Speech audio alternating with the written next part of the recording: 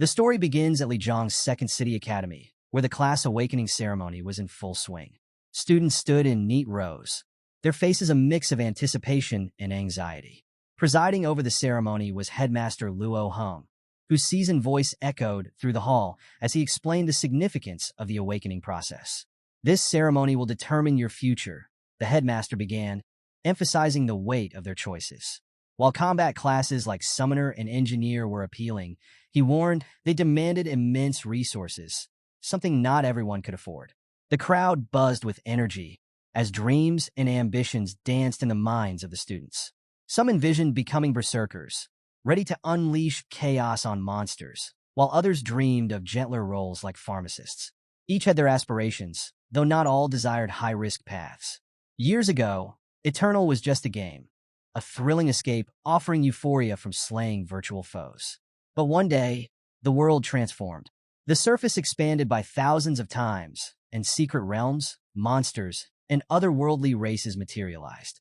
The boundaries of the game and reality blurred, forcing humanity to adapt to a world where leveling up and changing classes were the keys to survival. Among the students was Zhou Yi, who had transmigrated into this world a year ago. Life had not been kind to him here. His mother passed away shortly after his arrival, and his sister Zhou Yun was struck by a mysterious illness that defied ordinary treatment. Desperation had driven him to sell their home and beg for financial aid, scraping by with the help of low-level priests just to keep his sister alive. But this was only a temporary solution. Without a breakthrough, her condition would continue to deteriorate, and JY knew he had to act quickly. For Zhou Yi, the stakes of this ceremony were higher than anyone else's. A combat class could grant him the strength and resources to venture into secret realms, defeat monsters, and earn enough to find a higher-level priest who could save Zhou Yun.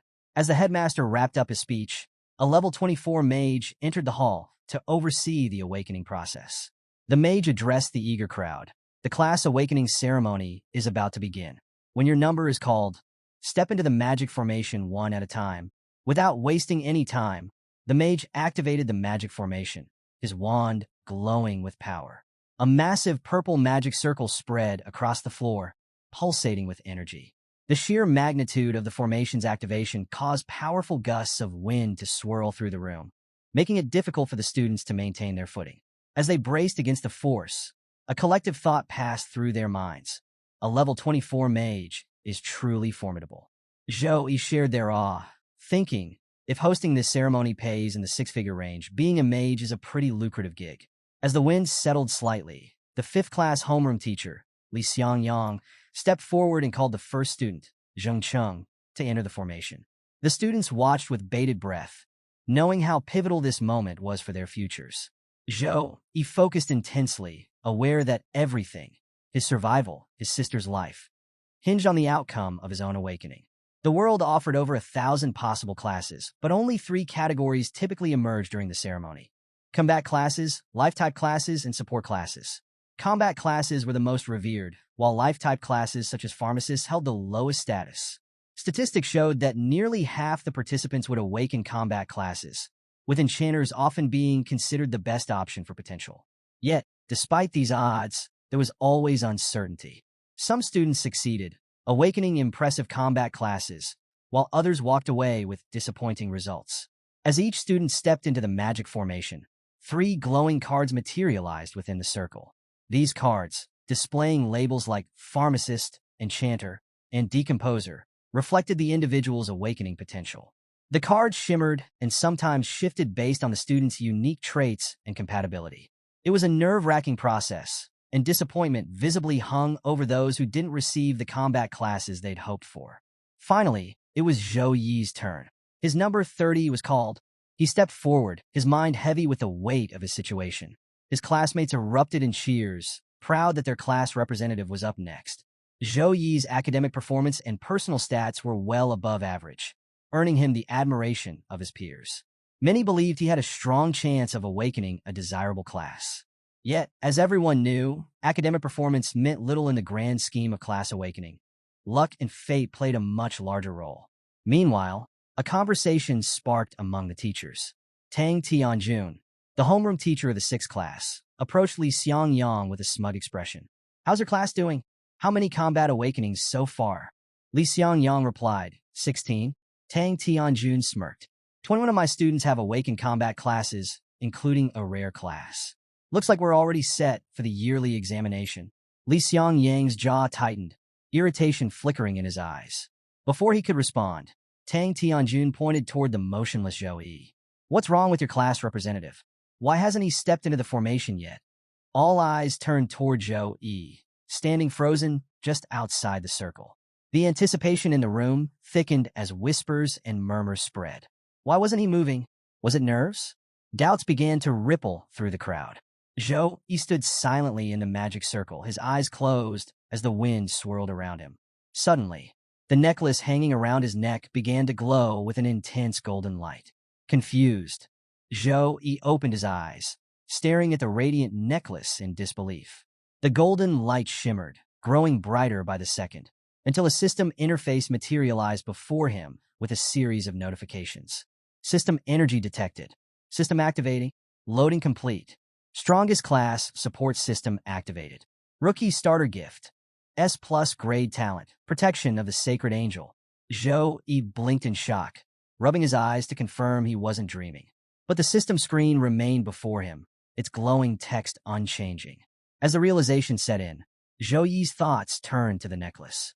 He remembered purchasing it from a street stall in his previous life, finding it unremarkable after numerous tests. When he was transmigrated into this world, the necklace had come with him, but he had long dismissed it as a useless trinket. Now, however, it had awakened a system within him, gifting him something beyond imagination, just in time for his awakening ceremony. The notifications on the system screen detailed his newfound power. Protection of the sacred angel, S+ grade. His affinity with light-based and divine abilities had increased exponentially, amplifying all skills within these domains. In a world where talents were graded from F to S was almost mythical, promising unparalleled effects. Furthermore, Zhou Yi realized that this incredible talent would heavily influence the type of class he awakened. Meanwhile, outside the circle, Zhou Yi's prolonged stillness was causing a stir. His classmates whispered anxiously among themselves. What's Zhou Yi doing? Why isn't he moving? Could it be he failed to awaken a class? That's impossible. Something like this hasn't happened for centuries. Li Xiangyang, his class teacher, watched with growing concern.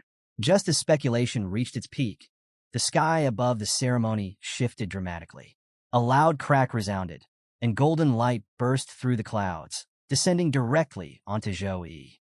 The sheer force of the phenomenon silenced the crowd, and the atmosphere turned heavy with divine energy. The headmaster's voice broke the tense silence. This isn't just a class awakening. This is a talent awakening phenomenon. The mage beside him stared in awe. No, this is something far more extraordinary. From the golden light, a divine figure emerged, a radiant angel, her form glowing with an ethereal brilliance. Her eyes were blindfolded, and golden energy pulsed from her presence, filling the air with overwhelming divinity. The angel descended slowly, standing before Zhou Yi, who was frozen in astonishment. The students looked on in stunned silence. No one dared to speak as the angel exuded an aura of otherworldly grace. She gazed at Zhou Yi, then began to move toward him. Her voice, soft yet commanding, echoed with divine authority. The light is your belief and the source of your power. Under the support of belief, the sacred light will always protect you and burn away all evil. I will always protect you, by your side. As she finished speaking, the angel smiled and stepped into Zhou Yi's body. The golden energy surged around him, a divine symbol illuminating his forehead and eyes. His entire body radiated with an intense golden light, as if the power of the heavens had chosen him. Zhou Yi screamed, overwhelmed by the incredible energy coursing through him. The golden light enveloped him entirely, marking the moment that would forever change his life and the destiny of those around him. As Zhou Yi's painful transformation subsided, a new phenomenon unfolded before him. 3 glowing emblems appeared in the air, each representing a distinct spiritual class. The crowd of students watching from a distance erupted in murmurs, their awe and confusion evident. Some clutched their heads in disbelief at Zhou Yi's unprecedented fortune, while others speculated excitedly. This is insane luck. A new talent during the awakening ceremony? What even is the protection of the sacred angel? I've never heard of it. What class could he possibly get from this?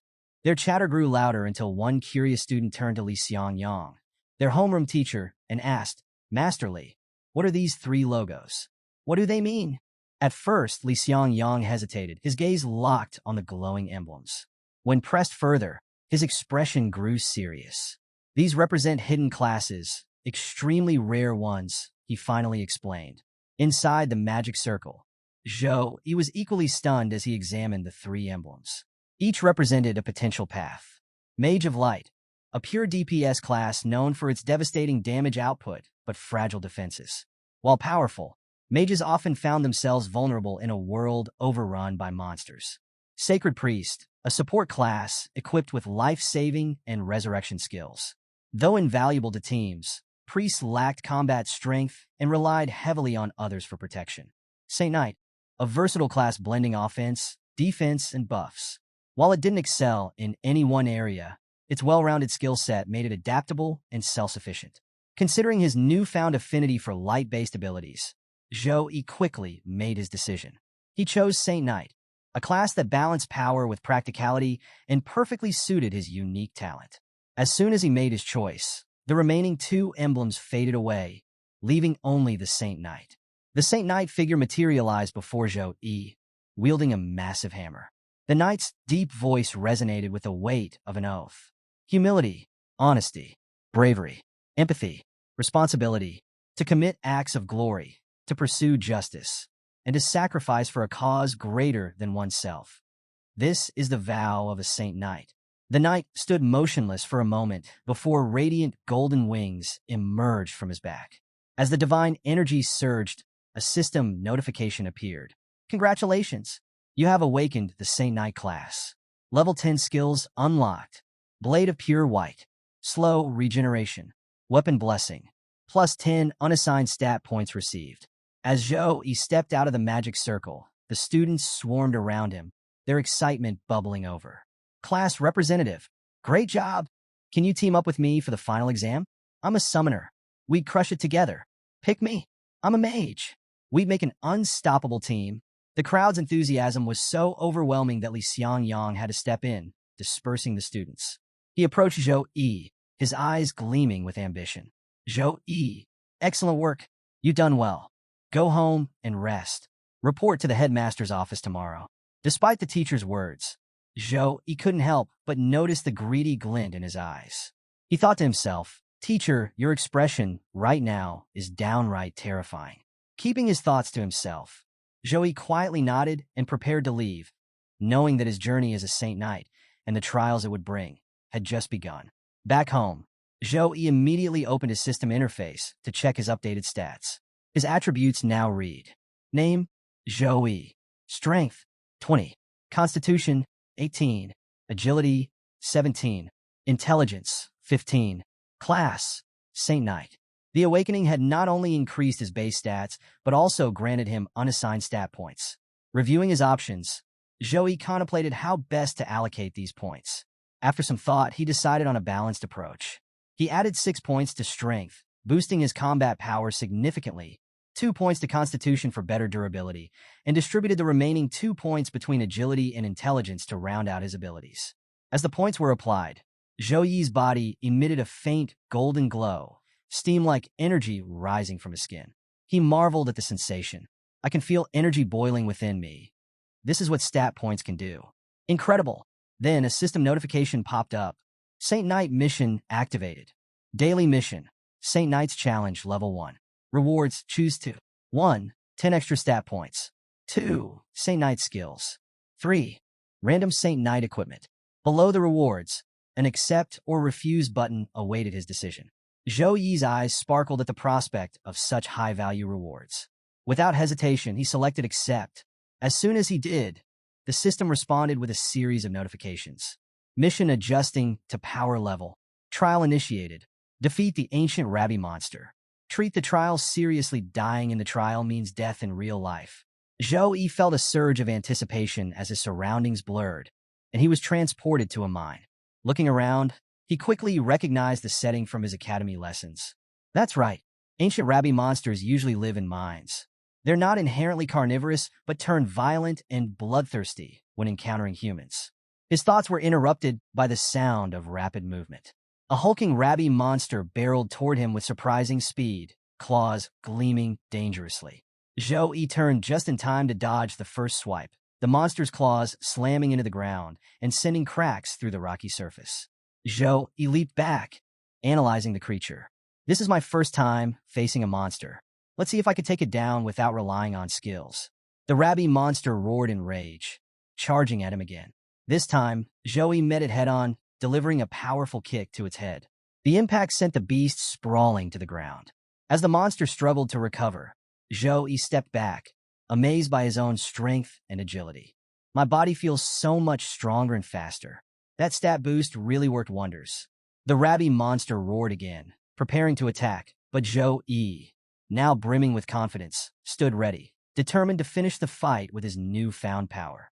The battle with the ancient rabby monster grew more intense as Zhou Yi's repeated attacks failed to subdue it. The beast, enraged by its inability to land a solid blow, began attacking furiously. Zhou Yi dodged each swipe with ease, mocking the monster. "You're so slow. I can see your moves coming from miles away," he taunted. But overconfidence has its price. The monster lashed out with its tail, catching Zhou Yi off guard. The attack struck him square in the stomach, and blood seeped from the wound. Clutching his side, Zhou Yi gritted his teeth, activating slow regeneration to heal himself. Slow regeneration, level 1, restores a certain amount of health points for up to 2 teammates within range in 30 seconds. As his wound began to close, Zhou Yi reflected on his carelessness. I underestimated it. No matter how much training I've had at the academy, real monsters are a completely different story. Even a low-grade one like this can be lethal if I'm not careful. Determined to end the fight, Zhou Yi used his first skill, Blade of Pure White. A cross-shaped slash imbued with light magic struck the monster, freezing it momentarily. Blade of Pure White. Level 1, channel strength into your arms to unleash a cross-shaped slash. Enemies hit are frozen by light magic. As the monster thawed and retaliated, Zhou Yi followed up with Tiger Pounce, a brutal skill that involved grabbing the monster, dashing forward, and slamming it into the ground. The continuous barrage of attacks left the monster little time to recover, as Zhou Yi tested his full arsenal of skills, each accompanied by system notifications. Tiger Pounce, level 4, grab an enemy and charge forward, causing multiple stages of damage from impact. Finally, Zhou Yi landed a devastating punch, sending the rabby monster crashing to the ground. Golden energy radiated from his hands as his armor shimmered, and Zhou Yi delivered a final series of strikes with Tiger Pounce, reducing the monster to nothing. A system notification appeared. Trial complete. Score: 8. Choose your rewards. 1. 10 extra stat points. 2. Saint Knight skills. 3. Random Saint Knight equipment. Zhou Yi deliberated. Stat points were essential for strengthening his foundation, while skills could wait until later. However, the promise of a weapon was tempting. He needed something reliable for future trials, and the system-provided gear was far beyond anything he could afford. He decided to select stat points and random equipment. The reward materialized as a basic one-handed sword, perfectly suited for a Saint Knight. Satisfied, Zhou Yi ended the trial and was abruptly transported back to his room. As he regained his bearings, his phone buzzed with a notification reminding him to visit the hospital. At the hospital, Zhou Yi's sister, Zhou Yun, was watching the news on TV. A report detailed the astonishing events of the awakening ceremony. Today, a student triggered the phenomenon of a sacred angel descending during their class awakening. The student is reported to have awakened a hidden class, the Saint Knight, marking the first such occurrence in the city in 50 years. Zhou Yun's admiration was cut short when a nurse entered and switched off the TV. The nurse handed her a bill, her expression cold and stern. "It's time for your medical fees. 10,000 zan," she said. Zhou Yun greeted her politely, but grew anxious as she read the bill. 10,000? That can't be right, she protested. Even with Zhou Yi working 3 part-time jobs, his total income barely reached 5,000 in a month. "Is there some kind of mistake?" she asked, her voice shaky. But the nurse's stern demeanor didn't soften. The tension in the hospital room escalated as the nurse shouted at Zhou Yun, berating her for questioning the bill. "You used a lot of expensive medicines this month, suppressants, stabilizers, and even called a priest," the nurse snapped. "Your condition acted up 3 times.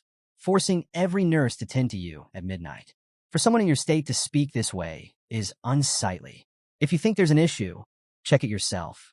This is a hospital, Zhou Yun, flustered, tried to explain. I didn't mean it that way. You're misunderstanding me. But the nurse cut her off, continuing her tirade.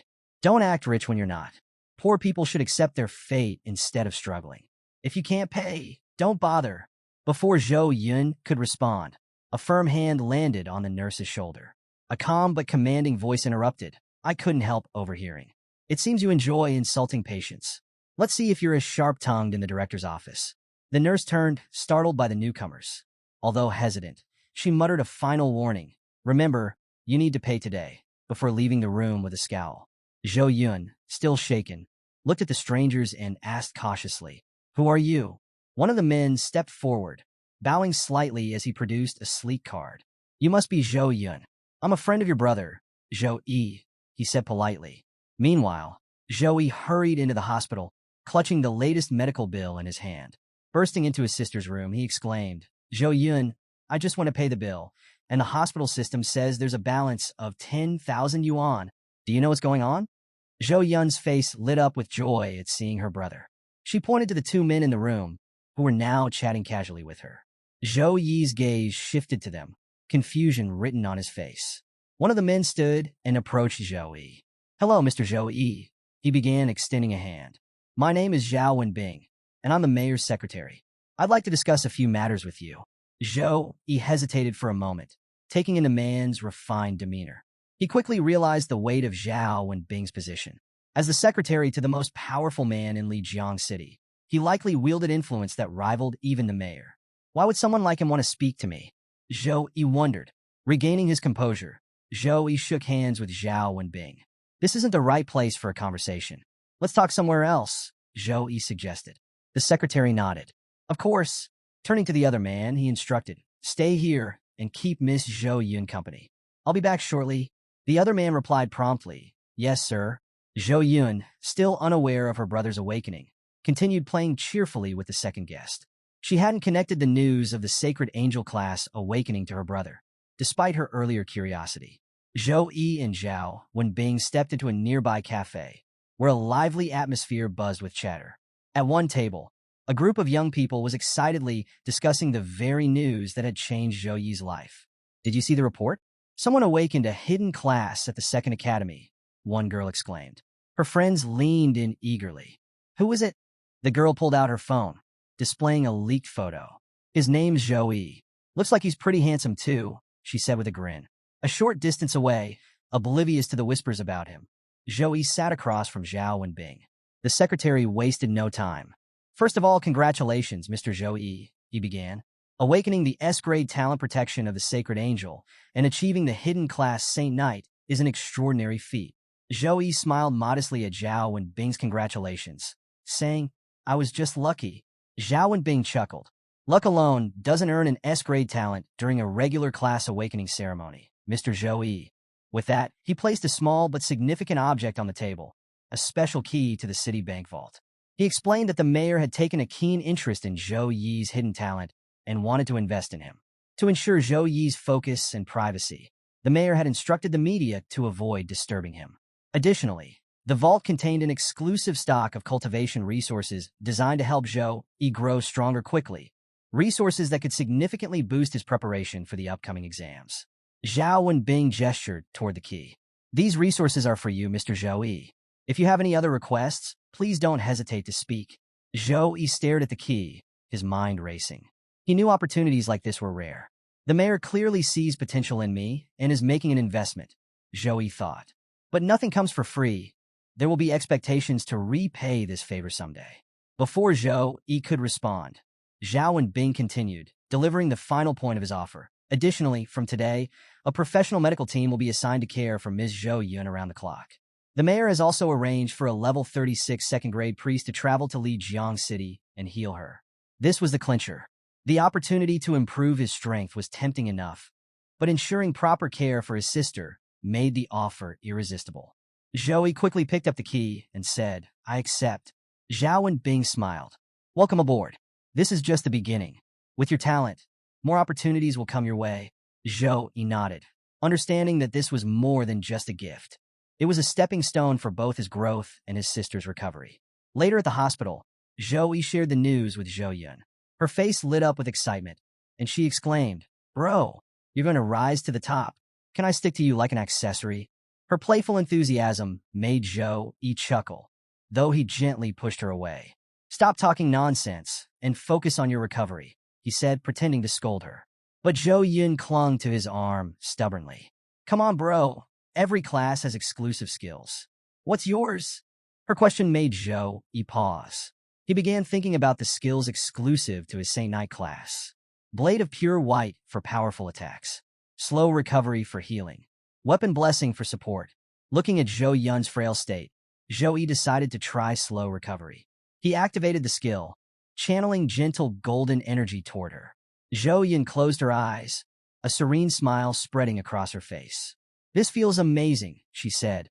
Like soaking in a hot spring, the soothing energy eased her pain. And when Zhou Yi asked how she felt, she replied happily, "It's incredible. I don't feel any pain at all, and my arms and legs feel stronger. It's like my whole body is recharged." Her relief brought Zhou Yi a sense of satisfaction. One of the reasons he had chosen the Saint Knight class was to help Zhou Yun manage her illness. While his skills couldn't cure her completely, they could at least alleviate her pain and improve her quality of life. As they shared this heartwarming moment, Zhou Yi felt more certain than ever that his path as a Saint Knight was the right choice, not just for himself, but for the one person he cared about most. Zhou Yi couldn't help but smile as he watched his sister's joyful expression. Moments like these were what he was fighting for, his family, which now consisted of only Zhou Yun. Her happiness was his ultimate reward. The next day, Zhou Yi accompanied his headmaster, Luo Heng, through the academy corridors. Luo Heng, clearly in high spirits, shared some news. "A few dozen universities called me yesterday to recruit you," the headmaster said, chuckling. "My phone nearly exploded. Even 4 teachers from the top 10 universities reached out. Do your best to secure as many resources as you can. These teachers aren't ordinary. They're all secondary awakened class holders above level 35. If they recruit you, you'll receive the best training possible." Intrigued, Zhou Yi asked, "Which universities are they?" "Rongyong University, Chuannan University, Hancheng University, and Enji University," Luo Heng replied. Zhou Yi raised an eyebrow. "What about the top 3 universities?" "The top 3? They only recruit based on exam results," Luo Heng explained. "They never consider class talent or offer special admissions." As they continued talking, the two arrived at a room where the teachers from the 4 universities were waiting. Before entering, they overheard a heated argument taking place inside. "Old Xia, Chuan District is 4,000 kilometers away from Lijiang City. Did you use a fighter jet to get here?" one voice demanded. "Fighter jet? I used a super long-distance teleportation array," another retorted. "It consumes a level 30 magic core per use, but there's no price I won't pay for a genius like Zhou Yi. Chuannan University will be taking him. We'll let our offers speak for themselves." Amused by the intensity of the conversation, Luo Heng finally opened the door. "Dear recruitment teachers, Zhou Yi has arrived," he announced. Inside, the 4 teachers turned their attention to Zhou Yi. Luo Heng introduced them one by one. "This is Zhou Tianfu from Rongyong University, Li Bing from Chuannan University, Zhu Yuan from Hanqing University, and Mr. Yuan from Enji University." Zhou Yi bowed politely. "Nice to meet you all." The teachers exchanged approving glances. Despite holding a hidden class, Zhou Yi displayed no arrogance, only respect. Breaking the ice, Zhou Tianfu stepped forward. "Let's skip the pleasantries and get to the offers. Rongyong University will give you 2 million yuan upon admission and an exclusive skill book containing techniques for all 3 Saint Knight classes." Zhou Yi's mind raced. 2 million yuan in one go and rare skill books for Saint Knights? A regular family's monthly income is just 6,000 yuan. This offer is beyond imagination. Even the mayor didn't provide resources of this magnitude. Before Zhou Yi could respond, Li Bing from Chuannan University laughed and countered. "That's all? Chuannan University offers 3 million yuan upon admission, 3 exclusive Saint Knight skill books per year, and mentorship from a level 56 tertiary awakened knight." The room fell silent. Zhou Yi and Luo Heng exchanged glances, both taken aback. "Level 56? Zhou Yi thought. "That's close to the planetary peak. Becoming a disciple of someone at that level would offer unparalleled opportunities." as Zhou Yi and Luo Heng were still processing the offers. Zhu Yu from Hanqing University presented her bid. Hanqing University may not offer a lot of admission funds, just 2 million yuan, but we can provide you with a B-class cultivation resource immediately upon admission. The mention of a B-class cultivation resource caught Luo Heng's attention. His eyes widened as he turned to Zhou Yi, urging, "Say yes." B-class cultivation resources are priceless treasures. With something like that, even a pig could be trained into the strongest of monsters. The tension in the room grew as all the recruitment teachers waited eagerly for Zhou Yi's decision. But to everyone's shock, Zhou Yi refused all their special admissions. Luo Heng's jaw dropped, and he couldn't contain his disbelief. "What?" he exclaimed, barely able to contain his frustration. Zhu Yu, equally stunned, demanded, "Why would you turn this down?" Zhou Yi calmly replied, "I plan to apply to the top 3 universities, Sukong University, Qingjing University, or Modi University. These universities are praised as the best in the country. They recruit only 1,000 students each year, and their admissions are open to all races, elves, giants, and others. These races are naturally stronger than humans, and with so many elite applicants, getting into these universities is like climbing to the heavens. But that's where I want to be." Hearing this, Zhou Tianfu from Rongyong University burst into laughter. "You? The top 3 universities?" He mocked, his tone turning venomous. "I thought you were a sensible kid, but you're nothing but an ignorant brat. I've read your profile. You've lost too much in your first 18 years, and you lack the resources to make up for it. Your stats are weak, and your strength is average at best. Not only will it be nearly impossible for you to gain admission, but even if you do, you'll be at the bottom of the heap for the rest of your life." As he spoke, Zhou Tianfu unleashed the pressure of his internal aura on Zhou Yi. The oppressive force was overwhelming, making it difficult for Zhou Yi to remain standing. If this had happened a day earlier, Zhou Yi would have collapsed under the weight. But thanks to his recent training, he managed to hold his ground, albeit with difficulty. Seeing Zhou Tianfu's aggression, Luo Heng stepped forward, shielding Zhou Yi. He released his own aura, countering Jan's oppressive force. "What's the meaning of this, Mr. Zhou Tianfu?" Luo Heng demanded angrily. "Do you intend to bully my student on academy grounds?" From a distance, Zhu Yu observed the confrontation. She was impressed by Zhou Yi's ability to withstand such intense pressure. "There's definitely something special about this boy," she thought. Eventually, Zhou Tianfu retracted his aura and turned to leave. The other teachers followed suit, muttering their frustrations. Student recruitment isn't just about potential. Attitude matters too. With an attitude like this, he'll amount to nothing, even if he's recruited. Zhou Tianfu sneered as he walked out. "I won't prolong my stay. See you next time, Headmaster Luo." Zhu Yu, while departing, paused in front of Zhou Yi. "You're brave," she admitted. But Mr. Zhou Tianfu's words weren't entirely wrong. There are countless elites in this country, and other races possess innate advantages over humans. Getting into the top 3 universities is as hard as climbing the heavens. Still, good luck. As the room emptied, Luo Heng sighed deeply. "Zhou Yi, you've made this path far more difficult for yourself. Let's hope you can prove them wrong." Zhou Yi nodded, determination burning in his eyes. Zhou Yi laughed confidently and replied, "I'll prove my power through the exam results." With 1 month left until the exam, Zhou Yi was determined to raise his strength to terrifying levels with the help of his system. He's going to make it into one of the top 3 universities, he thought resolutely. What about you, friends? Do you think Zhou Yi can secure a spot in one of the top 3 universities? Let us know your thoughts in the comments. Meanwhile, Zhu Yu silently observed Zhou Yi's determined expression. "It's been a long time since I've seen such strong and resolute eyes," she thought. "It reminds me of my days on the front lines. I've been in peace for too long, and even my mindset has shifted. I can feel the gap between myself and these passionate young people now." As she turned to leave, Zhu Yu spoke one last time. "Very well, Zhou Yi. I'm waiting for your results. We'll meet again." A month later, the long-awaited exam day had arrived. The atmosphere was heavy with tension as students gathered outside the portal gate that would transport them to the secret realm. This year's examiner was none other than Demon Yang, a name that struck fear into the hearts of the students. "Demon Yang is the one who wrote those impossible questions 2 years ago," one student whispered. "Our district's average score hit an all-time low that year." Another chimed in, "If this exam is anything like that one, we're doomed." The students weren't just worried about the examiner. They were also talking about Zhou Yi. "Did you hear? Zhou Yi rejected special admissions to the top 10 universities, one student said. Yeah, he wants to get into the top 3. How arrogant, another scoffed. Even the top geniuses don't dare to aim that high. He's just showing off because of his hidden class. He's going to lose everything.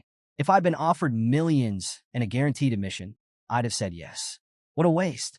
Their murmurs stopped abruptly as Zhou Yi appeared, radiating an aura of golden light. The transformation in his strength was impossible to ignore, and the crowd quickly grew silent. Is it just me, or does Zhou Yi seem different? Someone muttered. He looks powerful, another observed. Zhou Yi ignored the whispers, his focus razor-sharp as he approached the portal gate. His expression was serious. This exam wasn't just a test, but a step toward his ultimate goal of joining the top 3 universities. The map of the secret realm appeared, revealing its details to the students. This year's exam would take place deep within the dark forest, a perilous zone filled with deadly creatures like cat monsters and minotaurs. The students read the descriptions with growing unease. Cat monsters, extremely agile and known for ambushing their prey. Minotaurs, massive creatures with thick skin that made them hard to kill, and a preference for devouring humans. Will there be swamp terrain too? One student asked nervously. This difficulty, Demon Yang doesn't want us to survive, another muttered. The maximum party size is 5 this year. It's usually 3. That means this map is way harder than the previous ones. A teacher stepped forward and addressed the group. Remember, prioritize your survival. If you're in danger, use your return scroll immediately. Dying in the secret realm means dying in real life. Stay alert and don't be reckless. Failing is better than losing your life. The students nodded, their fear and determination mingling as the countdown began. 30 seconds left, the teacher shouted. When the timer hit 0, the students began teleporting one by one into the secret realm. Some left with confident smiles, others with fear etched on their faces. Regardless of their emotions, all of them would have to prove their worth in the deadly exam. Within minutes, the area outside the portal was empty save for a few teachers and spectators, all of whom waited anxiously to see who would emerge victorious from the secret realm. Outside the secret realm portal, the audience intently watched the live feeds displayed on multiple screens, showcasing the participants' progress. Along with the visuals, the names, stats, and roles of the students were displayed, drawing murmurs of interest from the crowd. The first screen showed Sun Chong from Class 1, a warrior who had chosen to face the hard difficulty level alone. The second featured Mo Qing, also from Class 1, an assassin who had similarly opted for the hard difficulty in solo mode. The third screen displayed a team of 3 Class 1 students, Long Fei, Kong Su, and Sun Jian, whose roles were Elemental Mage, Gunsman, and Swordsman, respectively. They had also selected hard difficulty. On the fourth screen, a team of 4 Class 2 students appeared, Zhang Wei, Wang Li, Zhao Tianhong, and Yang Erlang. Their roles included Archer, Fire Mage, Swordsman, and Potion Master, and they too had selected hard difficulty. Finally, all eyes shifted to the fifth screen, featuring the one everyone had been waiting for, Zhou Yi, the Saint Knight. To the shock of many, Zhou Yi had chosen Nightmare difficulty, and was doing so alone. Gasps spread through the audience, and one girl exclaimed, "Look, it's Zhou Yi." On the screen, Zhou Yi's details appeared alongside the ominous red eyes of numerous monsters lurking in the shadows of the Nightmare level map. Is he crazy? Nightmare difficulty alone? A student blurted. Solo exams mean you get all the experience points and higher marks. Another replied, but the risk of death is massive. Only senior students with elite classes usually attempt that, and even they avoid Nightmare level maps. Among the crowd sat Headmaster Luo and Education Director Zhang Tao. The director, closely watching Zhou Yi's screen, turned to Luo with panic in his voice. This is Zhou Yi, right? Saint Knights have extraordinary support capabilities and are perfect for any team. Why would he go solo? And at Nightmare difficulty, where the death rate is 40%. The headmaster, though visibly concerned, attempted to calm the director. Don't worry, Director Zhang Tao. Zhou Yi isn't reckless. He must have something up his sleeve. The director's expression tightened. Do you realize what's at stake here? The city council poured significant resources into Zhou Yi this past month to ensure his success. If he dies in that map, it won't just hurt our students. It'll ruin the council's reputation and destroy public trust. Inside the secret realm, Zhou Yi stood in the heart of the Nightmare level map, surrounded by the ominous glow of blood-red eyes glaring at him from the darkness. He could feel their bloodlust but remained unfazed, his expression calm and resolute. A sleek cat monster charged at full speed toward him, its razor-sharp claws gleaming under the faint light. Zhou smirked, gripping his weapon tightly. "You've come at the right time," he muttered. As the monster lunged, Zhou swung his weapon in a single decisive strike, killing it instantly. The weapon wasn't a sword, as one might expect for a Saint Knight, but a bronze 2-star, dual-handed polearm, a single-blade axe that gleamed with divine energy. Weapon stats enhancement: strength, +7, agility, -2.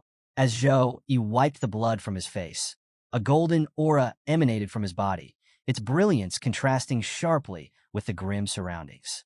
His eyes burned with determination, and his stance radiated power and purpose. "I will become strong enough to get into the best university," he thought, gripping his axe tightly. And this is only the beginning. Looking ahead, Zhou knew this was just the first of many challenges he would face in the Nightmare Realm. If he wanted to achieve his goal, he'd have to push himself even further. Inside the secret realm, Zhou took a moment to assess his stats. Strength, 45. Constitution, 51. Agility, 43. Intelligence, 52. He thought to himself, in just 1 month, I've reached level 10, and my average stats are at an incredible 47, equal to those of a level 13. Even across the entire Sukong district, I'd rank among the top examinees. Despite his confidence, the battlefield wasn't empty. After Zhou killed the first monster, the others were visibly hesitant to approach. Fear held them back as they watched their companion fall. Deciding not to wait, Zhou smirked. "If they won't come to me, I'll take the fight to them," he muttered, rushing forward at full speed. Before engaging, he activated Weapon Blessing, level 4, grade C, a Saint Knight exclusive skill enhanced by his S+ grade talent. Condense Holy Light increases the attack power and accuracy of weapons for teammates within range. The blessing caused his axe's power to surge. Normally limited to below 3-star bronze, his weapon now performed on par with a 5-star bronze weapon, granting him a massive advantage. The axe, a dual-handed single-blade polearm, gleamed with radiant energy as Zhou began his assault. With precision and power, Zhou cut through the monsters like they were mere vegetables. One by one, he brought them down effortlessly, his strikes deadly and deliberate. Under the influence of his buffs, his strength increased by 21 points, giving him an insurmountable edge over the other examinees. The monsters, realizing the threat Zhou posed, launched a coordinated attack, converging on him from all directions. Unfazed, Zhou unleashed Blade of Pure White, level 5, grade C.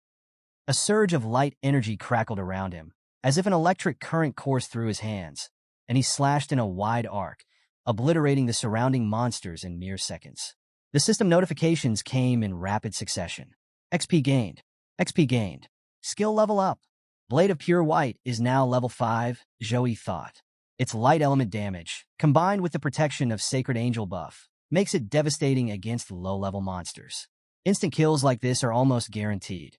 The battle continued with Zhou displaying a mix of weapon combat and hand-to-hand fighting. His seamless transitions between styles left the spectators outside the realm in awe. In the audience, students watched Zhou performance on the screen with wide eyes. "Wow, that was close," one exclaimed. "Senior's timing is flawless. He used Blade of Pure White at the perfect moment. Look at him go," another said. "He's cutting through those monsters like it's nothing." The praise was relentless as more students chimed in. "Is he even human?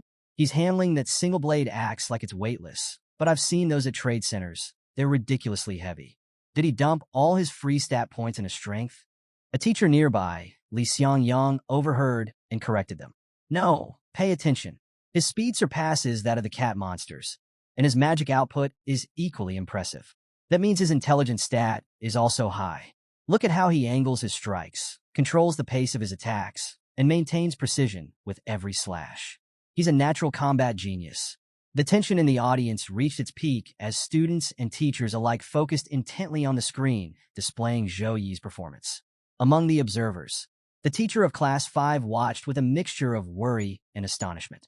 Beside him, a teacher from another class, Tianjun, couldn't hide his irritation. "How does such a promising student end up in Class 5? The other teacher muttered, clearly envious. The education director, seated nearby, observed Zhou Yi with a serious expression. His combat instincts are impressive, he remarked, but his methods lack strategy. He's exhausting too much stamina on the first wave of cat monsters. Inside the map, Zhou Yi was preparing for the second wave of enemies. A new horde of monsters surrounded him from all sides, their glowing red eyes a menacing contrast to the dark forest. Outside, the education director continued his analysis, addressing the crowd.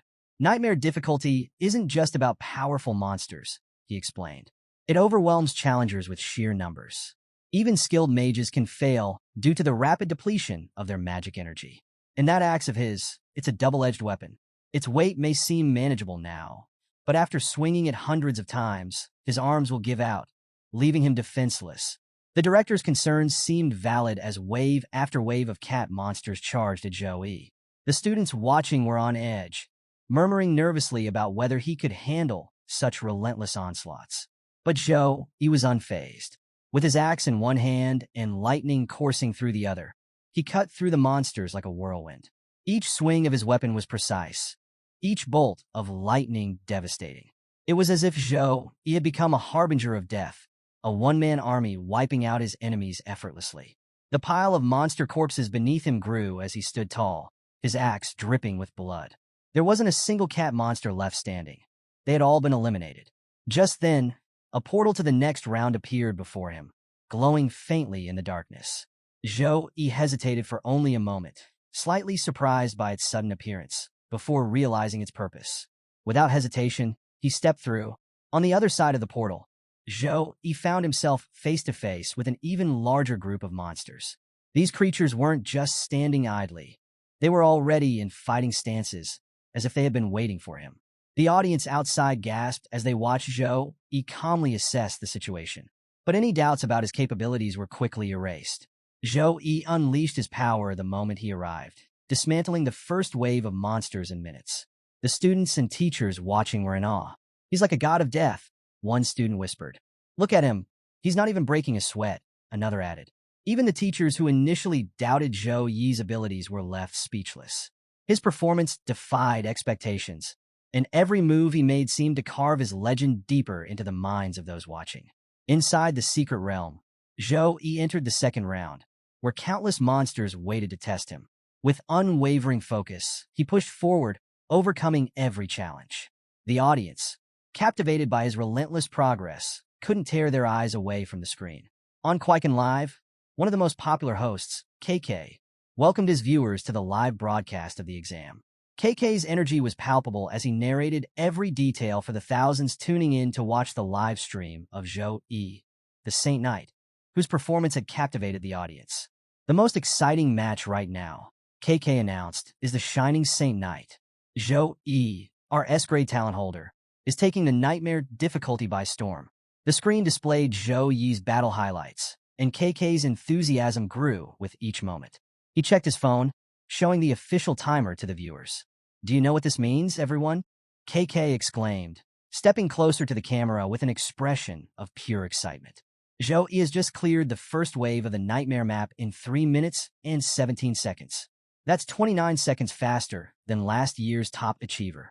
KK's excitement was so infectious that even his cameraman grew nervous. "Stay back from the camera, KK," the cameraman pleaded. But KK was unstoppable, his excitement fueling the hype among his live audience. Meanwhile, in the exam venue, the students sitting outside couldn't stop talking about Zhou Yi's performance. He kept swinging and slashing nonstop, but he barely looked tired, a female student said. "What are senior Zhou Yi's constitution points?" Another student chimed in, but director Zhang Tao said it's foolish to waste stamina on the first wave of monsters. "Maybe we don't fully understand his strategy yet." Their discussions grew livelier, with some doubting Zhou Yi's decisions and others marveling at his performance. Among the spectators was Li Xiangyang, a teacher who, despite appearing stern, couldn't hide his delight at Zhou Yi's success. One student teased, "Mr. Li, you seem to be enjoying watching Zhou Yi as much as we are." Flustered, Mr. Li scolded, "Nonsense. Focus on the exam." But his devilish smile betrayed his true feelings. Inside, he was brimming with pride and silently wondering, is my smile that obvious? Back in the secret realm, Zhou Yi prepared for the second wave of monsters. Standing amidst the tension, he activated his evaluation technique to analyze the enemies one by one. 1. Minotaur. O level, 14. O grade, silver. O skills, berserk, wild rush, war stomp, super body. O roll, a heavy damager with high durability and devastating physical attacks. 2. Light cat monster. O level, 12. O grade, bronze. O skills, light type mastery, healing technique. O roll, agile with strong healing abilities, capable of supporting other monsters. 3. Fire cat monster. O level, 13. O grade, bronze. O skills, fireball, fire surge, fire type mastery. O roll, offensive with long-range fire skills that deal area damage. 4. Dark cat monster. O level, 11. O grade, bronze. O skills, curse, dark type mastery. O roll, a debuffer capable of weakening its enemies and amplifying its allies. Joey studied their stats carefully, formulating his strategy. Each monster had distinct strengths, and their combination posed a significant challenge. While analyzing the situation, Joey thought carefully about the composition of his opponents. Regular warrior-type cat monsters are charging forward, supported by healer cat monsters. Fire and dark cat monsters act as mages, dealing ranged damage and applying curses. And then there's the silver-grade Minotaur, capable of dealing devastating physical blows. This is no random horde. This is a well-structured team, a classic warrior, healer, and mage composition. If the first stage was like fighting scattered bandits, the second stage is facing trained soldiers. The risk of death has increased 100-fold. The monsters let out a synchronized scream, signaling the start of their attack. The Minotaur and warrior-type monsters charged toward Joey, while the fire and dark-type monsters prepared their ranged spells. Before Joey could react, the dark-type monsters cast a curse, trapping him in place. The audience outside was anything but calm. "Oh no, he's trapped in a curse," one student cried. "This could be it. He's in real danger," another exclaimed, their voice trembling with worry. Many students either covered their eyes or looked away, unable to bear the tension of the scene. Inside the map, Joey stood completely calm despite the dire situation. As the Minotaur and warriors closed in and fireballs hurtled toward him, he observed the monster's coordination with a slight smile. Warriors rushing forward, mages applying buffs, healers supporting from behind. Your teamwork isn't half bad, Joey thought. But just as the audience braced for the worst, a radiant golden light began to emanate from Joey's hands. Within moments, his entire body was glowing, his eyes blazing with the same golden aura. The light intensified, and Joey activated his new technique, Cross of the Sacred Light. A massive golden cross materialized behind Joey, radiating brilliance that filled the battlefield. The moment the cross appeared, its light elemental energy began to deal continuous fire damage to every monster within range. The attacking monsters screeched in agony, their movements faltering as the sacred light overwhelmed them. The skill's brightness was so intense that even monsters at a distance struggled to see, while those close to Joey collapsed one by one. The cross's radiant energy consumed them entirely, leaving behind nothing but dust and silence. Cross of the Sacred Light, Level 4, Grade B, summon Sacred Light to form a cross behind you, causing continuous light elemental fire damage to every enemy within range. As the light faded, the battlefield became eerily quiet. Dust hung in the air, and the ground was littered with the lifeless bodies of monsters. The audience gasped as they saw Joey standing calmly amidst the destruction, the glowing cross still visible behind him. He hadn't even needed to lift his weapon against most of them. Only the Minotaur remained standing, visibly shaken as it realized it was the last monster left. Chaos erupted among the spectators outside. "All those monsters were wiped out instantly," one student exclaimed. "Who said Saint Knight is just a support class?" Another added, shaking their head in disbelief. Even the education director, who had been critical earlier, was stunned. Watching the display of power, he muttered in awe, "A grade B area of effect skill. I can't believe he's already mastered it." Talent and skill grades, like Joey's abilities, are categorized from lowest to highest across 7 levels. The higher the grade, the more powerful the effect, and the rarer the skill. Outside the map, Director Jean Tao was deep in thought, visibly concerned. How did Joey obtain a grade B skill? He muttered, perplexed. The government resources provided to Joey should have only allowed access to grade C skills at best. This means Zhou, he has a secret. He's not as simple as he seems. Inside the map, Zhou, he stood calmly, his axe pointed at the lone remaining Minotaur, the last monster of the second round. You're the only one left, Zhou, he said with a smirk, challenging the massive creature to attack him. The insult enraged the Minotaur.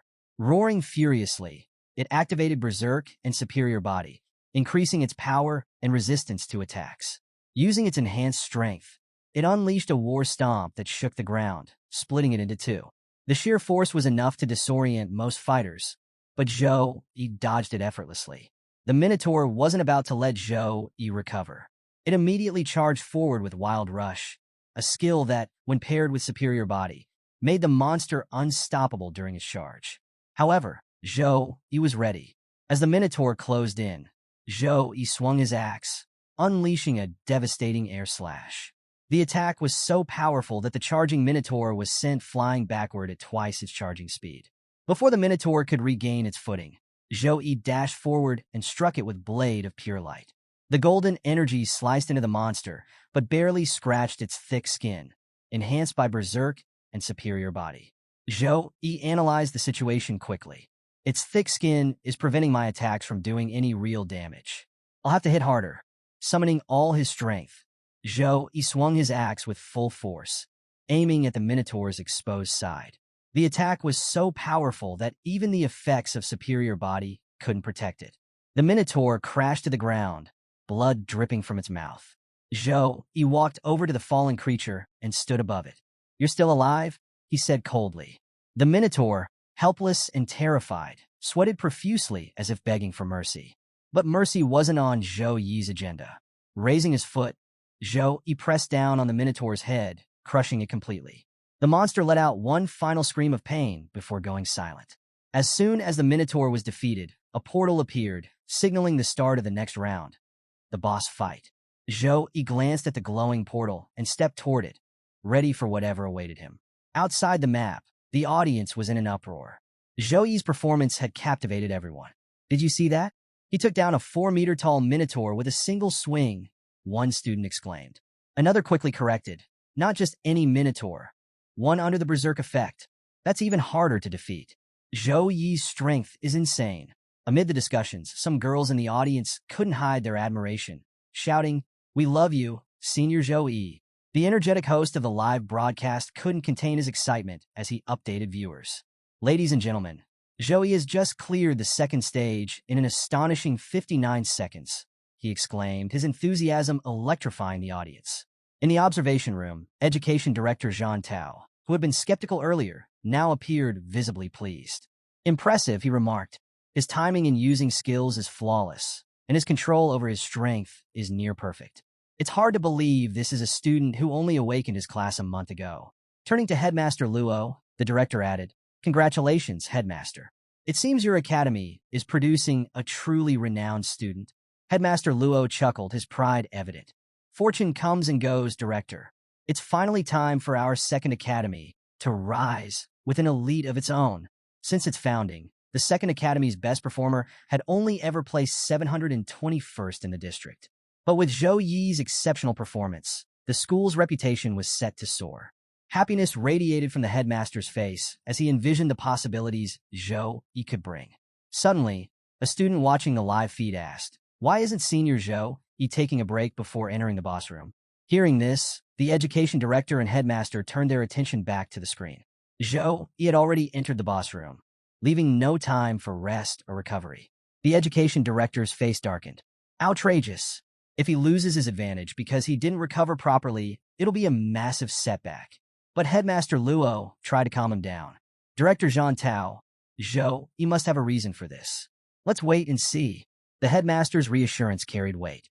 In Sukong District, brimming with talent and a dense population, anyone aiming for the top 100 would choose the solo nightmare difficulty and strive to finish in the shortest possible time. It was a cutthroat competition, and Zhou Yi clearly knew the stakes.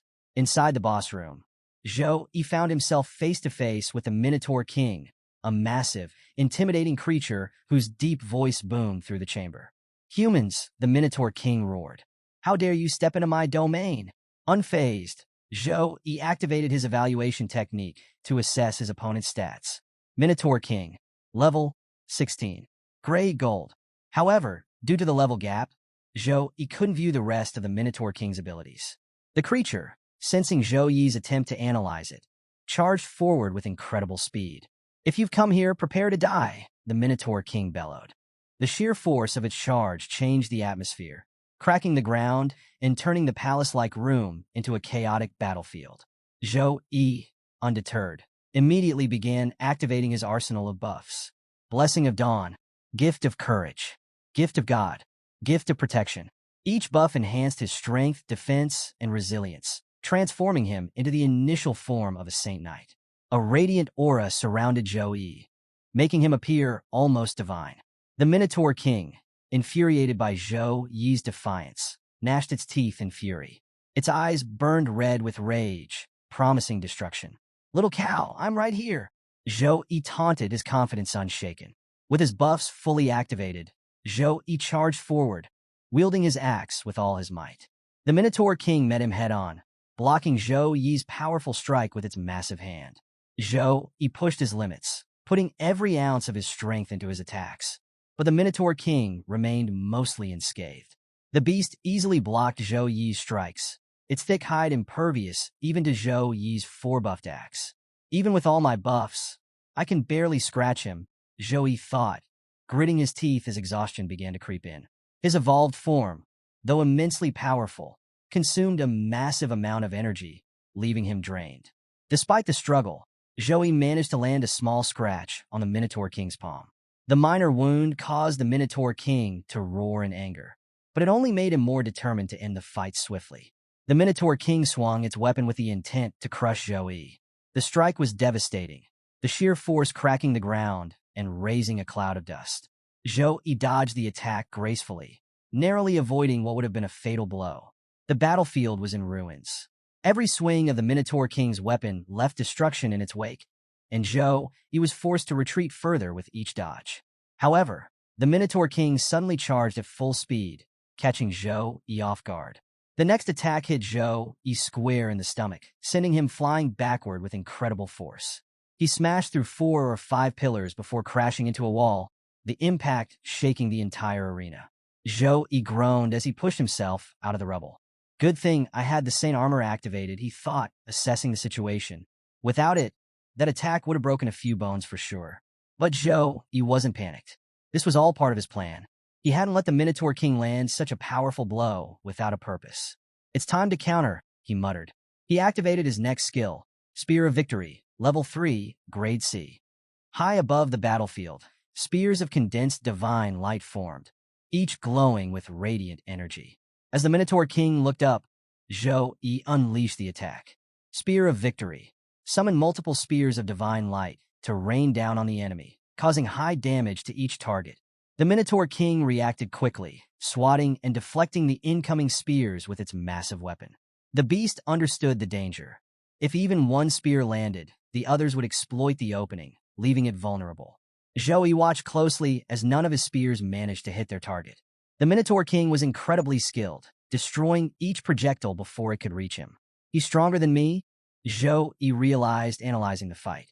In terms of raw strength and constitution, he's clearly superior. Zhou Yi knew he couldn't win by trying to overpower the Minotaur King. Exhausting it slowly was another option, but it would take too long, a luxury he didn't have if he wanted to secure first place in the exam. "This isn't a dead end," Zhou Yi thought, his mind racing. "The exam wouldn't be designed to trap us in an impossible scenario. There must be another way to win." Despite his exhaustion and dwindling mana, Zhou Yi continued his relentless assault on the Minotaur King. Though the towering creature remained mostly unscathed, Zhou Yi's persistence allowed him to identify 2 critical weaknesses. First, its speed has dropped. Second, its resistance weakens significantly when subjected to rapid, continuous attacks from multiple angles. Zhou Yi thought, narrowing his focus. Deciding to exploit these vulnerabilities, Zhou Yi increased the pace of his attacks. He aimed a series of strikes at the Minotaur King's knees, successfully landing blows that forced the beast to falter. The system issued a warning, urging Zhou Yi to refill his mana immediately. But Zhou Yi ignored it. There was no time to stop now. Instead, he concentrated on dealing high-damage strikes to capitalize on the Minotaur King's reduced mobility and resistance. The audience outside watched with bated breath as Zhou Yi executed his strategy flawlessly. Blow after blow landed, driving the Minotaur King to its knees. Golden explosions of energy lit up the battlefield, accompanied by the guttural roars of the Minotaur King. Zhou Yi's relentless assault drained his mana further, but he refused to let up. This is my last chance, he thought. I need to end this now, or it's all over. The Minotaur King, now kneeling and battered, struggled to rise. Zhou Yi knew he had to act quickly. The moment of vulnerability would not last long, and his mana reserves were almost completely depleted. His mind raced with the pressure of the situation. If my final attack fails, I'll run out of mana, and the fight will end in disaster. But I don't have a choice. I have to finish this with everything I've got. Zhou Yi gripped his weapon tightly and launched himself at the Minotaur King, channeling all his remaining strength into a single, decisive strike. With a mighty swing of his sword, Zhou Yi cut through the Minotaur King's body in one clean motion. The beast roared one final time before collapsing to the ground, lifeless. The fight was over. As Zhou Yi stood amidst the wreckage, bloodied and exhausted, a notification appeared before him. Congratulations! You have completed the Nightmare Difficulty Deep Dark Forest Dungeon. The system added another notification. Time, 9 minutes, 24 seconds. Rating, SSS. Congratulations on achieving first place in the Su-Kong District College entrance exam. Zhou Yi's eyes widened in disbelief. First place? The notification continued. You were the first to clear this map with a perfect SSS rating. Congratulations on securing first place in the district. Zhou Yi, still catching his breath, couldn't help but feel overwhelmed by the magnitude of his achievement. First place in Su-Kong District. I actually did it. Zhou Yi couldn't contain his joy after seeing the system notifications confirming his record-breaking achievement. He jumped with excitement, overwhelmed by the realization of what he had accomplished. As the adrenaline settled, memories of his past began flooding back. He thought about the hardships he had endured, the year he was transmigrated into this world, his mother's passing, his sister's debilitating illness, the mountain of debt, and the relentless pressure from all sides. Despite everything, Zhou Yi had refused to give up. If I couldn't increase my stats, I worked on my fighting skills. If I lacked resources, I cultivated my spirit, Zhou Yi reflected. He recalled the life-changing moment when the system first appeared. It was like a second chance at life. But he reminded himself, fate may have given me an opportunity, but my destiny is still in my hands. His resolve hardened. I'll keep working harder than anyone else to seize every opportunity. My heart is steadfast and unshakable. Nothing and no one can change that. As the system notification stopped, a glowing portal appeared, signaling the way out. Zhou Yi stepped inside, eager to see what rewards awaited him. The rewards were impressive. 1. Experience points. 5,212 XP. Enough to increase his level by 3, bringing him to level 13. 2. Skill points. 20 skill points, along with 20 free stat points. 3. Forest Belt. O increases Constitution by 10% and Strength by 7%. O requirement, level 10. O effect, continuous buffs in forest terrain. Recovery of life points, stamina, and mana by 3 each. 4. Forest Ring. O increases agility by 8% and intelligence by 10%. O requirement, level 10. 5. Wild Strawberries, a consumable item that recovers a small amount of mana. 6. Minotaur King card. O, a gold grade card that increases item strength by 20% after enchanting. Zhou Yi inspected his new items, particularly the Forest Belt and Ring, both of which would significantly enhance his abilities. With these rewards, he felt stronger and more prepared for the challenges ahead. As Zhou Yi stepped out of the portal, he was greeted by thunderous cheers. The crowd had erupted into a frenzy, chanting his name and showering him with admiration. Some girls screamed, "I love you, Zhou Yi," while others called him their hero or even their god. Zhou Yi stood stunned, unable to process the overwhelming adulation. What's wrong with everyone? He wondered, still trying to grasp the magnitude of his achievement. Amidst the chaos, Zhou Yi noticed a group of people approaching him. The headmaster and education director were leading the way, beaming with pride, while photographers from various media outlets snapped endless pictures of him. The headmaster laughed heartily as he addressed Zhou Yi. solo clearing the nightmare difficulty within 10 minutes. This is an unprecedented honor for the Second Academy. From my years of researching the exams, I can confidently say you have the potential to rank first in the Sukong district. Zhou Yi, your future is as bright as the sun. Zhou Yi smiled humbly and replied, "You're praising me too much, headmaster." As Zhou Yi stood outside the venue basking in his victory, a sleek, futuristic car suddenly pulled into view. The vehicle, an S-400, stunned everyone present. Holy, a student gasped. "Isn't that the magic item capable of flight? The S-400? Yeah, another student confirmed. That car's worth as much as a house in the capital." The murmurs grew louder as students pointed and stared at the luxurious car. The spectacle left many speechless. Who would dare drive into the venue in such a flashy vehicle? The car's arrival wasn't random. The education director stepped forward and invited Zhou Yi to enter the vehicle, saying, "It'll take at least 3 days for the results to be finalized. We'll inform you as soon as they're available. For now, rest up." Zhou Yi thanked Director Zhang Tao for the gesture, and the headmaster, beaming with pride, added, "Take a well-deserved break, Zhou Yi, and wait for the good news." The scene shifted to the hospital, where Zhou Yi was headed to visit his sister, Zhou Yun. True to his promise, Xiao and Bing had arranged for Zhou Yun to be admitted to the hospital's deluxe suite. A professional medical team monitored her condition around the clock. Zhou Yi stepped into the elevator, where a nurse greeted him warmly. "Welcome, Zhou Yi," she said. "Here to see your sister?" "Yes," Zhou Yi replied with a smile. "I have some good news for her." He pressed the button for the 26th floor. As the elevator ascended, the temperature began to drop noticeably. The nurse shivered, rubbing her arms. "Why is it so cold all of a sudden?" she asked. Zhou Yi's expression turned serious.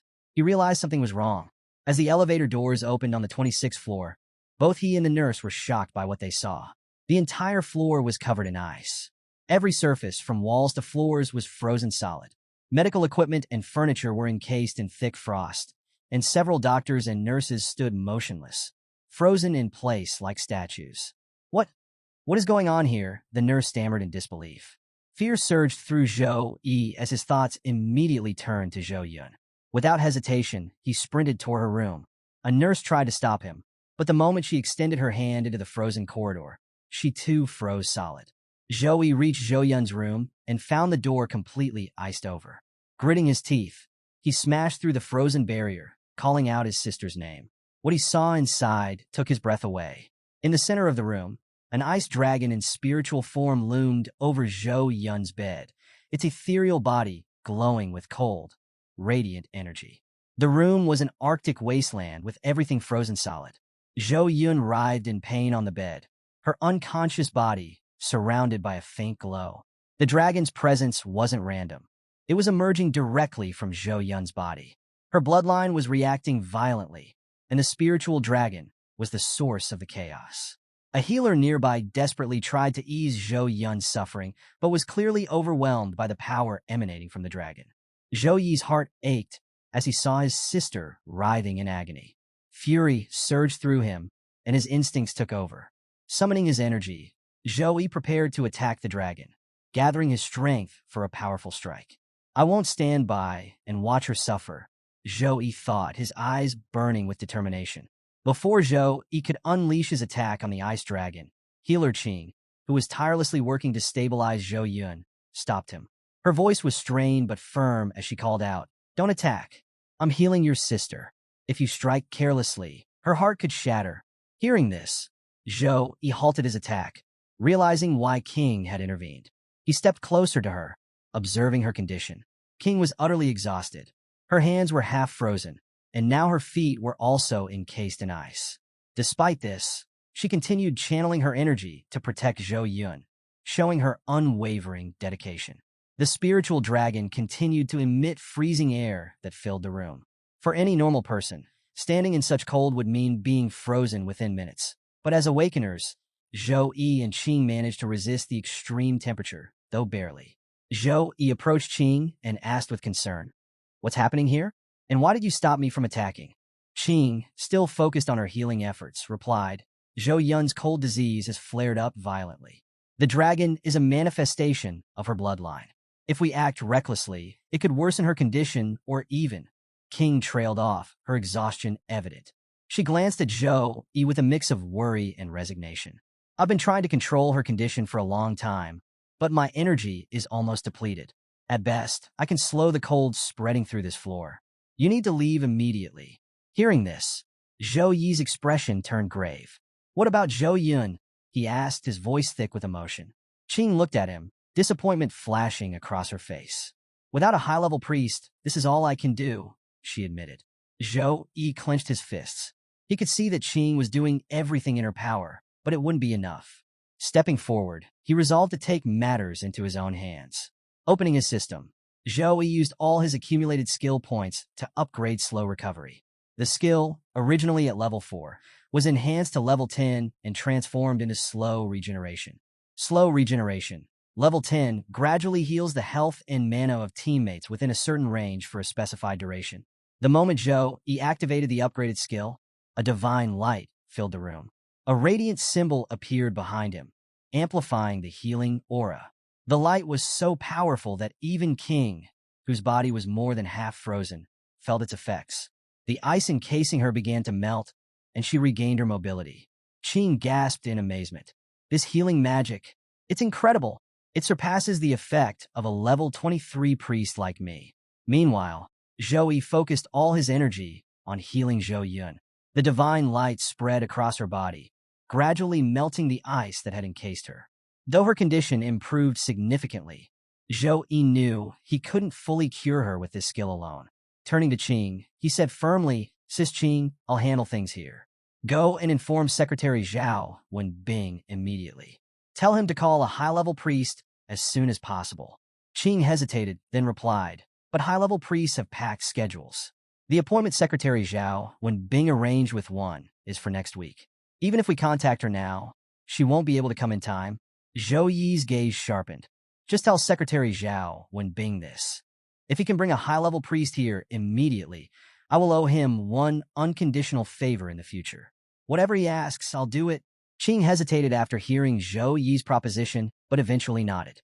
All right, I'll go, she said reluctantly before leaving the room. Inside, Zhou Yi remained focused on protecting his sister, Zhou Yun, using slow regeneration to ease her pain and stabilize her condition. The cold aura filling the room was something Zhou Yun had endured every night for the past year, and Zhou Yi was painfully aware of her suffering. The cold had grown stronger recently, but Zhou Yi hadn't realized it had become powerful enough to influence the outside world. Now, as night fell, the entire building was beginning to freeze. Zhou Yi's body was slowly being engulfed by a thin layer of ice, a testament to the chilling power radiating from the spiritual ice dragon. Despite his deteriorating condition, he persisted, pouring all his energy into sustaining his sister's safety. The ice dragon, seemingly aware of Zhou Yi's efforts, shifted its full attention to him, targeting him with its icy aura. The constant strain drained Zhou Yi's strength rapidly, but he refused to stop. Suddenly, a green energy ball streaked into the room and struck the ice dragon. The energy lashed out at the dragon repeatedly, eliciting pained roars. However, Zhou Yun, connected to the dragon, began to convulse in pain as well. Stop! Don't touch her! Zhou Yi shouted in desperation, his voice filled with anger and fear. But just as he cried out, another energy ball struck him directly in the stomach, hurling him away from the dragon. He tumbled across the frozen floor, landing outside the dragon's range. A figure stepped into the room, a high priest, a woman with a commanding presence. She wasted no time, addressing the ice dragon firmly. Come to me, she commanded. The ice dragon, furious at the attack, charged toward her. But the high priest was prepared. With swift, precise movements, she unleashed a barrage of spell-like attacks from her weapon.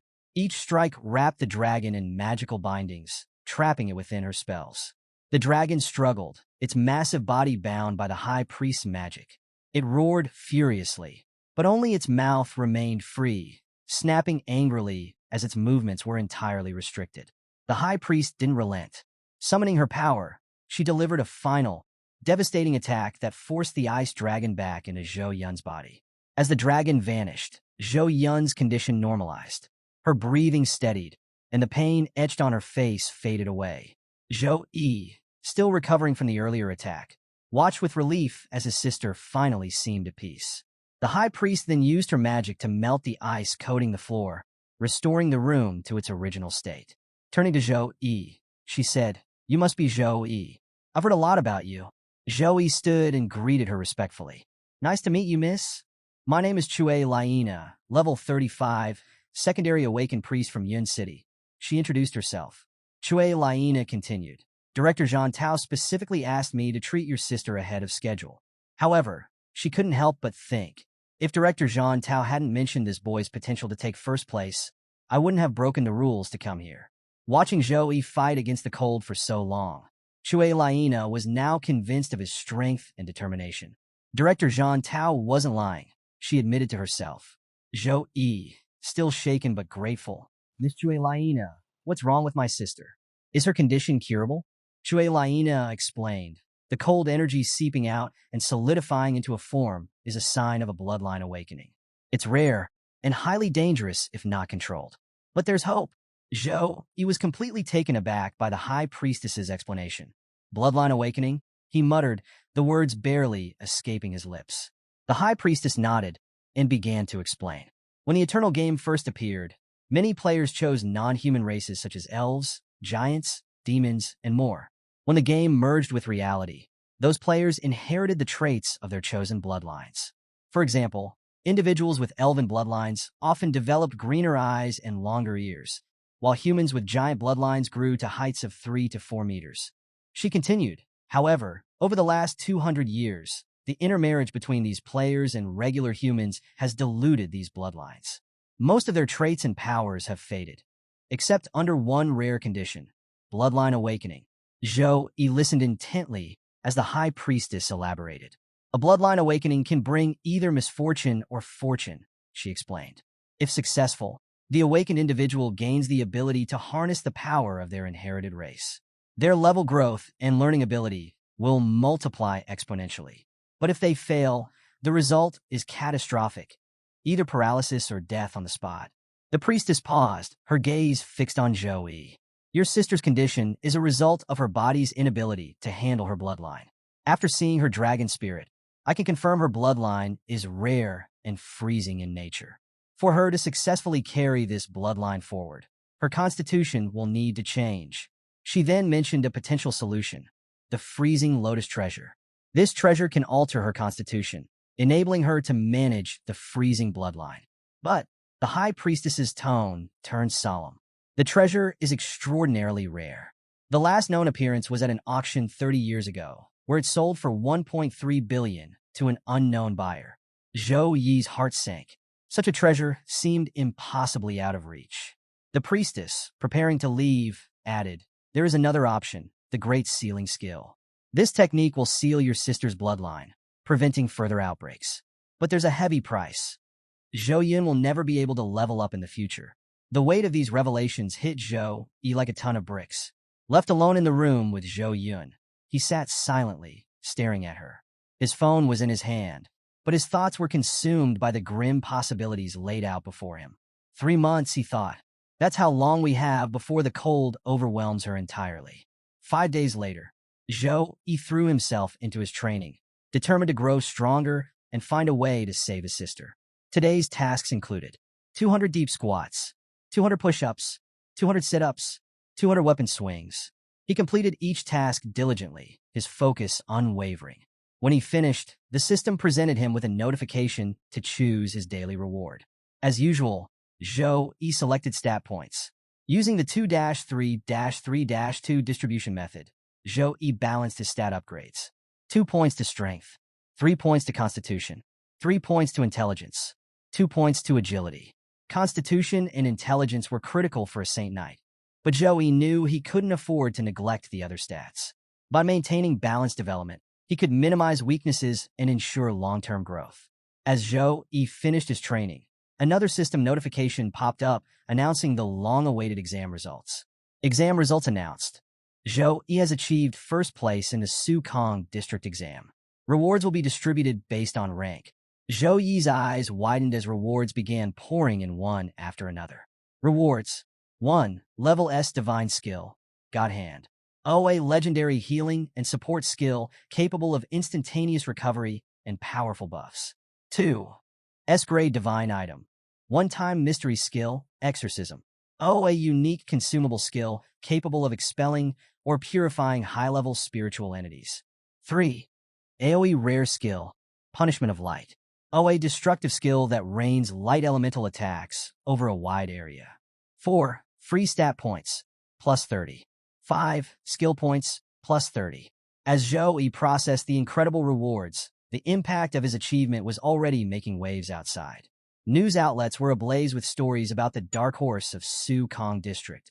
The headlines highlighted Zhou Yi's shocking victory, noting his relatively low level of 10 when he entered the secret realm. Anchors recounted his awakening ceremony, where the sacred angel phenomenon had first marked him as someone extraordinary. Meanwhile, reporters surrounded Education Director Zhang Tao, eager for his comments about the district's top scorer. Yin smiled proudly and spoke to the cameras. I always believed Zhou Yi would achieve great things, he said. From the moment he awakened the Saint Knight class, I knew he was destined for success. However, not everyone watching was convinced. At a cafe, a group of students huddled around a phone, watching clips of Zhou Yi's fight in the secret realm. This can't be real, one student said, shaking his head. A Saint Knight got first place? That's a support class. Yeah, right, another scoffed. It takes forever for a Saint Knight to clear a realm alone. But a girl at another table interrupted, pulling out her phone. I have the recording, she said, showing them Zhou Yi's battle. Watch it yourself. As the group watched Zhou Yi's performance, their expressions shifted from skepticism to awe. So powerful, one of them exclaimed. Why does his holy cross look even stronger than a high-tier mage's fire magic? And those buffs, weapon blessing, gift of God, blessing of courage. How many buffs does he even have? Elsewhere, a young man with fiery red hair sat in his room, watching the same recording. Flames flickered around him as his anger boiled over. This man, a fire-type awakener, had also cleared the nightmare difficulty secret realm. But Zhou Yi's time was 20 seconds faster, and the realization stung. He dares to take him why honor, the young man muttered, his eyes glowing with fiery rage. As his temper flared, flames erupted from his body, igniting a nearby robot and causing a small explosion in his room. Through the smoke, he sneered, his voice dripping with venom. Zhou Yi is inviting his death. Zhou Yi, meanwhile, remained oblivious to the brewing storm. The story shifts to Zhou Yi, walking through the bustling streets while checking his phone. He notices a couple of text messages. Jiang City government has transferred 5 million into your account ending in 7013. Please confirm this transfer. Jiang City government has transferred 2 million into your account ending in 7013. Please confirm this transfer. As Zhou Yi stared at the messages in surprise, his phone rang. Answering it, he heard Secretary Zhao Wenbing's calm but congratulatory tone. Mr. Zhou, following your brilliant performance in the exam, the government has decided to reward you with 5 million in cash and a luxurious mansion. Do you have a preferred location for the mansion, or should we choose it for you? Zhou Yi mulled over the offer briefly before replying. You can choose the location for me. Before hanging up, Secretary Zhao Wenbing added, Oh, and recruitment teachers from the top 3 universities are on their way to meet you. Should I send a ride for you? Zhou Yi shook his head, smiling faintly. No need for that. They're already here, he said, noticing someone approaching him. The person standing before Zhou Yi was a recruitment teacher from Rongyang University. Zhou Yi recognized him immediately. It was the same representative who had dismissed him as too arrogant during the earlier recruitment session. As Zhou Yi raised an eyebrow, another voice interrupted from above. As far as I remember, Rongyang University called Zhou Yi too arrogant, the voice said mockingly. Both Zhou Yi and the Rongyang representative looked up to see a man descending dramatically from a helicopter. Landing with flair, the newcomer continued. And now, you're here trying to recruit him? Why the change of heart? The Rongyang University representative frowned, visibly annoyed. Watch your words, he snapped. That was Zhou Tianfu's mistake, and he's been fired for his poor judgment. Turning back to Zhou Yi, he softened his tone. Zhou Yi, if you join Rongyang University, we'll pay you 4 million up front. Before Zhou Yi could respond, the helicopter man, representative from Modi University, chuckled. Whatever Rongyang University offers you, he said with a grin, Modi University will double it. His confidence irked the Rongyang teacher, who scowled. You're just here to interrupt me. But before their argument could escalate, a new presence appeared. A young woman emerged from behind Zhou Yi. With swift movements, she grabbed him and began flying into the air, carrying him away effortlessly. I'm taking him, she declared to the stunned teachers below. Did you get permission from Qingjing University to recruit Zhou Yi? As they soared through the air, the woman whispered to Zhou Yi, Mr. Zhou, at Qingjing University, you'll receive nothing but the best cultivation resources. For 4 years, we'll provide you with grade A cultivation resources annually. Consider it. Their escape was cut short when they slammed into a magic barrier, forcing them to halt midair. Below, another university teacher stood calmly, having cast the barrier. Kidnapping a top recruit now, are we? He said, smirking at the Qingjing representative.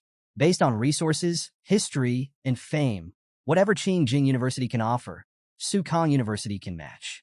There's no need to act so rashly. The escalating rivalry between the universities reached new heights as the teacher from Modi University arrived on a flying board. His confident demeanor matched the competitive atmosphere, and he couldn't resist addressing the situation. Yes, you can lead a horse to water, but you can't make him drink, he said smugly, eyeing the Qingjing University teacher. Turning to Zhou Yi, the Modi University representative made his pitch.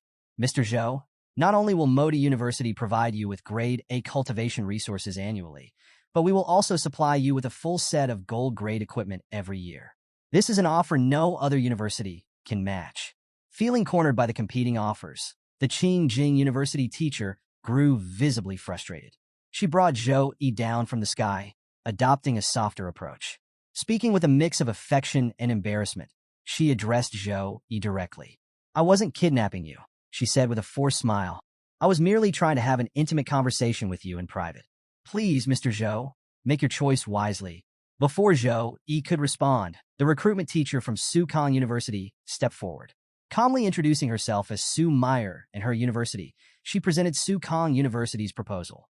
At Sukong University, we believe strength is absolute. If you make it into the Earth rank or Heaven rank, you'll receive not just greater resources, but also grade S cultivation materials. Sukong has won first place in the freshman exchange contest for the past 4 years, which speaks to our ability to cultivate top-tier talent. The Qingjing University teacher, still standing nearby, scoffed. Winning a few competitions doesn't give you the right to boast. Strength is temporary. Unfazed, the Sukong representative countered. Facts don't care about your opinion. Miss Su Meyer in Sukong dominates for a reason. Perhaps Qingjing University students and teachers need to work harder. As the two bickered, Zhou Yi stood silently, contemplating his decision. All 3 universities offered incredible opportunities, each promising a bright future. He knew this choice would shape the trajectory of his life, so he weighed his options carefully. Finally, Zhou Yi spoke. I've decided which university I want to attend. The recruitment teachers of all 3 universities immediately stopped their arguments and turned their attention to Zhou Yi, their eyes filled with anticipation. Zhou Yi took a deep breath and said firmly, I choose Sukong University. The Sukong University teacher's face lit up with joy as she quickly produced a special recruitment contract, handing it to Zhou Yi. Here's the agreement, she said eagerly.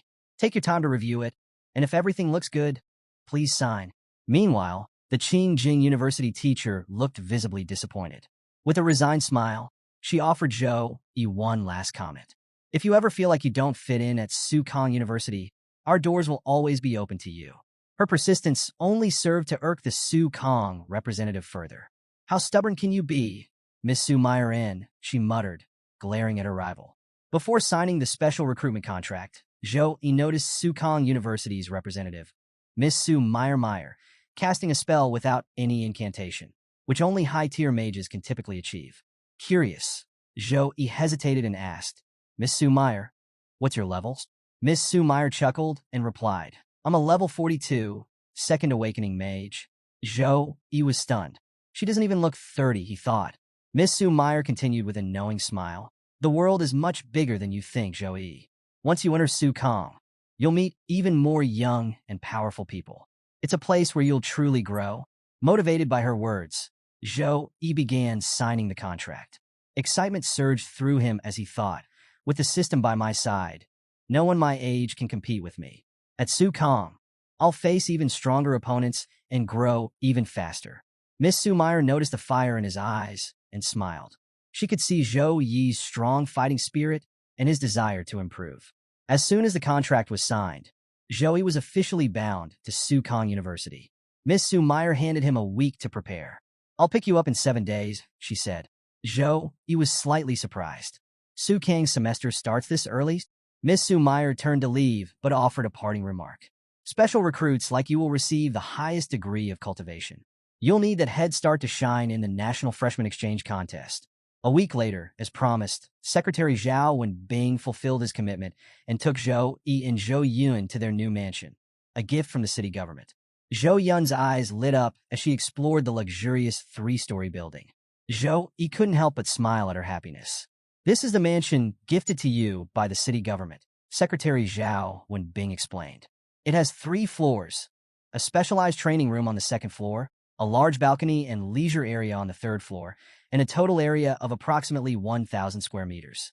Please take your time to settle in and rest with Miss Zhou Yun." Before the secretary could leave, Zhou Yi stopped him. "Secretary Zhao Wenbing," he began, "Zhou Yun isn't fully healed yet. Her body is still weak, and although Sister Qing will be here, I'd appreciate it if you could look after her in my stead while I'm away." Secretary Zhao Wenbing nodded with a warm smile. "It would be my honor." The week flew by, and Zhou Yi was ready to leave for Sukong University. Miss Su Meyer arrived outside the mansion to pick him up. Before stepping into the car, Zhou Yi turned to Zhou Yun one last time. "Remember, call me if there's any problem. Don't forget to take the pills from Priestess Chue Laina every week, and let Sister Qing check your body daily. Secretary Zhao Wenbing will help you get to school in a few days." "Listen to him." Zhou Yun pouted and ignored him comically, pretending not to hear his instructions. Zhou Yi smiled, pulling her cheeks gently. "Did you hear me?" Yes, I understand." Zhou Yun replied, her tone playful but affectionate. Zhou Yi sighed, gave her a final hug, and stepped into the car. As Miss Su Meyer started the car, she glanced at Zhou Yi. "Is this your first time traveling such a long distance?" Zhou Yi, still distracted by thoughts of his sister, nodded absently. "Yes." Miss Su Meyer smirked. "Get ready." The car accelerated at an incredible speed and entered a teleportation array.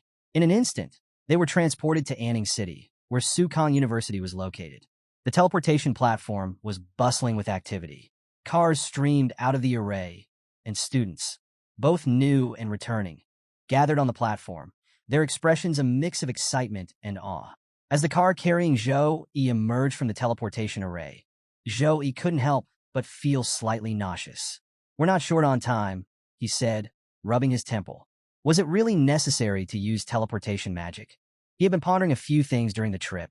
Zhou Yi knew that large-scale universities were closely tied to the military, and he found it surprising that such massive teleportation arrays were being used so casually here. In comparison, even Priestess Chue Laina had to submit a formal request to the city government just to use a miniature teleportation array. Miss Su Meyer stepped out of the car and stretched lightly before addressing Zhou Yi. "Sukong University is in close partnership with the military. That's why we've built this massive teleportation array near the campus. It's both safe and convenient." Zhou Yi stepped out of the car, and his eyes widened in awe. Sukong University was unlike anything Zhou Yi had imagined. The sprawling campus was nestled on picturesque mountains, with beautiful and unique architectural designs dotting the landscape. Students and creatures of every species filled the area. Giants, wolves, and even beings with demonic features mingled with humans. It was a vibrant and bustling scene, showcasing the university's diversity. "This place is huge," Zhou Yi muttered, taking in the sheer scale of the university and its dynamic environment. Miss Su Meyer smiled, noting his reaction. "Come on, Zhou Yi," she said. "You need to check in at the admissions office." As Zhou Yi began walking, a figure suddenly sped past him, causing him to instinctively dodge. Turning around, he saw the figure flying backward from an attack, landing hard on the ground. A loud thud was followed by the arrival of the attacker, a girl with piercing purple eyes that emitted a glowing aura. Her expression was cold, and her stance was aggressive. "I told you I don't want to talk to you," she said angrily. Then, raising her voice, she added, "This kick is your warning. If you bother me again, I won't show any mercy." The purple-eyed girl turned and began walking away, her aura still radiating power. The unconscious figure on the ground groaned faintly, but showed no signs of getting up. Students nearby began murmuring amongst themselves. Young Master Jun met his match this time, one of them said. He's always trying to pick up young juniors every semester. Yeah, another added. Looks like he finally got what he deserved. Thank God. He watched the purple-eyed girl closely, noting the magical pattern in her aura. His gaze sharpened. A demonic bloodline, he thought.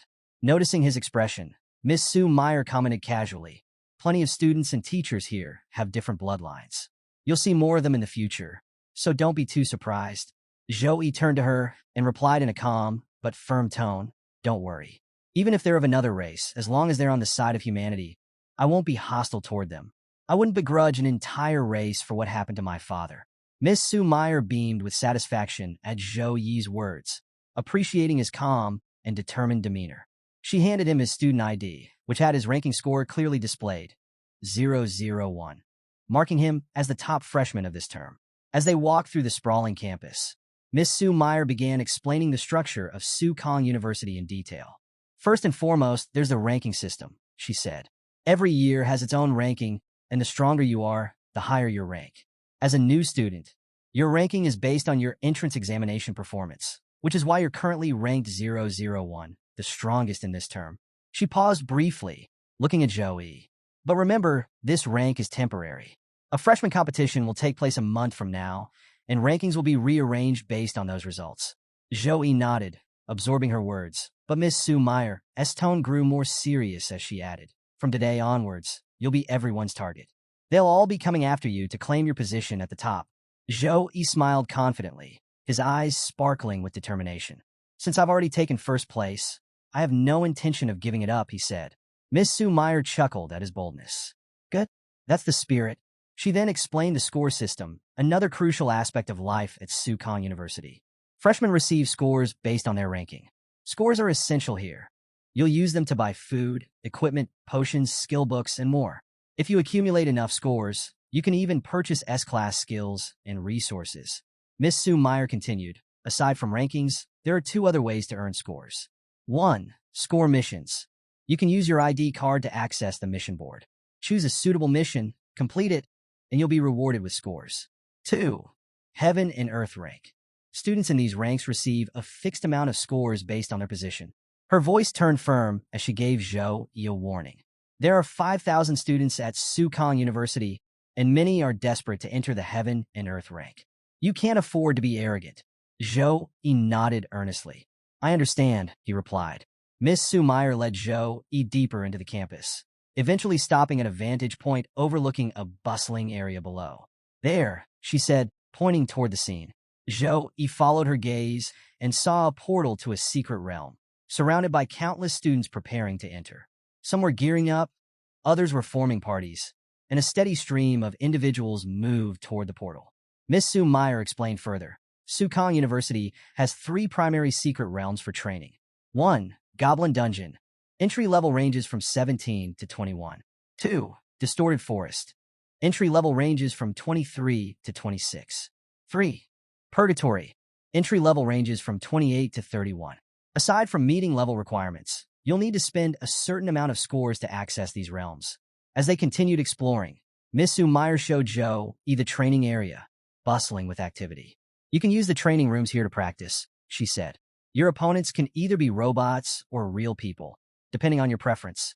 Zhou Yi's eyes scanned the vast trading area, where countless students were negotiating and exchanging goods. The sheer size of the marketplace amazed him. It wasn't just a small corner of the campus. It was practically a city in itself, full of life and opportunities. Miss Sue Meyer continued her explanation as they walked through the vibrant trading area. The strongest holds absolute authority here. Those with the most resources control their destiny. This is how we survive and thrive. Zhou Yi's smile widened as he listened. The system, the structure, and the competitive environment of Sukong University resonated with him. He felt a growing excitement about the opportunities ahead. As they walked, a group of students nearby spotted Miss Sue Meyer and greeted her. She nodded in acknowledgement, praised them briefly, and continued walking with Zhou Yi. Among the group, whispers broke out as the students noticed Zhou Yi. One girl asked, "Who is he?" "The teacher is personally leading him." Another chimed in, "Yeah, that's strange. We're in a group of 10, and even a senior is leading us. Could this be a backdoor entry?" Before the speculation could spiral further, a boy named Wang Li chuckled and interjected. You all clearly don't know how things work. Special admission students are assigned a personal teacher to help them settle in faster. It's also easier to recruit them into specific houses that way. The group went silent, stunned. Wait, one of the students said slowly, piecing it together. He's the first place student this term? Wang Li smirked and continued, that's right. He's Zhou Yi, the first place winner of the Su Kong district exam. He's also a level 13 Saint Knight. The group erupted in murmurs of disbelief. Saint Knight? Isn't that a support class? One student said, frowning. How did a Saint Knight manage to beat a Berserker, who's rank 002 and level 14? Some students couldn't reconcile Zhou Yi's victory with their preconceived notions about support classes, while others focused on his appearance. He's so handsome, one girl whispered starry-eyed. He could be a celebrity. The girl with the demonic bloodline from earlier stood silently in the group, her purple eyes narrowing thoughtfully. First place among the new students, she mused internally, intrigued. Not everyone was impressed, however. A red-haired boy, who had been silently watching the commotion, noticed the demonic bloodline girl's interest in Joey. His face twisted with jealousy. Unable to contain himself, he shouted angrily, I think this first place is just a fraud. The nearby students turned to look at him, confused and startled by his outburst. Zhou Yi also turned, his expression calm, but his gaze sharp as he assessed the boy. The red-haired boy smirked and introduced himself. My name is Lu Jing, and I'm a level 13 punishment knight, rank 038.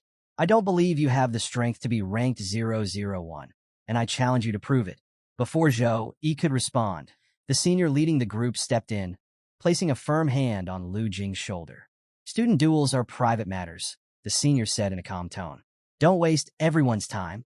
Though outwardly composed, the senior was seething internally. I'm only earning 1 score for leading freshman today. What the hell are you trying to pull, dumbass? Despite the senior's warning, Lu Jing brushed it off with a dismissive wave. Don't worry, senior. I've got this, he said confidently as he approached Joey. The senior clenched his fists in frustration, thinking angrily. Ranking 001 was unanimously decided by the headmaster and 5 house teachers. It's impossible for it to be a mistake. This idiot's just looking for trouble. The nearby students were equally perplexed by Lu Jing's arrogance, but stayed to see how things would unfold. Conversations broke out among the crowd. Lu Jing is trying to use 001 as a stepping stone, one student muttered. Not surprising. Saint Knight isn't a strong class, after all. Another added, he's probably hoping this will make people notice him. But does he really think he stands a chance? Zhou Yi stood calmly as Lu Jing approached. Why should I accept your challenge? Zhou Yi asked, his tone casual but firm. Desperate to provoke Zhou Yi into agreeing, Lu Jing made an offer. If you win, I'll give you 100 points. If I win, you don't have to pay anything. Zhou Yi's lips curled into a sly smile. For my future record, I should accept this challenge. But if I want to make an example out of him, I need to make it unforgettable. After a brief pause, Zhou Yi countered. Make it 300 points, and I'll fight you. The crowd erupted in murmurs at the bold demand.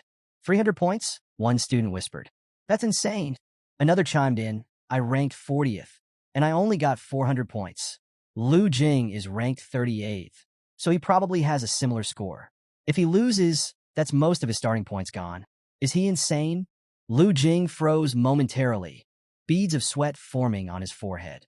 His face showed clear hesitation as he glanced at the crowd and then at the purple-eyed girl, who seemed more interested in Zhou Yi than him. Determined to impress her, Lu Jing forced a smile and shouted angrily, Fine, 300 points it is. Let's enter the ring. Zhou Yi's eyes gleamed with satisfaction, his smirk turning mischievous. So, you've got some guts after all, he said, his voice laced with mockery. But we don't need a ring. Golden light began emanating from Zhou Yi's body, and his confidence radiated through the air. He stretched his hands casually, as if preparing for a warm-up, then declared with a grin, If you're not on your knees in 3 moves, I lose. The challenge drew even more students to the scene, eager to witness the spectacle. Lu Jing brandished a large sword, the blade shimmering in the sunlight.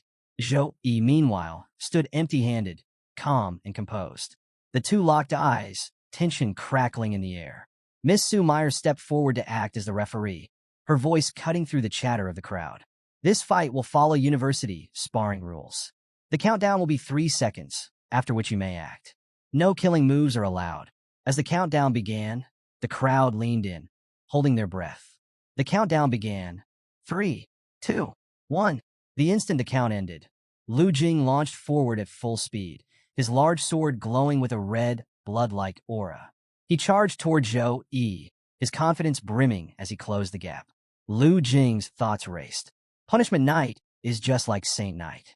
Both are hidden classes branching from the Knight class. He smirked, thinking, but the Punishment Knight is built for damage, while the Saint Knight is just a support class. This fight will be a piece of cake.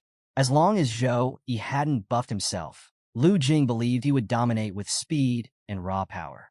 But there was more than just arrogance driving him.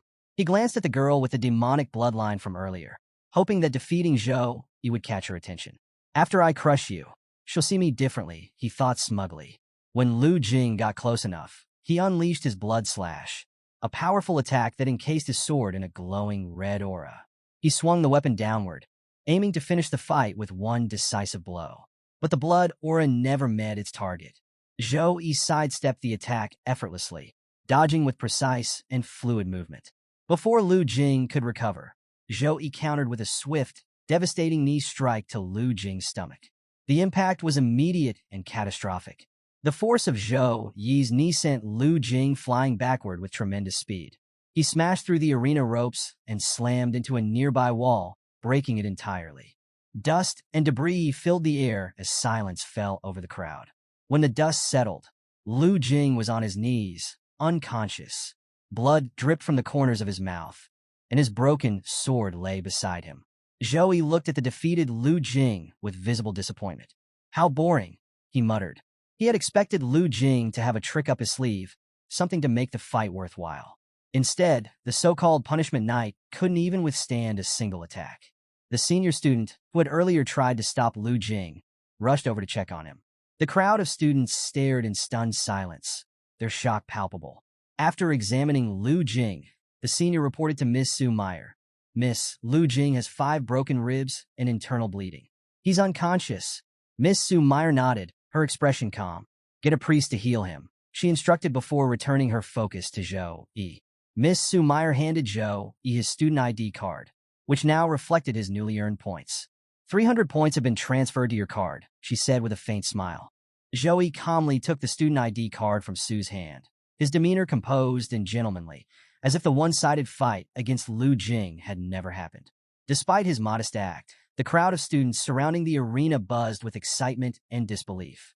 One student whispered, "It's hard to stop a Punishment Knight's charge, especially when combined with Blood Slash, but he countered it with just one kick." Another added, "So this is the power of 001? He's on a whole different level?" Among the students was the girl with the demonic bloodline, who had been watching intently. Her purple eyes gleamed with a mixture of excitement and curiosity as she silently assessed Zhou Yi's strength. The difference in our strength stats must be at least 20 points, she thought to herself. Without hesitation, she stepped forward and stood before Zhou Yi. "Zhou Yi, please play a match with me," she said, her tone both eager and challenging. Zhou Yi glanced at her, intrigued by her boldness. Without a word, he activated his evaluation technique to scan her stats. As her information appeared before him, Zhou Yi's thoughts raced. I was too rushed back at the gate to fully notice, but now I see it clearly. She not only possesses a powerful demonic bloodline, but also legacy equipment, the kind of gear that can rival legendary-grade weapons. His gaze shifted to the sword strapped to her back.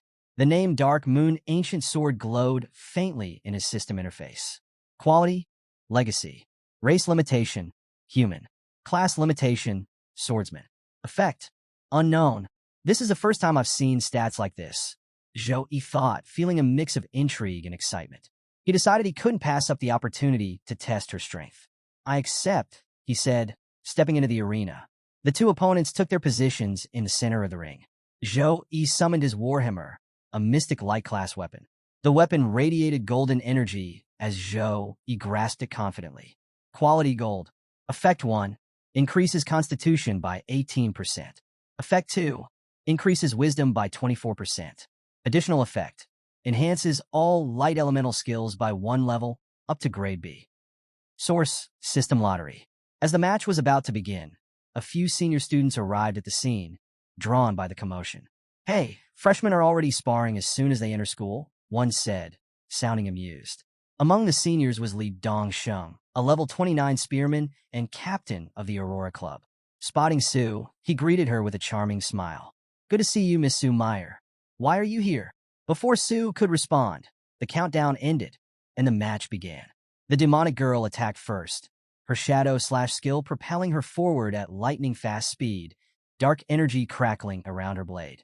At the same time, Zhou Yi raised his warhammer high, activating Typhoon Smash, a powerful skill that delivered massive damage and knocked enemies back. The two attacks collided mid-air, creating a deafening explosion of energy. The sheer power of the clash generated a visible pressure wave, forcing the spectators to shield their eyes from the impact. Both fighters skidded back, their auras flaring brighter than before. Zhou Yi's body glowed with a golden aura, radiating divine energy, while the girl's form was surrounded by a purple aura, emanating dark and mysterious power. The crowd watched in awe, each student mesmerized by the display of strength. Even without knowing the outcome, it was clear this wasn't just a sparring match. It was a battle of two rising stars representing the forces of light and darkness. The demon girl reeled slightly from Zhou Yi's last attack, a flicker of realization crossing her face. What monstrous strength! He's an absolute beast, she thought, gripping her Dark Moon ancient sword tightly. She began channeling dark mana into her weapon, preparing her next move, Demonic Slash. The dark energy coiled around her blade, crackling ominously as she readied a powerful slash imbued with dark elemental mana, aimed to devastate Zhou Yi. Zhou Yi, on the other hand, was exhilarated. His eyes sparkled with excitement, and a manic grin spread across his face as he rushed toward her. Finally, someone who can fight me head-on, he exclaimed, his booming laugh echoing through the arena. The demon girl met his charge with equal fervor, and as they clashed again, their weapons collided with a resounding crash. The pressure of their strikes reverberated through the arena, creating shockwaves that caused the onlookers to step back. Neither fighter paused this time. Both launched into a flurry of relentless attacks, their weapons moving at dizzying speeds. Skills unleashed in rapid succession. Zhou Yi's uppercut, an upward strike that could knock an opponent into the air. Demon Girl's enhanced rapid stab, a forward thrust followed by an additional stab. Shockwave Slash, a powerful upper slash that released shockwaves from multiple hits. Mountain Crushing Hit, a devastating multi-stage attack that smashed the ground with force. The aura surrounding them became increasingly intense. Zhou Yi's golden light radiated like a divine shield, while the demon girl's purple energy swirled with an almost hypnotic darkness.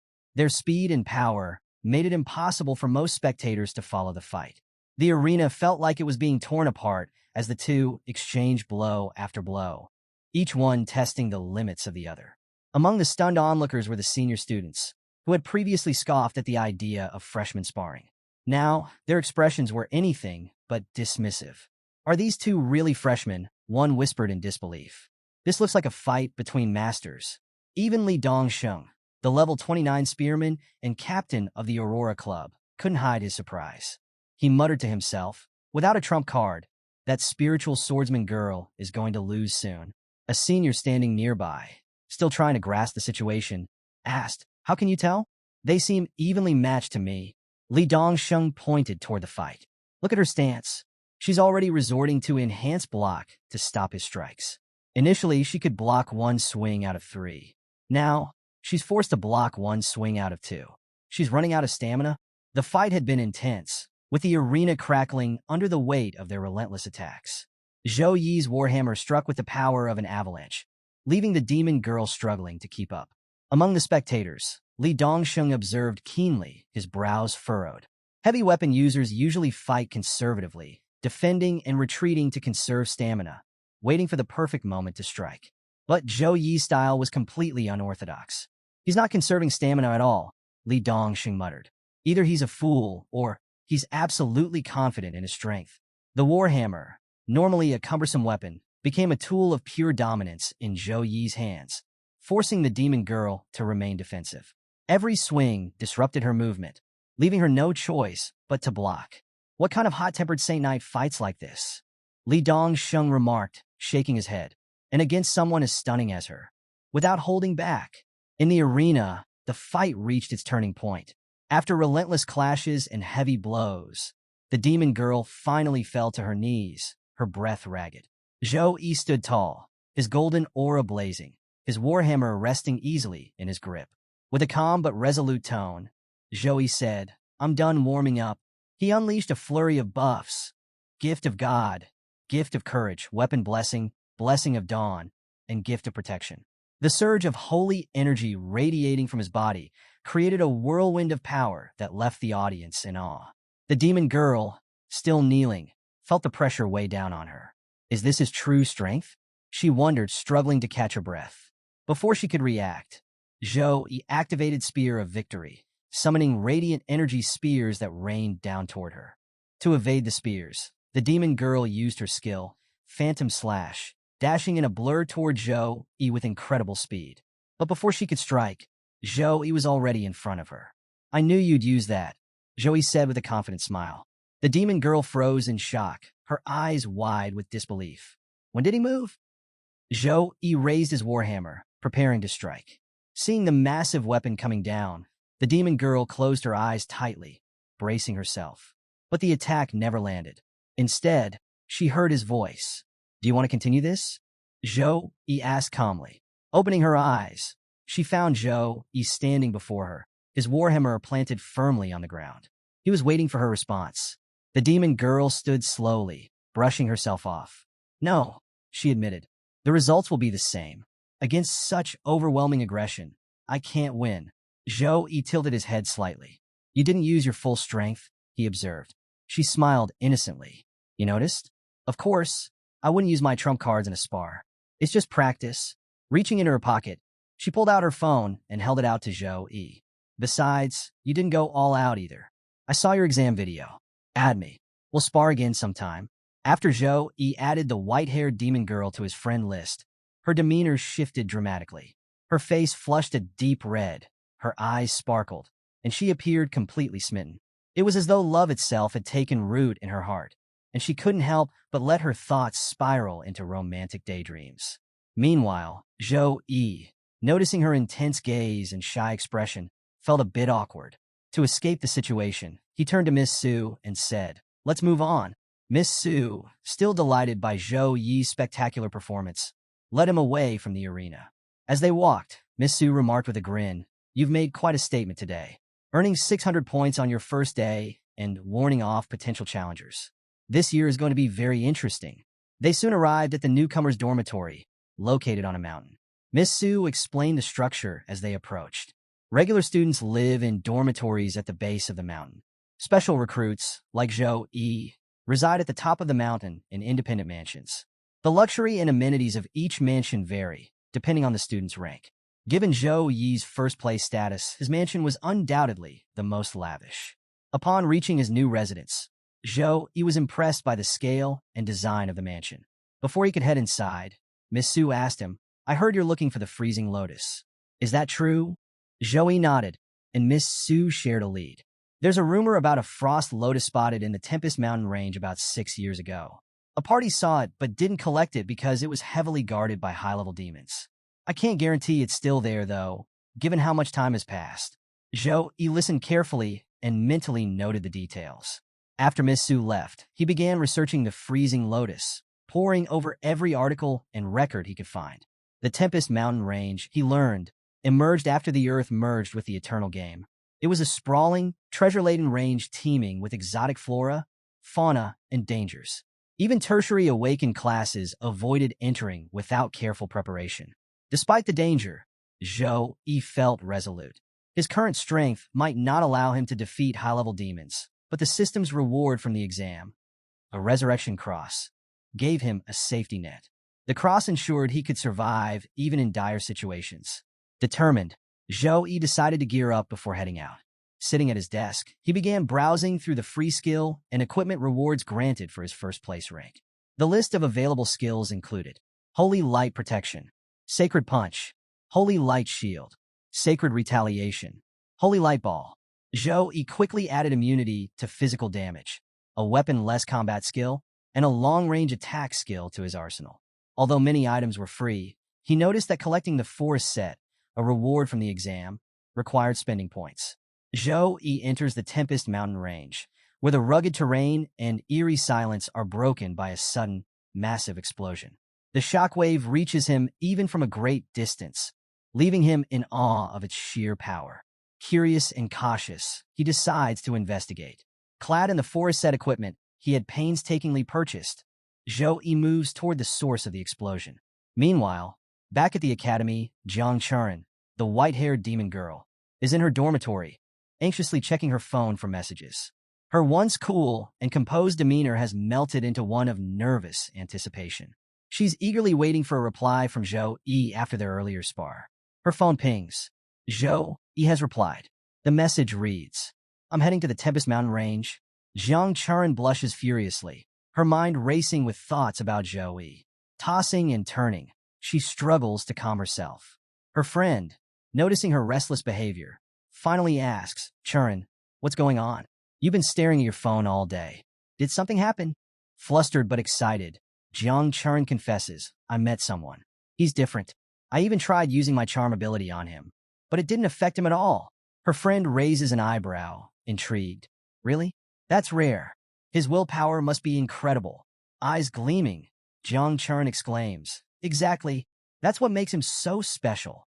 She then decides with determination, "I'm going to the Tempest Mountain Range too."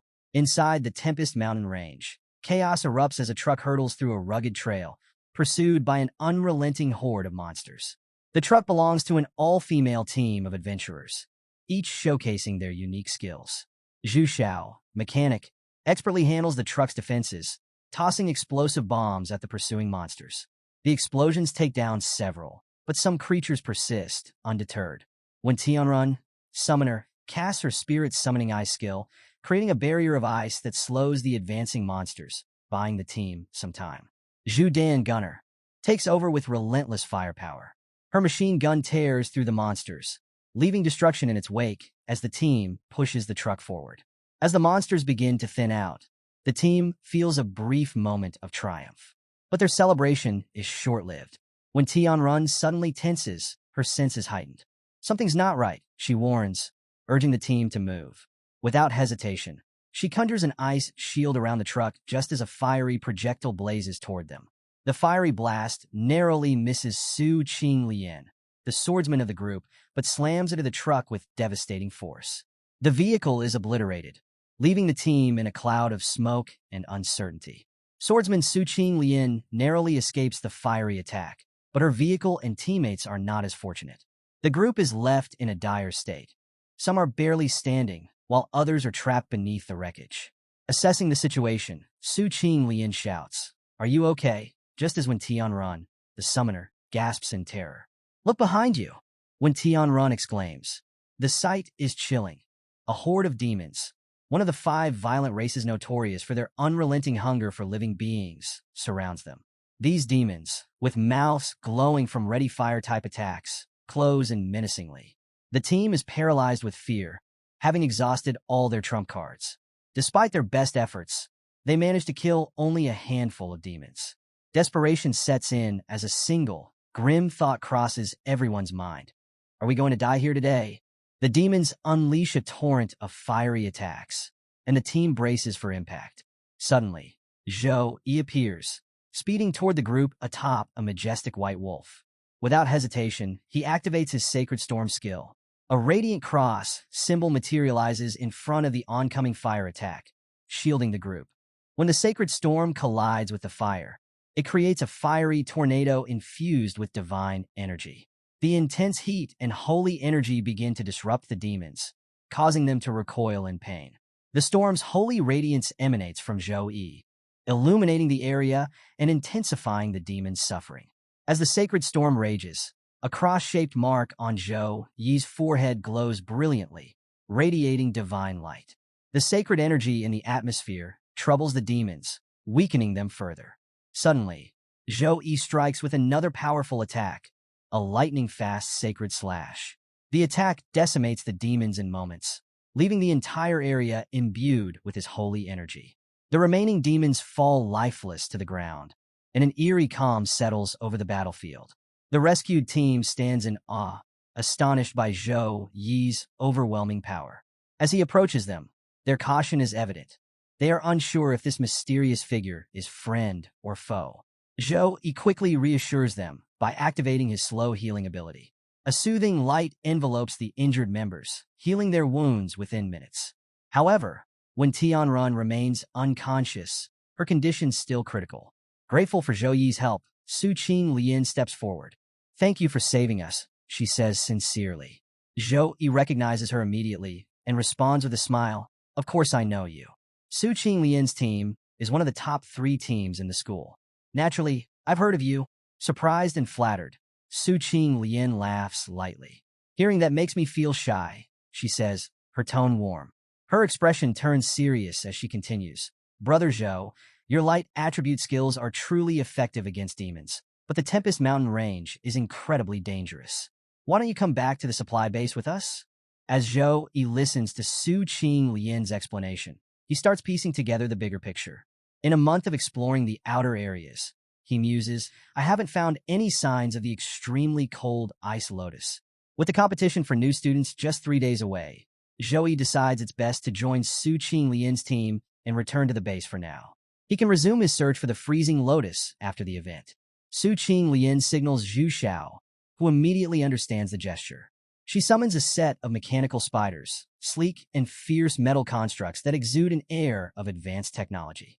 Zhou Yi and his wolf look impressed by the intricate craftsmanship and power radiating from the mechanical spiders. Zhu Xiao, seizing the moment with dramatic flair, gestures grandly and says, "Come aboard, everyone." Su Qing Lian rolls her eyes slightly, thinking to herself, why is she always so theatrical? Once everyone is seated inside the spider vehicle, it begins to move swiftly through the treacherous terrain. Zhou Yi, seated next to Su Qing Lian, starts probing her with questions about the region. "Senior Sister Su," he begins, "if there are so many monsters in this Tempest Mountain range, why haven't they been neutralized earlier?" Su Qing Lian's expression turns serious. "Our team has been patrolling the outskirts of Gale Mountain for over 2 months, and this is the first time we've encountered demons like this." Zhou Yi raises an eyebrow. "So you're saying these monsters either came from the depths of the Gale Mountains, or escaped through some alien rift?" Su Qing Lian nods. "Exactly. That's why we need to report this to the military base immediately." Zhou Yi follows up. "Doesn't the Mage Tower in the military area monitor the entire region? Shouldn't they have detected such an anomaly?" Su Qing Lian explains. "The Mage Tower focuses on monitoring the activities of high-ranking demons, epic and legendary level threats. These demons we encountered are below their detection threshold." Zhou Yi frowns, his analytical mind racing. "A silver demon above level 20 isn't low level in any way," he thinks. "Why didn't the Mage Tower notice them?" Su Qing Lian elaborates further. "The alien aura concentration around these demons falls below the Mage Tower's set limit. That's why they weren't detected." Zhou Yi nods thoughtfully, piecing it all together. Meanwhile, Su Qing Lian's concern deepens. If this rift is connected to another world, she thinks aloud, why are only low-level demons emerging? Cracks capable of letting in level 30 monsters can also allow level 50 or higher creatures to pass through. This could escalate quickly. Her thoughts turn grim. A large-scale demon invasion could ruin lives and expose the cracks' locations to even greater threats. Despite her worry, Su Qing Lian resolves to deliver this information to the authorities as soon as possible. Above them, high in the sky, a group of winged demons speeds through the air, heading for the crack. Their grotesque forms cut through the atmosphere like shadows of impending doom. One chilling word echoes repeatedly from their mouths, their jagged teeth gnashing with hunger. "Food, food." As Zhou Yi's team looks up, they notice winged demons soaring through the sky, their ominous cries for food echoing across the terrain. Below them, another dire scene unfolds. Jiang Churin, surrounded by more than 20 silver demons, struggles to hold her ground. "There are people surrounded by devils over there," someone in the group exclaims. Zhou Yi instantly takes charge, signaling his intention to intervene. "You all go ahead. I'll handle this." Su Qing Lian's concern is palpable. "Zhou Yi, we don't know how many demons are there. It's too dangerous to go alone." But Zhou Yi is resolute. Without a second thought, he mounts his wolf and takes off at full speed. "I'll catch up soon," he calls back, leaving the team behind. As he races toward the scene, Zhou Yi's mind is consumed with a single thought. I recognize this aura. It's her. His instincts confirm what he already suspects. Jiang Chuan is nearby and in grave danger. Determined, he presses on, his wolf matching his urgency with every stride. Elsewhere, a small group of adventurers observes Jiang Chuan's dire battle from a distance. Surrounded by more than 20 silver demons, she fights valiantly, her sword slashing through the air with precision and power. Yet, her mana is nearly depleted, and the relentless waves of demons show no signs of stopping. Should we help her? One of them asks hesitantly. The group falls silent, weighing their options. They know the danger of intervening against such overwhelming odds. Finally, someone speaks up. We can't protect ourselves if we jump in. If she survives, her ability will shine in the future. For now, it's better to say goodbye. Regretfully, they decide to stay hidden, watching as Jiang Chuan fights alone. Jiang Chuan, fully transformed into her demon form, slices through the demons one by one. Her movements graceful, but increasingly strained. The demons, sensing her weakening state, change tactics. They surround her, maintaining a calculated distance to wear her down. They've figured out my weakness, Jiang Chuan realizes grimly. Her transformation has a time limit, and the demons aim to outlast it. Groups of 10 demons take turns attacking her, each wave replacing the one she manages to kill. Jiang Chuan fights desperately, her energy draining rapidly with every swing of her sword. She knows that if her succubus power fades, escape will be impossible. Suddenly, a voice rings out across the battlefield. Come, thunder, and fall upon them all. Before Jiang Chuan can process what's happening, bolts of lightning crash down from the sky. In mere moments, the overwhelming horde of demons is obliterated, reduced to ash by the sheer power of the strike. The entire area is left in ruins, the ground scorched and steaming. Jiang Chuan is stunned by the sight of Zhou Yi. She turns to see him charging toward her with determination, calling out for her to move out of the way. Her surprise only deepens when a piercing scream echoes through the battlefield. The source is a high-level demon, larger and more menacing than the others, clearly enraged by the loss of its comrades. Its roar sends shockwaves through the area, forcing Jiang Chuan to clutch her ears in pain. This high-level demon appears to be the leader, and its rage ignites a frenzy. The other demons follow suit, activating their madness, body of fire skill. Their bodies glow with fiery auras, becoming even more dangerous. The leader's power enhances the others, turning the entire horde into a blazing storm of fury. Jiang Chuan's face grows tense as she realizes the demon's strength has doubled. Zhou Yi, leave now. This is the madness of the demon clan, she shouts, her voice filled with urgency. Despite her warning, Zhou Yi remains calm. Jiang Chuan, believing the situation hopeless, considers a desperate plan to self-destruct and take the demons down with her. She knows this will likely kill most of the demons, giving Zhou Yi a chance to escape. But before she can act, Zhou Yi surprises her. Without a word, he grabs her by the waist and lifts her effortlessly onto his wolf. Zhou Yi, Jiang Chuan whispers in shock, her face flushed with disbelief. The high-level demon, enraged further, lunges toward them with a powerful punch. Yet, Zhou Yi's wolf evades the attack gracefully, the ground behind them shattering under the demon's failed strike. As the horde charges in unison, Zhou Yi takes a decisive step. Time to end this, he says, summoning a blinding golden light. Light punishment, a skill infused with divine energy, activates, transforming the battlefield. The once dark sky above them bursts into a chaotic storm of lightning, crackling with raw power. The bolts of lightning strike the demons one by one, their screams echoing through the air as they are incinerated. The ground trembles with each strike, and the oppressive heat of their fiery auras dissipates under the divine assault. Zhou Yi watches the destruction unfold with satisfaction. No wonder everyone dreams of being a magician. Killing monsters from a distance feels incredible.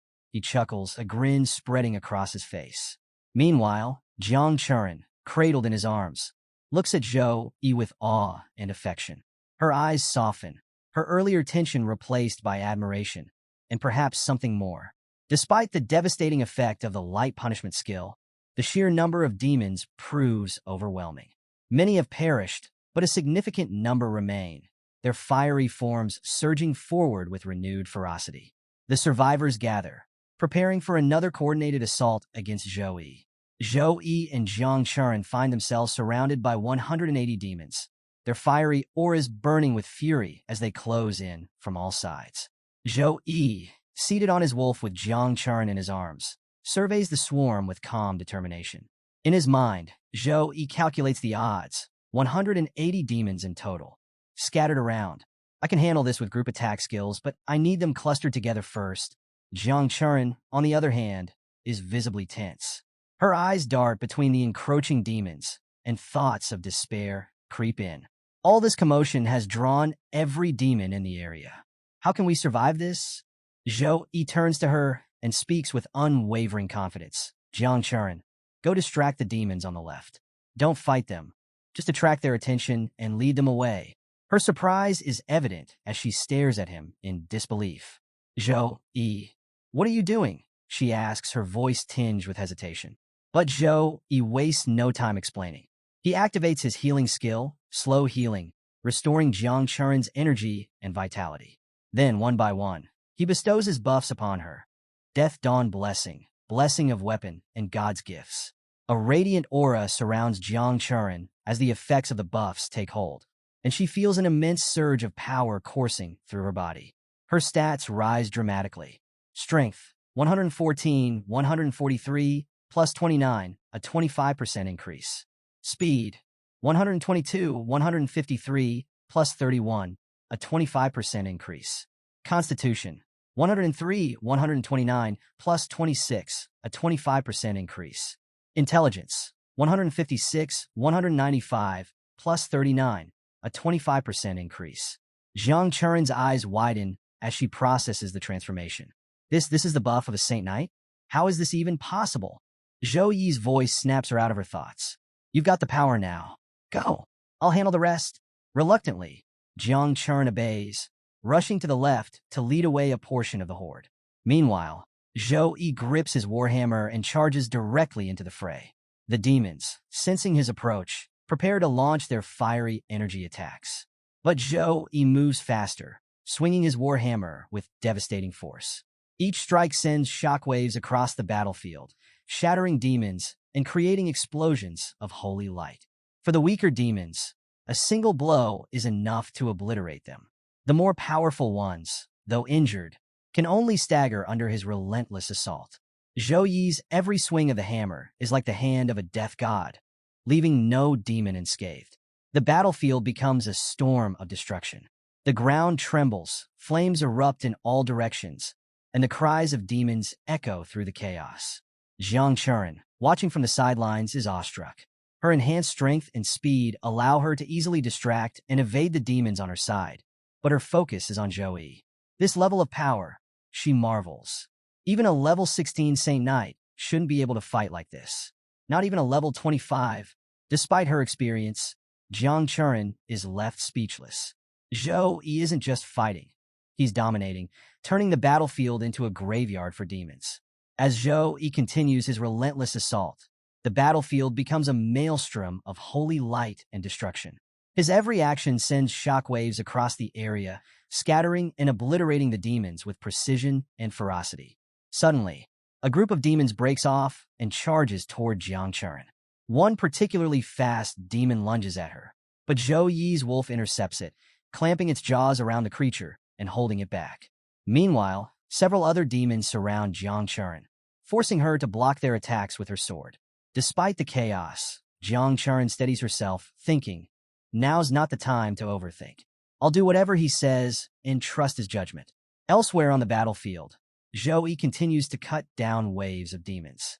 Yet, no matter how many he slays, reinforcements keep coming. Some demons manage to sneak up behind him, but before they can strike, a sudden slash of dark energy cuts through them. Zhou Yi turns to see Jiang Churen, now wielding a shadow whip, a skill that channels demonic energy into a weapon that delivers devastating damage to enemies and their shadows. With precise movements, she uses the whip to create chaos among the demons, dealing massive damage while keeping them at bay. Zhou Yi smirks, thinking, as expected, she's excellent at attracting the demons' attention. Most of them are already focused on her. She's even using tricks I didn't anticipate. Sacred energy emanates from Jiang Churen's body, the residual effect of Zhou Yi's buffs, amplifying her power further. Zhou Yi tosses a glowing energy sphere toward Jiang Churen, which envelopes her in a radiant shield. The skill, Guardian of the Light, grants her immunity to physical damage for a limited time. Stay within the shield, Zhou Yi commands, his tone firm. He then invokes another powerful skill, Holy Cross. A massive cross of holy light materializes behind him, emitting an intense glow. The cross begins to radiate light attribute flames, causing continuous damage to all demons within a 200-meter radius. The demons howl in agony as the sacred flames scorch them. Jiang Churen watches in awe, her eyes sparkling with admiration. Such power, she mutters, her voice filled with amazement. Despite the overwhelming damage, a significant number of demons remain, their rage fueling their attacks. Zhou Yi steps forward, unfazed by their aggression. All darkness will be destroyed in the light of holy light, he declares, raising his warhammer. He chants sacred words. Let the light gather and the storm come. In an instant, crosses of light begin falling from the sky, forming a radiant storm. The entire area is consumed by the whirlwind of sacred energy. The storm engulfs the demons, leaving no chance for escape. It pulls in even the stragglers attempting to flee, obliterating them with divine fury. Watching from a distance, the 6 men who had earlier refused to help Jiang Churen are paralyzed with fear, not of the demons, but of Zhou Yi. One of them whispers in disbelief. Is he even human? Another nods, his voice trembling.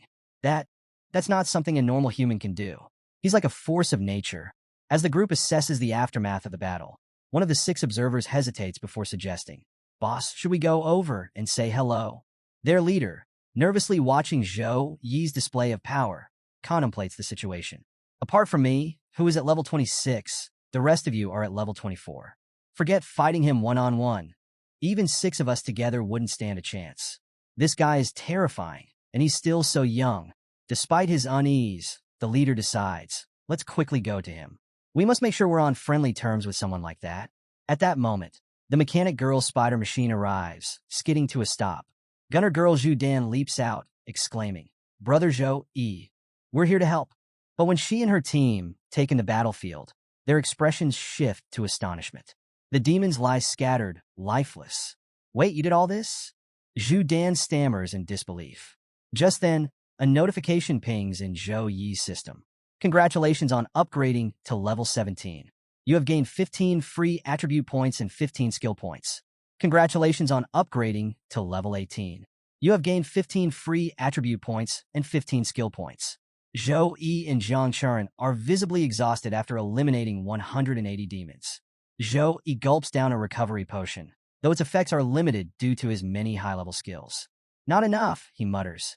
His stats now stand as Strength, 160. Physique, 171.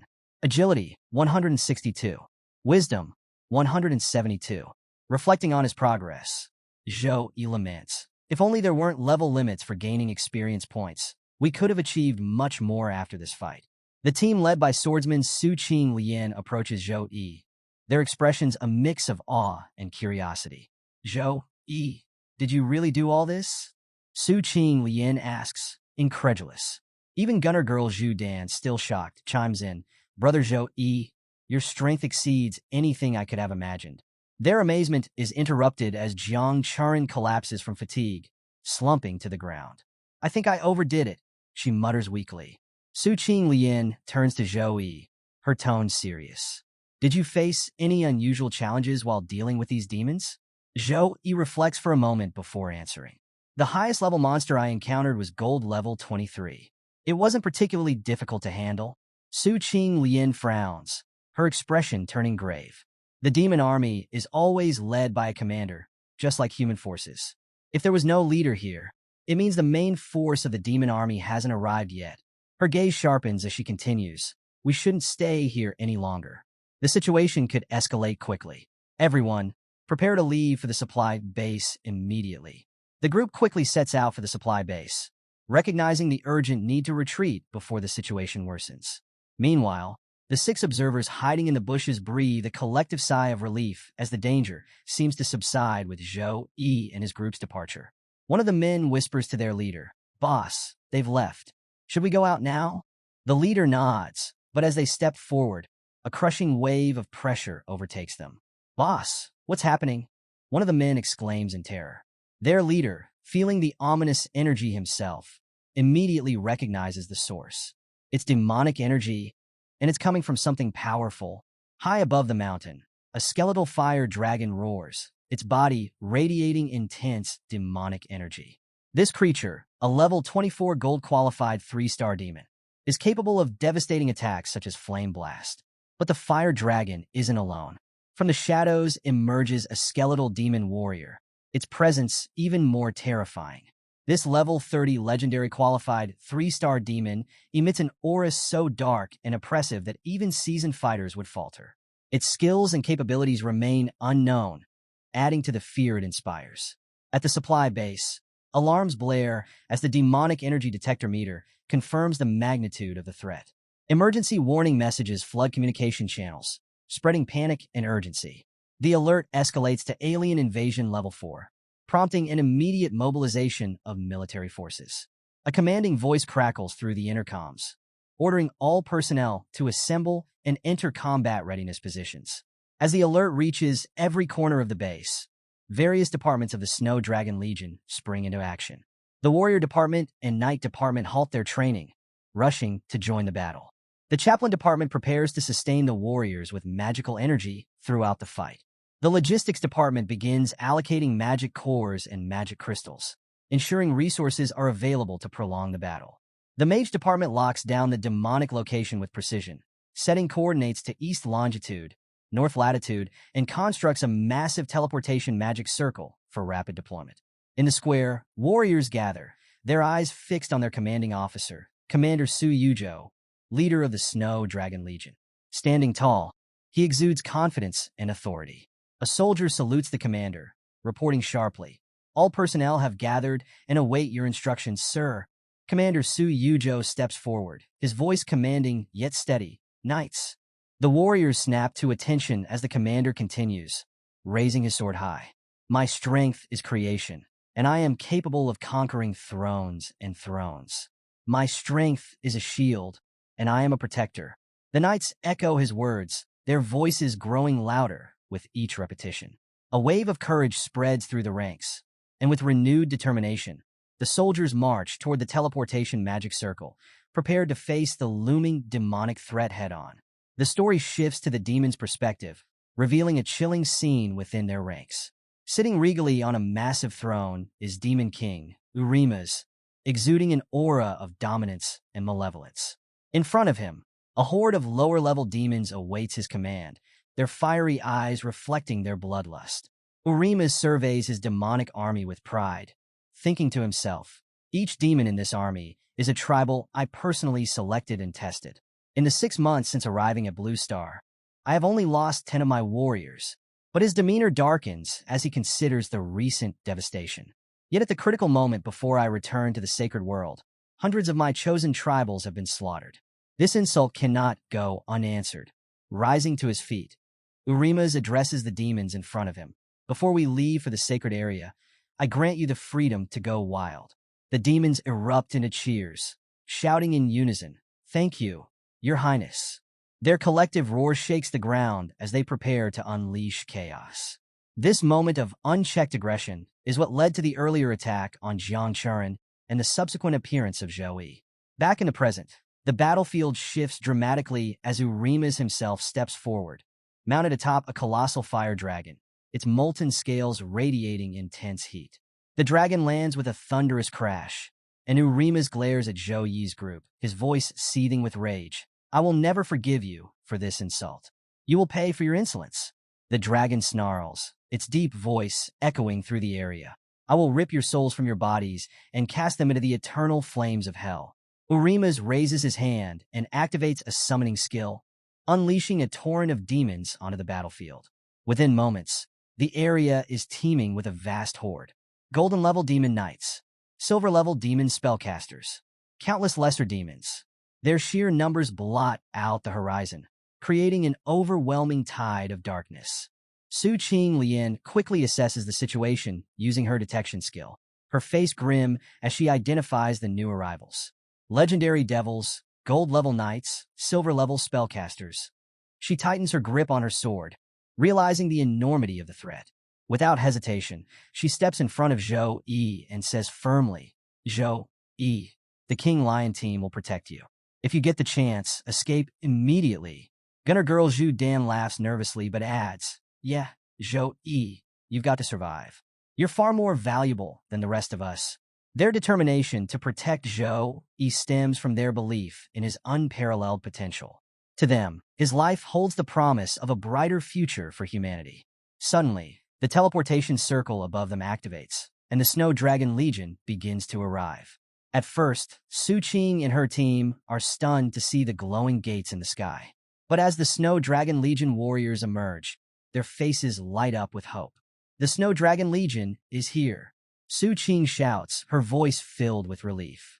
The Snow Dragon Legion, comprised of elite second-tier professionals at level 30 and above, is led by a formidable level 51 third-tier warrior. Their arrival feels like a miracle to the beleaguered team. But Urimas merely laughs, his voice dripping with mockery. "Humans, your reinforcements are meaningless. My magical circle ensures they remain far from this battlefield. They cannot save you." Su Qing's relief turns to panic as she realizes the truth of Urimas' words. A magic shield surrounds their immediate area, preventing the Snow Dragon Legion from getting any closer. The scene unfolds with tension as the Snow Dragon Legion knights grapple with the reality of their situation. One knight places his hand on the shimmering energy shield, his voice heavy with concern. This is the Demon Clan's forbidden level spell, the Dark Wall of Flame. It creates a magic circle that blocks internal teleportation and external attacks. Another knight, turning to Commander Su Yuzhou, explains grimly, "To destroy this, we'd need the strength of at least 2 armies. Otherwise, we can only wait for it to time out." Commander Su Yuzhou presses the shield, frustration etched on his face. "How long until it dissipates naturally?" The knight hesitates before replying. "At least 5 minutes." Commander Su Yuzhou clenches his fists, regret thick in his voice. "In that time, the demons will massacre everyone trapped inside." He exhales deeply, adding solemnly, "Gather information on the survivors. Once this is over, ensure their families are notified to claim their remains." Meanwhile, below the barrier, a system notification flashes before Zhou Yi. New achievement quest unlocked. Mission: kill the legendary demon. Failure penalty: none. Reward: +1 level, talent fueling potion. Zhou Yi's eyes light up with determination. Finally, the moment I've been waiting for. Ignoring the desperate cries of Su Qing Lian and her team to stay back, Zhou Yi steps forward, his body radiating a holy aura. His resolve is unwavering, each step brimming with purpose. From atop his fiery mount, Satan's son, Urimas, sneers at Zhou Yi. "So, you're the one who slaughtered my soldiers. I'll honor your audacity by crushing you with my own hands." The fire dragon, commanded by Urimas, roars and ascends into the sky, its molten scales shimmering. With a guttural growl, Urimas taunts, prepare to burn in eternal suffering. The dragon unleashes a devastating fireball attack, its flames roaring toward Zhou Yi with immense speed. From a distance, Su Qing Lian screams in fear, "Zhou Yi!" But Zhou Yi is unshaken. With a steady grip, he swings his warhammer, its golden energy arcing through the air. His attack collides with the dragon's fireball, dissipating the flames effortlessly. The hammer's force doesn't stop there. It cuts through one of the dragon's wings with a sickening slice. The dragon screeches in pain as it spirals uncontrollably toward the ground. Its massive body crashes with earth-shaking force, creating fissures in the terrain. Urimas, disoriented, barely manages to leap off his mount and regain his footing. Before Urimas can fully recover, Zhou Yi charges forward with unrelenting speed. Sensing danger, the demon wields his flaming sword, slicing at Zhou Yi with a fiery arc that tears through the ground. But Zhou Yi vanishes from sight, evading the attack with precision. Urimas searches frantically for his opponent, only to feel a sudden presence behind him. Zhou Yi, hammer raised, strikes with immense force. Urimas raises his sword in defense, and the two weapons collide with explosive power. The impact sends shockwaves across the battlefield, causing the earth to tremble violently. Both combatants are pushed back, their eyes locked in an intense standoff. Urima's expression turns to disbelief. How is this possible? This human, he's only level 18. How can he match my strength? As the battlefield crackles with tension, Zhou plants his warhammer firmly into the ground. Radiating a powerful holy aura, he gazes at the demon before him with unwavering resolve. His voice, calm yet commanding, pierces the chaos. Quite resistant to beatings, aren't you? Let me tell you something. You're the first legendary monster I've ever encountered. The demon snarls in rage, his pride wounded by Zhou Yi's taunts. Arrogant human, he bellows, charging forward with blinding speed, his flaming sword aimed directly at Zhou Yi. The clash begins anew, the sound of their weapons echoing like thunder across the battlefield. Sword meets hammer in rapid succession, their strikes too fast for the onlookers to track. Flashes of light streak through the sky, leaving the observers awestruck and overwhelmed by the sheer intensity of the battle. Seizing an opportunity, Zhou Yi leaps into the air, summoning a holy energy attack. The pure white blade, brimming with divine power, hurtles toward the demon. The attack closes the distance in an instant, catching the demon off guard. Before the demon can recover, Zhou Yi readies another move, summoning the punishment of light. A torrent of lightning roars from the heavens, descending with unparalleled fury. But the demon acts swiftly. Balog's shield, he roars, conjuring a dark, crackling barrier. The lightning crashes into the shield, dispersing its energy. Though the shield holds, the force of the strike leaves the demon visibly shaken. Zhou Yi's brow furrows. Even the punishment of light can't harm him, he mutters, frustration etched on his face. He quickly deduces that conventional means will not defeat this formidable foe. Realizing the threat, the demon snarls and calls for reinforcements. His general demons, alongside countless smaller minions, roar in unison, charging toward Zhou Yi. Eliminate him, their leader commands. The demonic horde swarms forward, their singular goal to destroy Zhou Yi.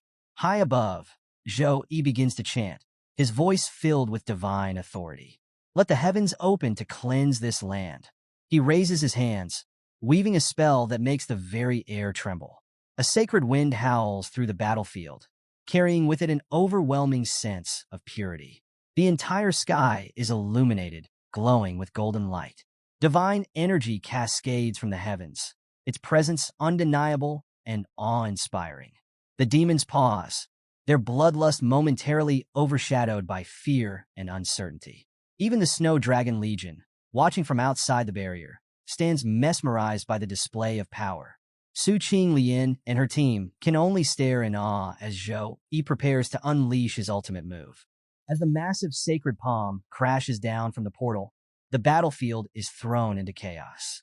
The sheer force of the attack shatters the ground and obliterates the majority of the demonic horde, leaving behind only destruction. Sacred energy radiates outward, creating an overwhelming pressure that even the nearby air seems to tremble under. The sheer magnitude of the attack leaves Su Qinglian and her team staggered. Su steadies herself, staring in disbelief at the scene before her. Am I dreaming? Did Zhou Yi just release that skill? She mutters, struggling to reconcile the power she's witnessing with the boy she thought she knew. Even Jiang Churin, standing nearby, is affected. The succubus blood within her recoils from the sacred energy emanating from Zhou Yi, leaving her visibly shaken. Outside the barrier, the Snow Dragon Legion observes the devastation in stunned silence. One of the soldiers turns to Commander Su Yuzhou and reports, "Sir, those trapped inside are students from Sukong University. The one who launched the attack is this year's #1 special recruit, Paladin Zhou Yi." Commander Su Yuzhou frowns, his tone regretful. So, it's the top recruit. Such a pity. The power difference between him and the demon is immense.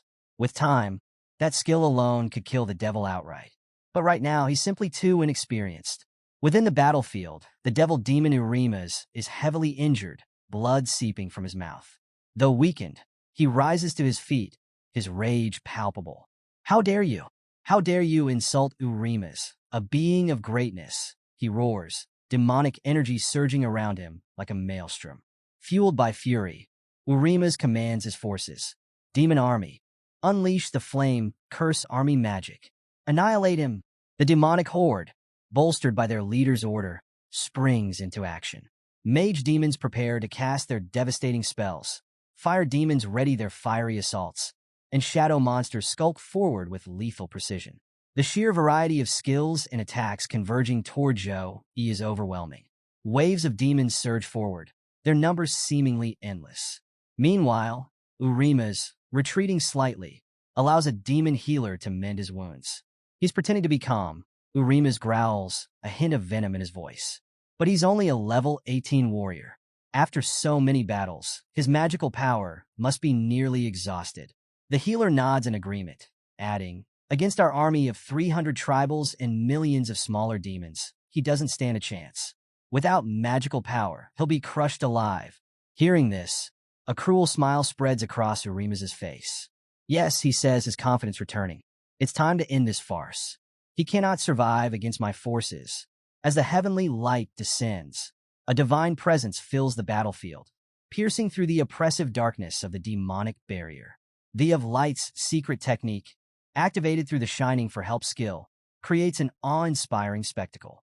A radiant angel, the same one from Zhou Yi's awakening, materializes from the light, her golden wings unfurling majestically as she embraces Zhou Yi. The entire battlefield falls silent, save for the gasps of awe and disbelief from everyone present.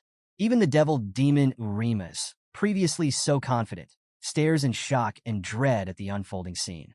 As sacred feathers begin to fall from the angel's wings, their beauty entrances the demonic army. Many demons instinctively reach out to catch the feathers, their minds clouded by the feathers' hypnotic allure. But as soon as they touch them, the feathers ignite, unleashing waves of sacred energy. Demons of all levels scream in agony, their bodies engulfed in holy flames that reduce them to ash. Outside the barrier, the Snow Dragon Legion watches in stunned silence. A feather drifts toward their commander, who catches it gently, feeling its immense power. A nearby soldier, confused, asks, "Captain, what is this? What kind of art can do this?" The commander's gaze remains fixed on the battlefield as he explains, "This is divine magic, a gift from the gods. Only top-tier divine professionals can channel such power. I once witnessed a level 58 priest perform a divine spell that restored an entire legion in one move. That same magic saved us during the siege of 3 demon armies. Even without us, this magic alone can annihilate the monsters." The legion stares in awe, their resolve momentarily bolstered by witnessing such a display of divine might. Meanwhile, Urimas, the demon lord, watches in horror as his army disintegrates before his eyes. His generals and minions, who moments ago seemed invincible, are now falling to the relentless holy power. "Impossible!" Urimas snarls, his voice trembling with rage and disbelief. "How can a mere level 18 warrior wield the power of the gods?" Urimas' fear grows as he realizes that Zhou Yi has tapped into a secret technique that defies all expectations. The divine magic, so rare and formidable, shouldn't be accessible to someone at such a low level. Yet, Zhou Yi wields it effortlessly, turning the tide of battle in an instant. As the battlefield is bathed in light, Zhou Yi stands firm, golden energy swirling around him, his warhammer gleaming with divine power. The angel's presence amplifies his strength, and with a calm yet commanding voice, he speaks. "Your darkness has no place here. In the light of the gods, all evil will be cleansed." Urimas, now visibly shaken, roars in defiance. "I will not fall to a mere mortal.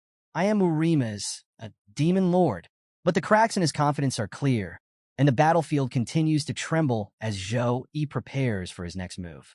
The demon lord Urimas, now empowered by the sacrifice of his loyal soldiers, stands amidst the smoke and flames of the explosion. His once threatening aura has grown exponentially, exuding dark energy so potent that the very air around him vibrates with pressure. The remains of his soldiers litter the battlefield, their noble sacrifice fueling his demonic transformation. Despite the overwhelming display of power, Zhou Yi remains calm, his golden aura growing brighter as the angel's divine energy courses through his body.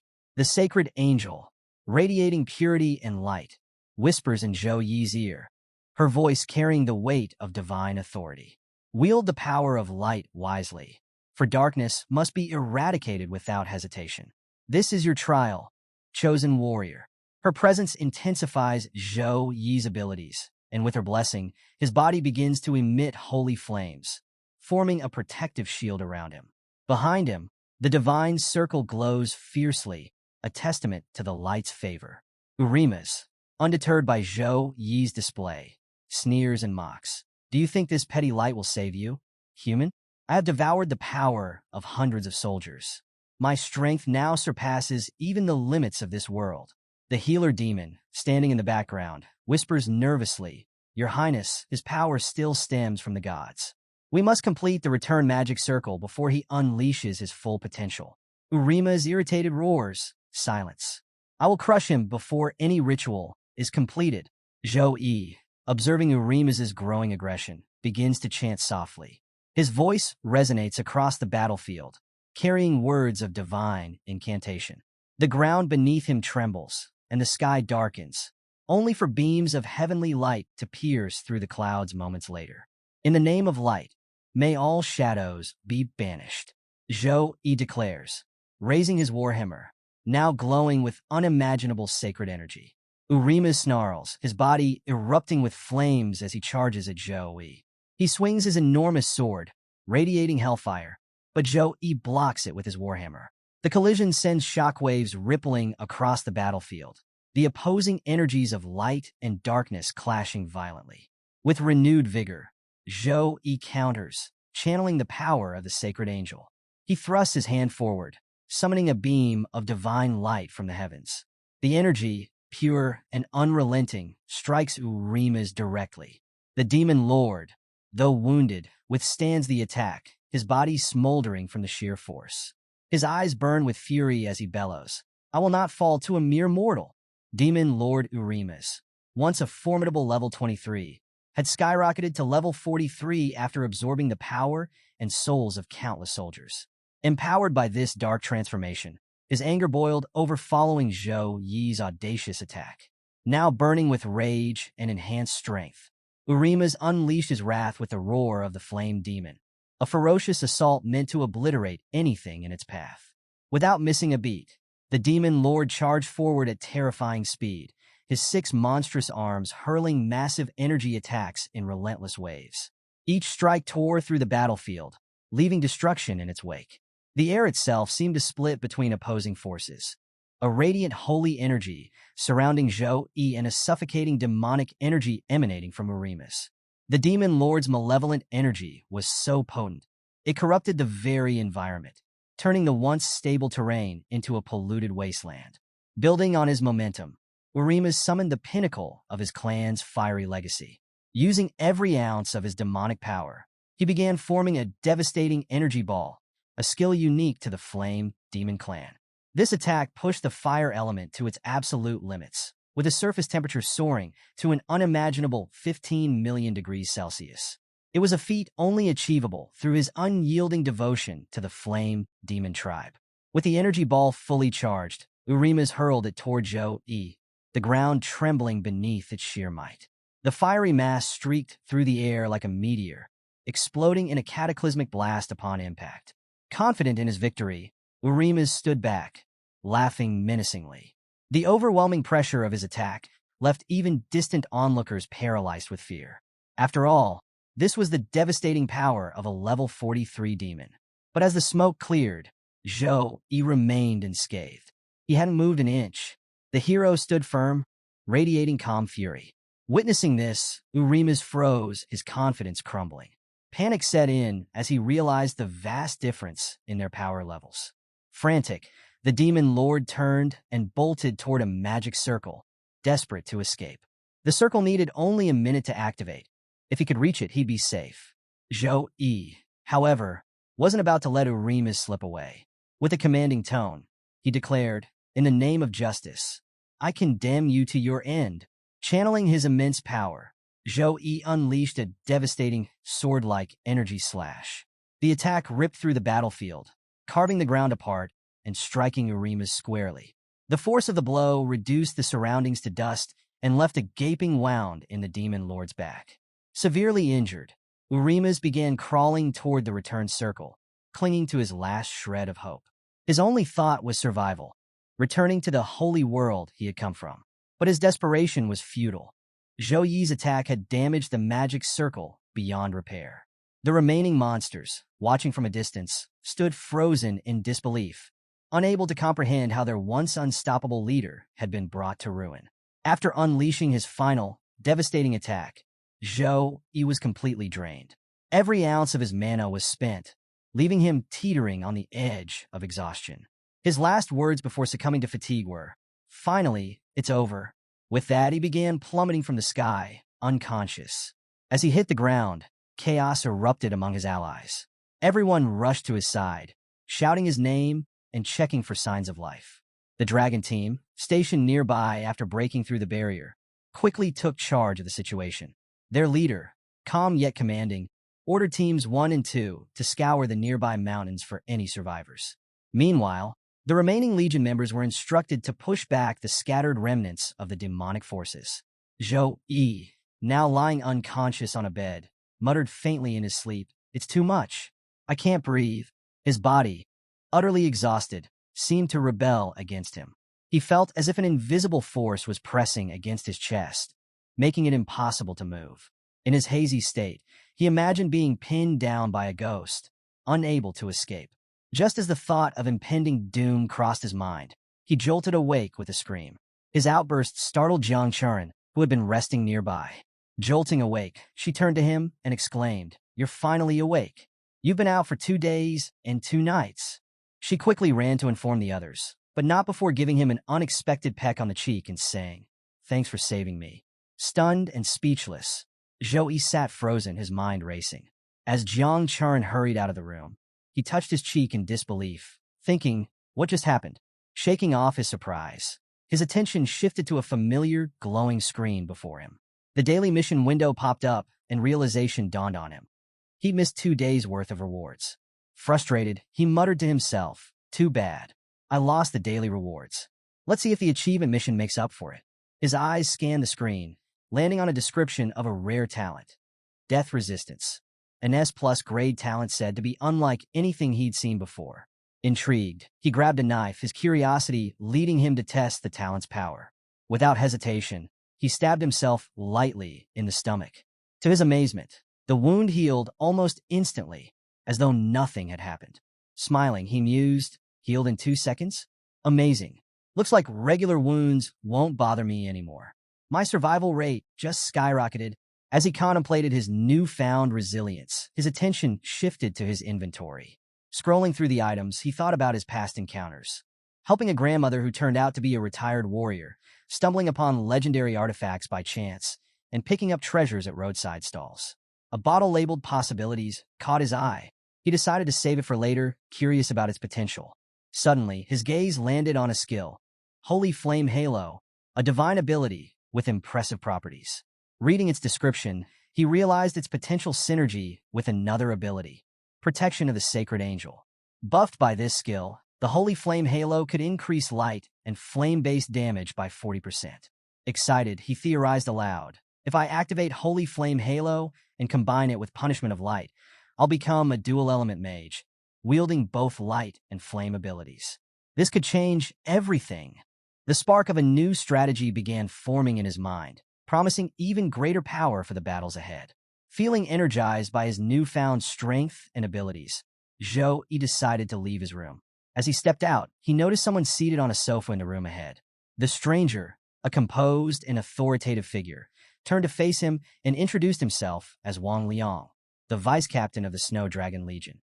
"Mr. Zhou Yi," Wang Liang began, "thanks to your timely elimination of the demonic sun and destruction of the return portal, we've managed to capture many demons as prisoners." Acknowledging the praise, Zhou Yi rubbed his head modestly. "You're welcome. It's no big deal. Is there something you need from me?" Wang Liang, sensing the hero's directness, smiled and held out a glowing orb. "Su Yuzhou wished to thank you in person, but he's tied up with urgent business. So, I'm here on his behalf. Your final strike not only destroyed half of Dark Shadow Valley, but also preserved vital traces of the demonic descent. Thanks to you, we've uncovered crucial secrets, and Su Yuzhou is currently reporting them to the higher-ups." As he spoke, the room began to transform. The once simple surroundings morphed into a grand display of treasures and equipment. The sight left Zhou Yi momentarily speechless. Wang Liang gestured to the collection. These, he explained, are resources the Snow Dragon Legion has accumulated over centuries. Don't hold back. Tell me what you want. The hero's eyes lit up with excitement. After scanning the treasures, he pointed at a specific piece. Vice Captain Wang Liang. Does the Snow Dragon Legion's warehouse have the treasure Frozen Lotus? Wang Liang chuckled, clearly amused. Wait here. Let me check. With a wave of his hand, a shimmering piece of equipment appeared before them. Is this it? He asked. The hero nodded eagerly. Yes, that's the one. Forcing a smile, Wang Liang thought, this treasure is an S-grade one worth 100 million points, equivalent to 3 years of my salary. I'll have to claim this loss from the captain. He began returning the room to its original state, restoring the simplicity of their surroundings. The Frozen Lotus is stored in our headquarters warehouse, Wang Liang continued. You'll need to stay here for a few more days to collect it. If you're bored, I can arrange for someone to help you hunt monsters in the valley. Wang Liang smirked to himself, thinking, I'll pair you with some of the younger Legion members. Once he climbs to the top ranks, the Snow Dragon Legion will benefit greatly from his friendship. A perfect plan. As he made to leave, the hero interrupted, Sorry, I can't stay. I have to return to school for the freshman competition tomorrow. You can just mail the Frozen Lotus to my dorm. Wang Liang paused, slightly taken aback. Ah, I forgot you're still a student. All right, the Frozen Lotus will be sent to your dorm at Sukong University in 2 days. If you encounter anything beyond your abilities in Tempest Valley, don't hesitate to contact the Snow Dragon Legion. Thank you, Vice Captain, the hero said as Wang Liang left. Now alone, the hero collapsed onto the sofa with a sigh of relief. Zhouyan is safe, he thought. I have to thank the demonic sun. Without him, I'd never have gotten access to the Snow Dragon Legion's warehouse and the Frozen Lotus. Glancing at the clock, he muttered, almost midnight. Time to knock out today's missions. The scene shifts to a room where a girl, wrapped in a towel, catches everyone's attention. The other girls, clearly surprised, gather in a corner. One of them speaks up, Captain, we want to invite Zhou Yi to join the Blue Phoenix team. What do you think? The captain, composed but thoughtful, responds, I don't think he'll agree. With his power, it's more efficient for him to hunt monsters solo. Unwilling to back down, one of the girls teases, How would you know without trying? Besides, Captain, you've been sneaking glances at Zhou Yi a lot lately. You want him on the team too, don't you?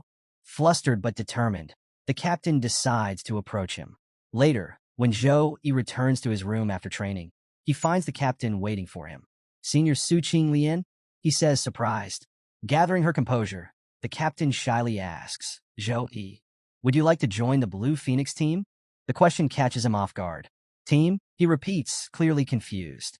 Smiling playfully, the captain continues, Zhou Yi, Zio, and Jan will be heartbroken for a while. Hearing the names, Zhou Yi looks puzzled. You're kidding, right? The captain laughs softly. Not at all. This is just our way of thanking you for saving us at Tempest Valley. Without warning, she leans in and kisses him lightly. A special thank you, she says with a smile before quickly leaving. As she departs, Zhou Yi touches his cheek, blushing slightly. He thinks to himself, a special reward, huh? Girls these days are really daring. The focus shifts to a serious meeting. In a large hall, several key figures discuss an alarming discovery. According to our investigation, one official begins, the demons invaded our world half a year ago and have been hiding in Tempest Valley ever since.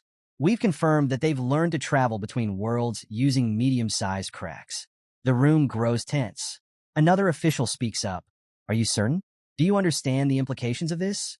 The man in the black shirt nods gravely.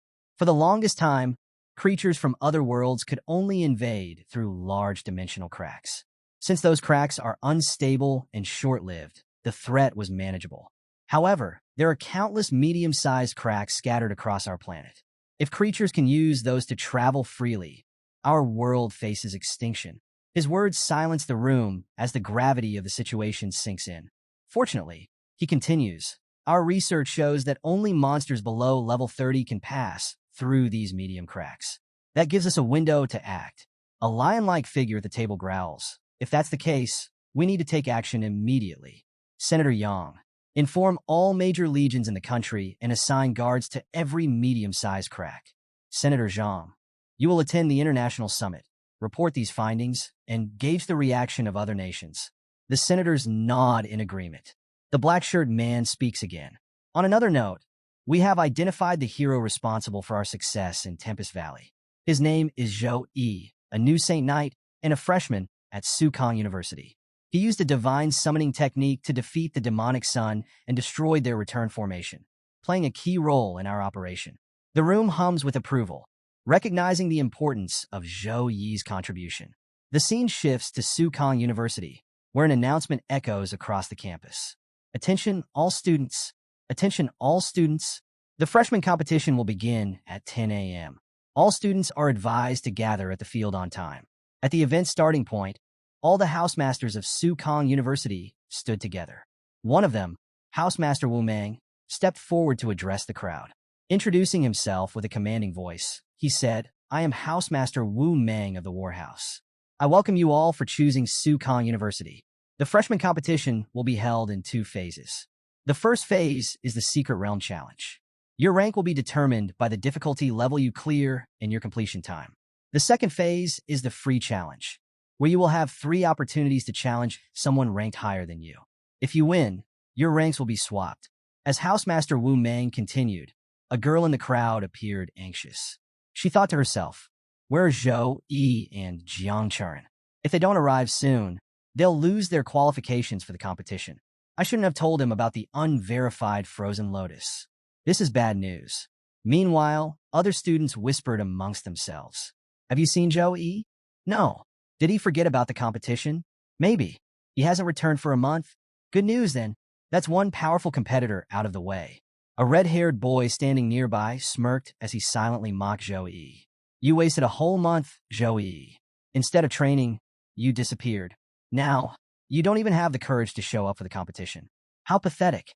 Housemaster Wu Meng raised his hand, a golden aura emanating from his palm, and declared, "Now, we begin the first phase of the freshman competition, the Secret Realm Challenge." At his command, the silver portal to the Secret Realm opened, radiating an intense energy. This year's competition was unprecedented, with the largest and strongest group of freshmen in the university's history.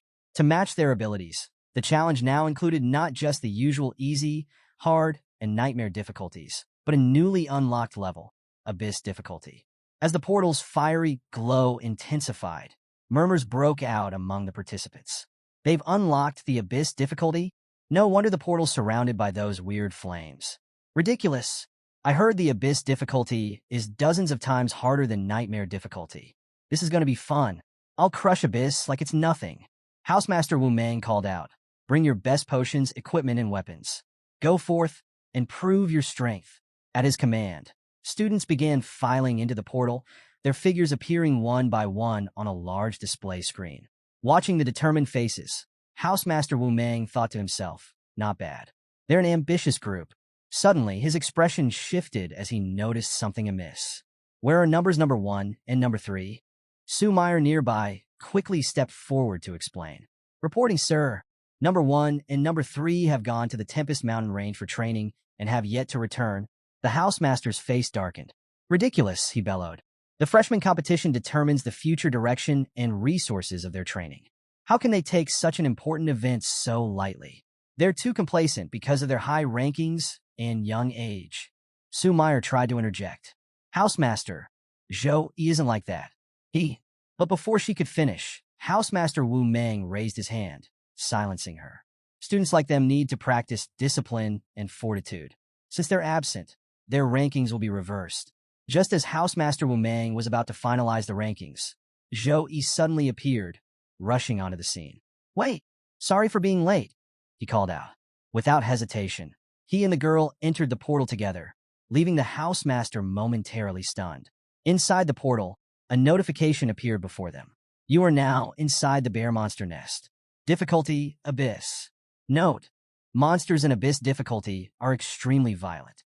Please watch the timing of your return scroll usage." Jiang Churen exhaled in relief, whispering to the hero, "We made it." Meanwhile, Zhou Yi was already getting into position. A yellow aura began to radiate around him as he gripped his weapon tightly, thinking to himself, "Let's see if this so-called Abyss difficulty lives up to the rumors." Before long, a horde of monstrous bears emerged from the shadows. Without hesitation, The hero smirked, his weapon gleaming in the dim light. "Let's see if you can make me go all out," he said, charging toward the creatures with a confident grin. The challengers scattered throughout the realm also began their battles. Observing this from outside, the housemasters watched closely. "The performance of this year's freshman isn't bad," one remarked. "Indeed," another added. "The bear monster nest is one of our school's toughest secret realms. Most freshmen are caught off guard and forced to quit. But this year, they're holding their own. I want to see what number one can do," Housemaster Wumang said.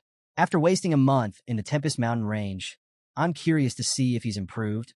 Inside the realm, Zhou Yi moved with precision and ferocity, dispatching the bears one by one. Suddenly, a notification appeared. "Congratulations on clearing the first level. Monsters killed, 16 bear monsters. Time taken, 5 seconds." Outside the portal, the housemasters exchanged astonished glances. "Cleared in 5 seconds?" one of them exclaimed. "How is that possible?" Zhou Yi only used a support skill like Holy Flame Halo. Yet the fire was strong enough to annihilate the bear monsters instantly. "Perhaps his intelligence stat is abnormally high," another suggested. "There could be many reasons," another housemaster added. "Buffs, treasures, rare skill synergies. It's too early to judge based on this one battle." Housemaster Wu Meng remained silent, deep in thought. "Even with all my years of experience, I can't pinpoint the true effect of that strange halo.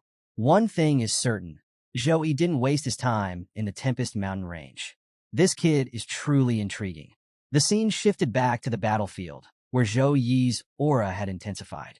Lightning crackled around him as his anger flared.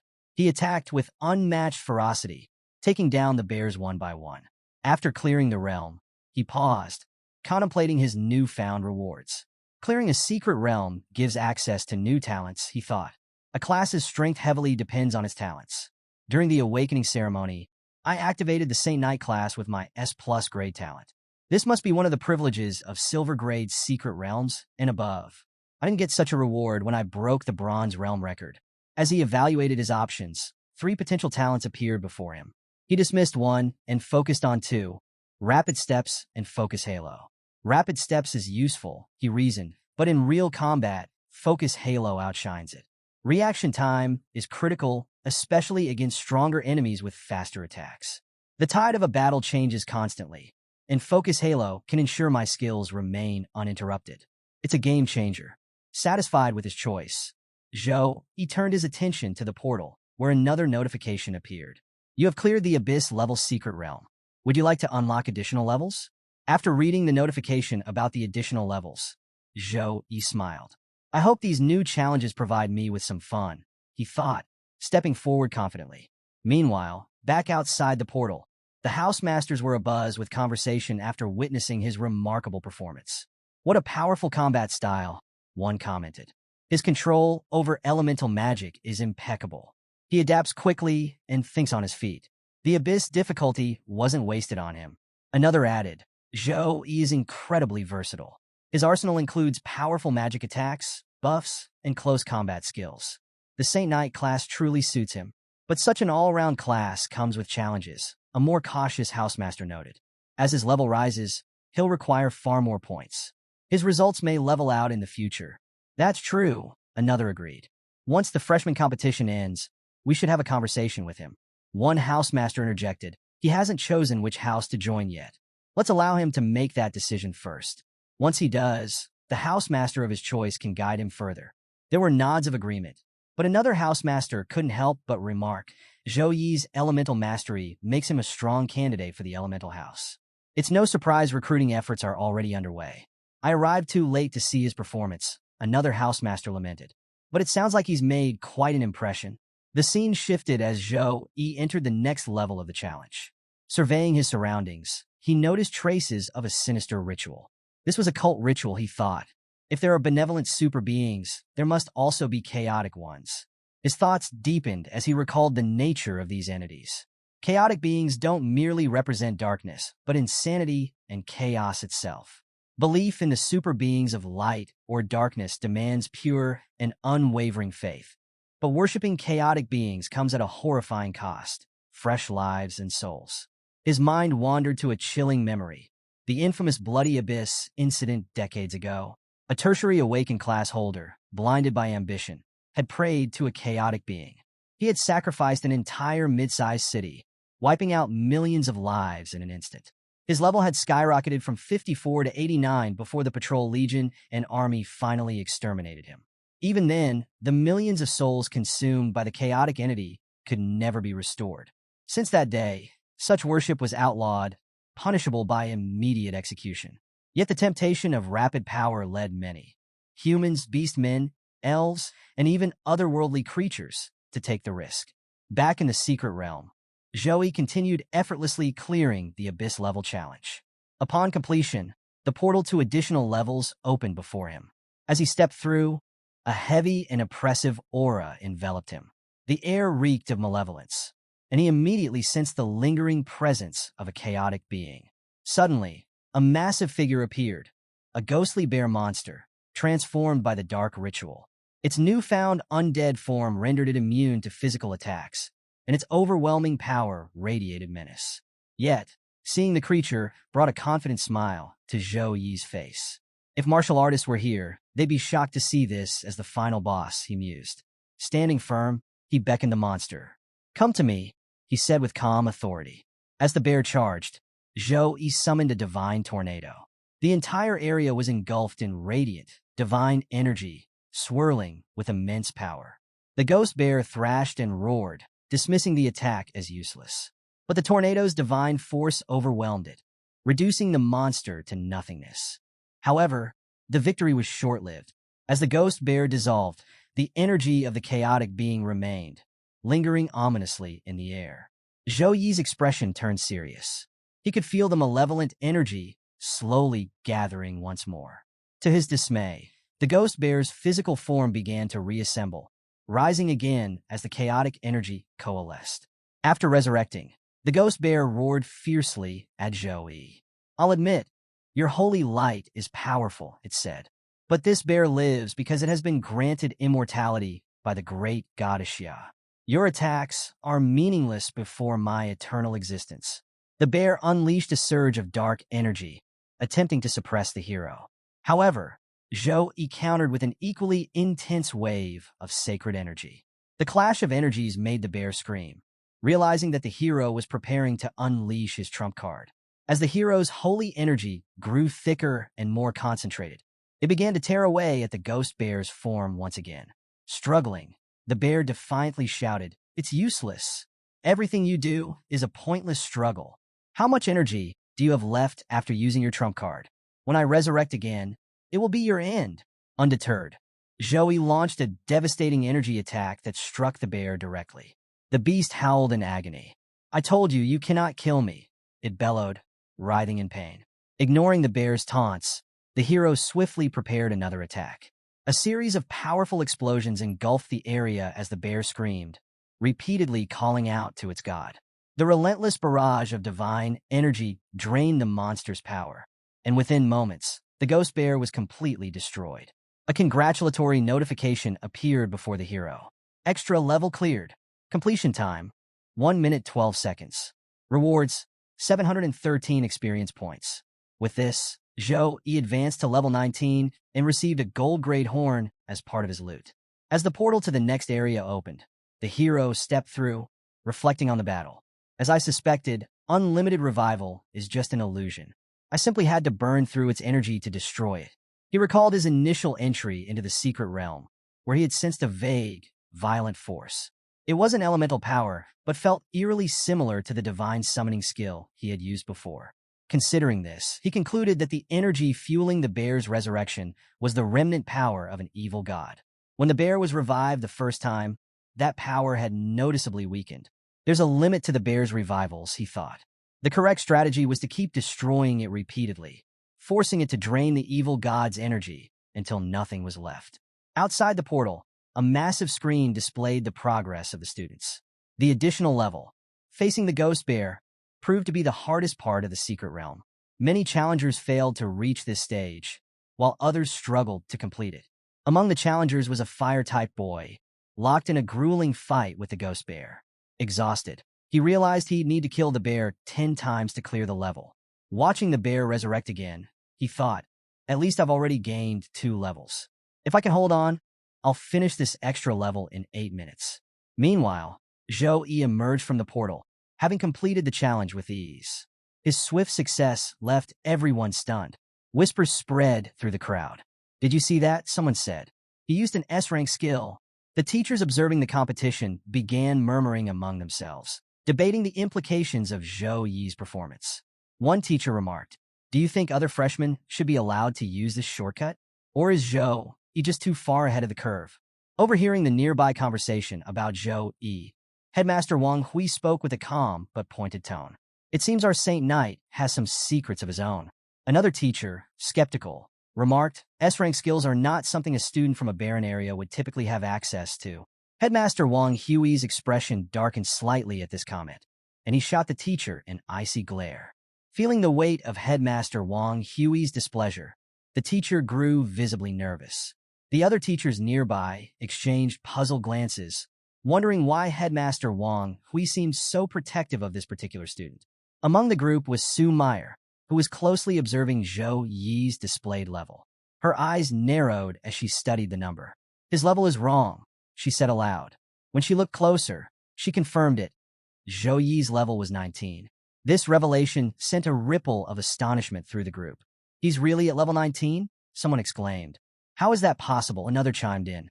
When the university entrance exam results came out, Zhou Yi was only level 13. Even an abyss-level secret realm shouldn't allow for such a dramatic increase. 6 levels? That's terrifying. Headmaster Wang Hui, still smiling, addressed their doubts. Zhou Yi left to hunt monsters and level up before entering the competition. His trip to the Tempest Mountain Range proved incredibly fruitful. He was already level 18 before stepping into the secret realm. For someone capable of single-handedly annihilating the Flame Demon army, this freshman competition is hardly a challenge. Honestly, if it weren't for the fact that these rankings dictate resource allocation, I doubt he would have bothered attending. Just then, the fire-type boy emerged from the portal. His eyes immediately landed on Zhou Yi, and a look of disbelief flashed across his face. "How is he here before me?" the boy thought angrily. The possibility that Zhou Yi might have failed to clear the extra level crossed his mind. He must have come back early after failing, he reasoned, trying to suppress his rage. Though visibly irritated, he managed to keep his composure and began walking away. Inwardly, however, his thoughts festered. As a member of one of the 8 great families, it's impossible for me to lose to someone from the barren north. Zhou Yi, noticing the boy's anger, was equally puzzled. Why is he so upset? Did he fail to clear the realm? He wondered. The focus shifted to the portal once more, where Jiang Charan suddenly tumbled out, barely able to stand.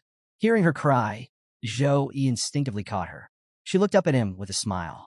"Brother Zhou, you've already cleared it before me," she said cheerfully. Zhou Yi was taken aback.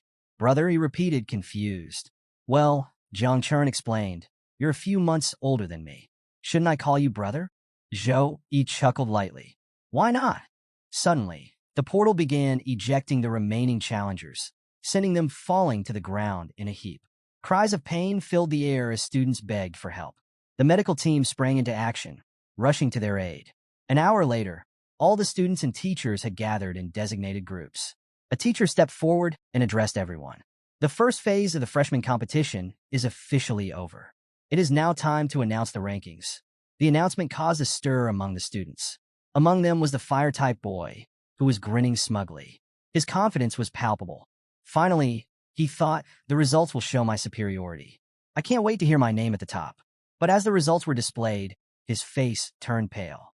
To his shock, Zhou Yi had cleared all the levels faster than anyone else.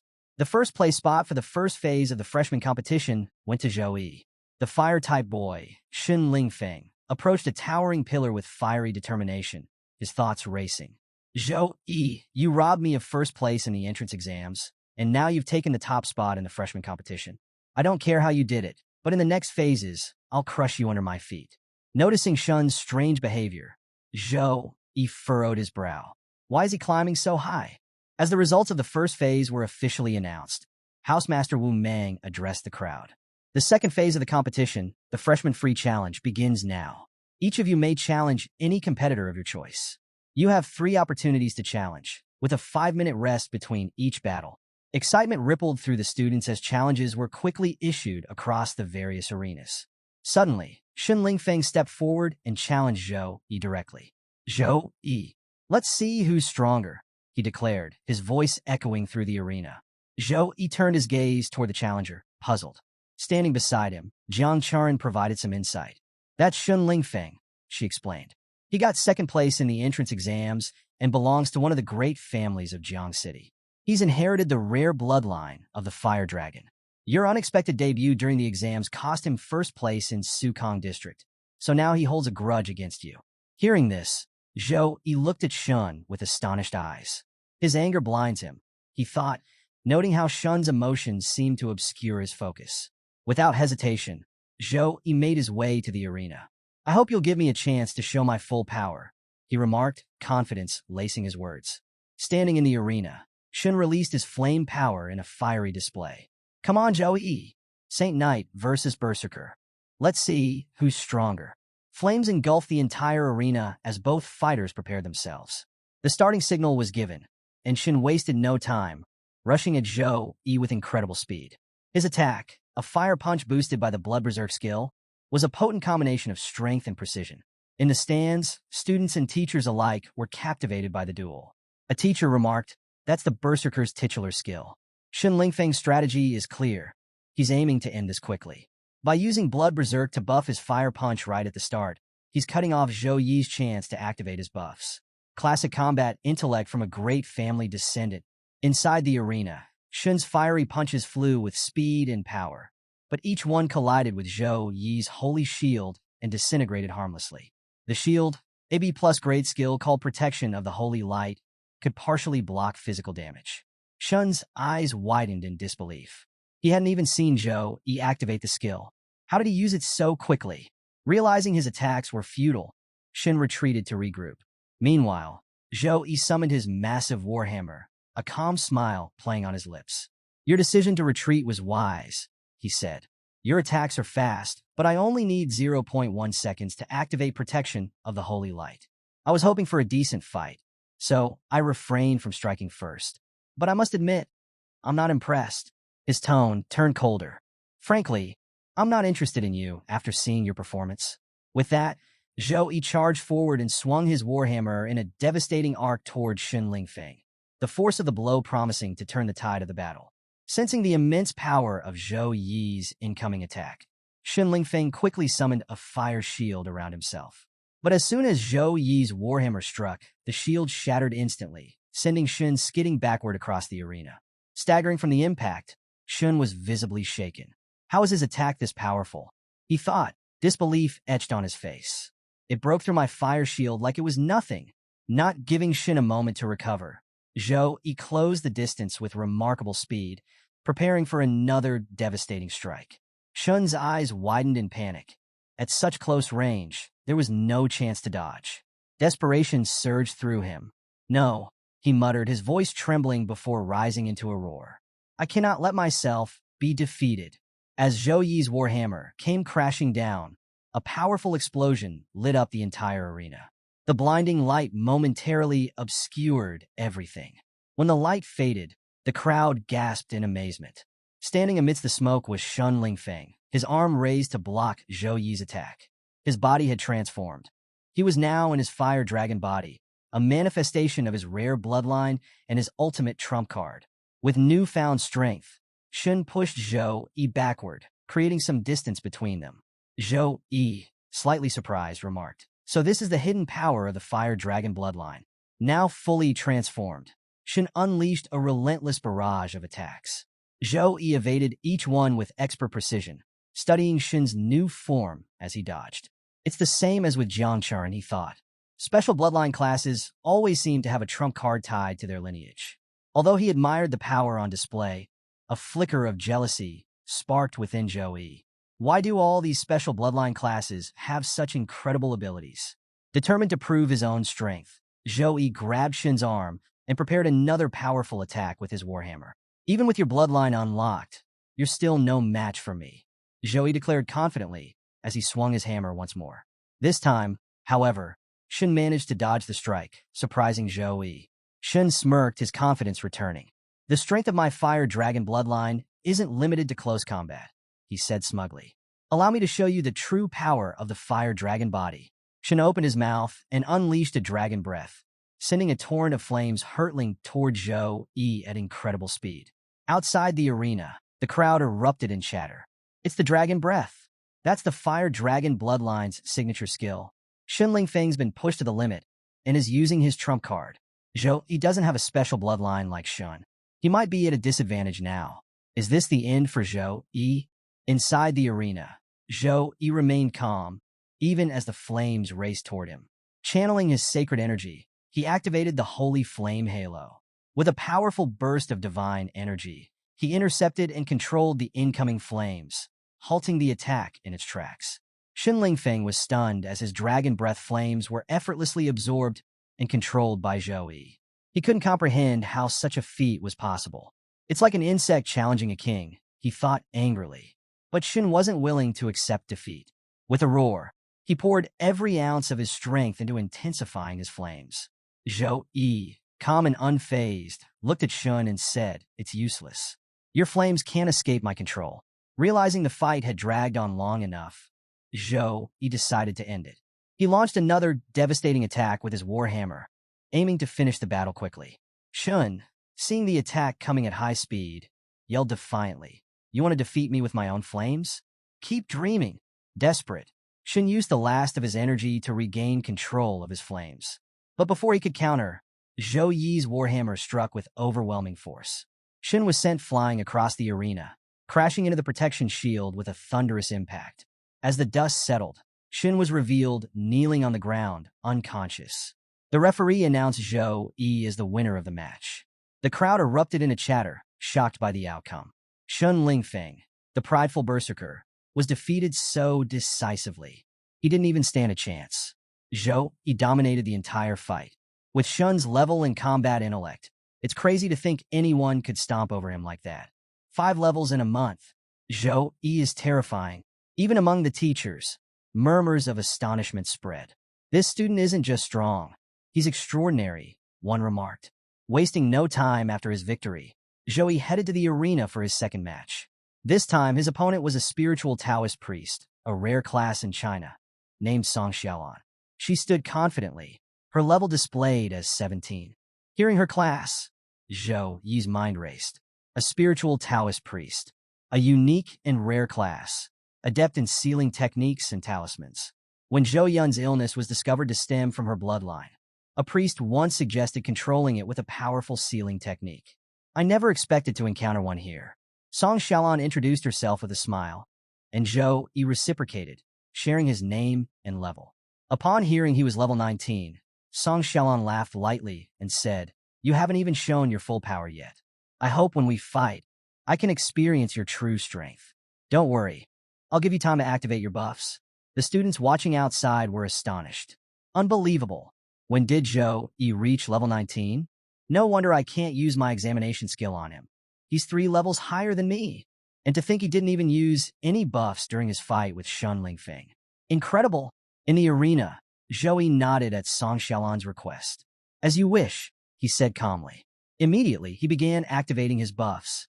The area around him was bathed in radiant holy energy, glowing brighter as he reached his full power.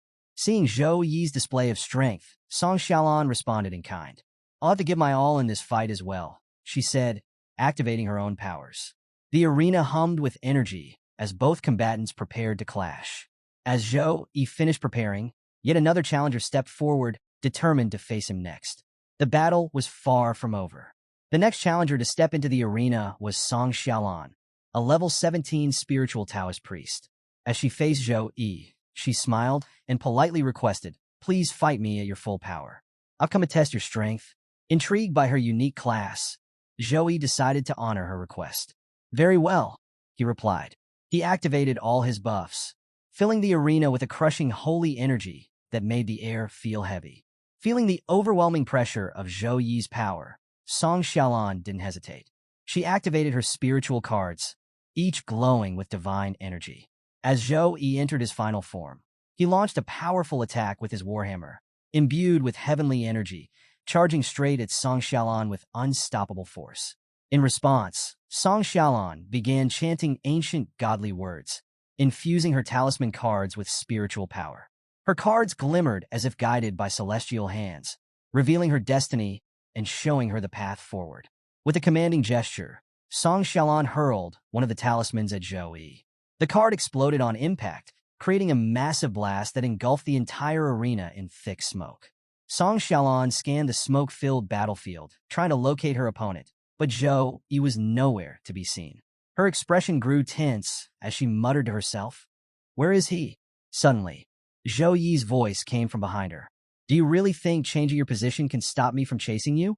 Song Xiaolan froze, startled by how quickly Zhou Yi had repositioned himself. Before she could react, Zhou Yi struck with his warhammer. Acting on instinct, Song Xiaolan conjured a protective shield using her talisman cards, narrowly avoiding a devastating blow. Even though she managed to defend herself, Zhou Yi's sheer speed and relentless assault left her stunned. How did he get behind me so quickly without making a sound? She wondered. The battle intensified. Song Xiaolan desperately tried to maintain her defenses, but Zhou Yi's powerful attacks began to overwhelm her. One by one, her spiritual cards shattered and scattered under the pressure. Her protective gear activated automatically, creating temporary barriers, but even these weren't enough to hold back Zhou Yi's onslaught. Realizing her precarious situation, Song Xiaolan decided to take a risky gamble. She tossed a small flame toward Zhou Yi, hoping to distract him. Seizing the moment, she began chanting again, drawing upon the laws of heaven and earth.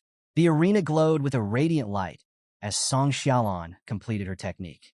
The energy transformed into several elite warriors, each clad in divine armor, standing at her command. She ordered them to obey her will, sending them toward Zhou Yi. Zhou Yi's eyes lit up with excitement as he observed the summoned warriors. "Interesting," he said with a grin. "Using the power of the heavens to create soldiers? This is a very Taoist way of spreading the seeds of combat." As soon as the elite warriors were summoned, Song Xiaolan gave them their orders. They charged toward Zhou Yi at full speed, their movements precise and disciplined. Zhou Yi, however, remained calm, destroying them one by one with his warhammer. The summoned warriors, though formidable, weren't difficult for him to handle. The only troublesome aspect was their ability to recover like ghosts, regenerating almost as soon as they were destroyed. Zhou Yi quickly realized that the only way to stop them permanently was to cut off the source of their magic. These Taoist soldiers aren't much of a challenge, Zhou Yi thought as he dispatched them with rapid, calculated strikes. Despite their regeneration, their recovery speed couldn't match the sheer force of his attacks. Watching her warriors crumble, Song Xiaolan grew frustrated. "This is ridiculous. My Taoist array can easily handle someone with the power of a level 30 fighter. But Zhou Yi, he's dismantling it effortlessly." Before long, Zhou Yi had all but decimated her summoned creatures. With a powerful leap, he closed the distance between them, once again appearing behind Song Xiaolan. This time, his warhammer was poised for a decisive strike, radiating a deadly aura. Feeling the weight of his intent, Song Xiaolan froze in fear. Before the attack could land, she cried out, "I accept defeat." Zhou Yi paused, lowering his weapon. He was slightly puzzled. "You were the one who asked me to fight at full power," he said. "Why are you conceding now?" Song Xiaolan let out a nervous laugh. "It's simple," she replied. "We're not on the same level. I sincerely accept my defeat." Though a bit disappointed, Song Xiaolan believed she had made the right decision. Staying in the fight any longer would have led to an outcome like Shen Lingfeng's, a crushing and humiliating defeat. As she left the arena, she turned back to Zhou Yi with a small smile. "Next time, when I'm stronger, I'll definitely seek your guidance."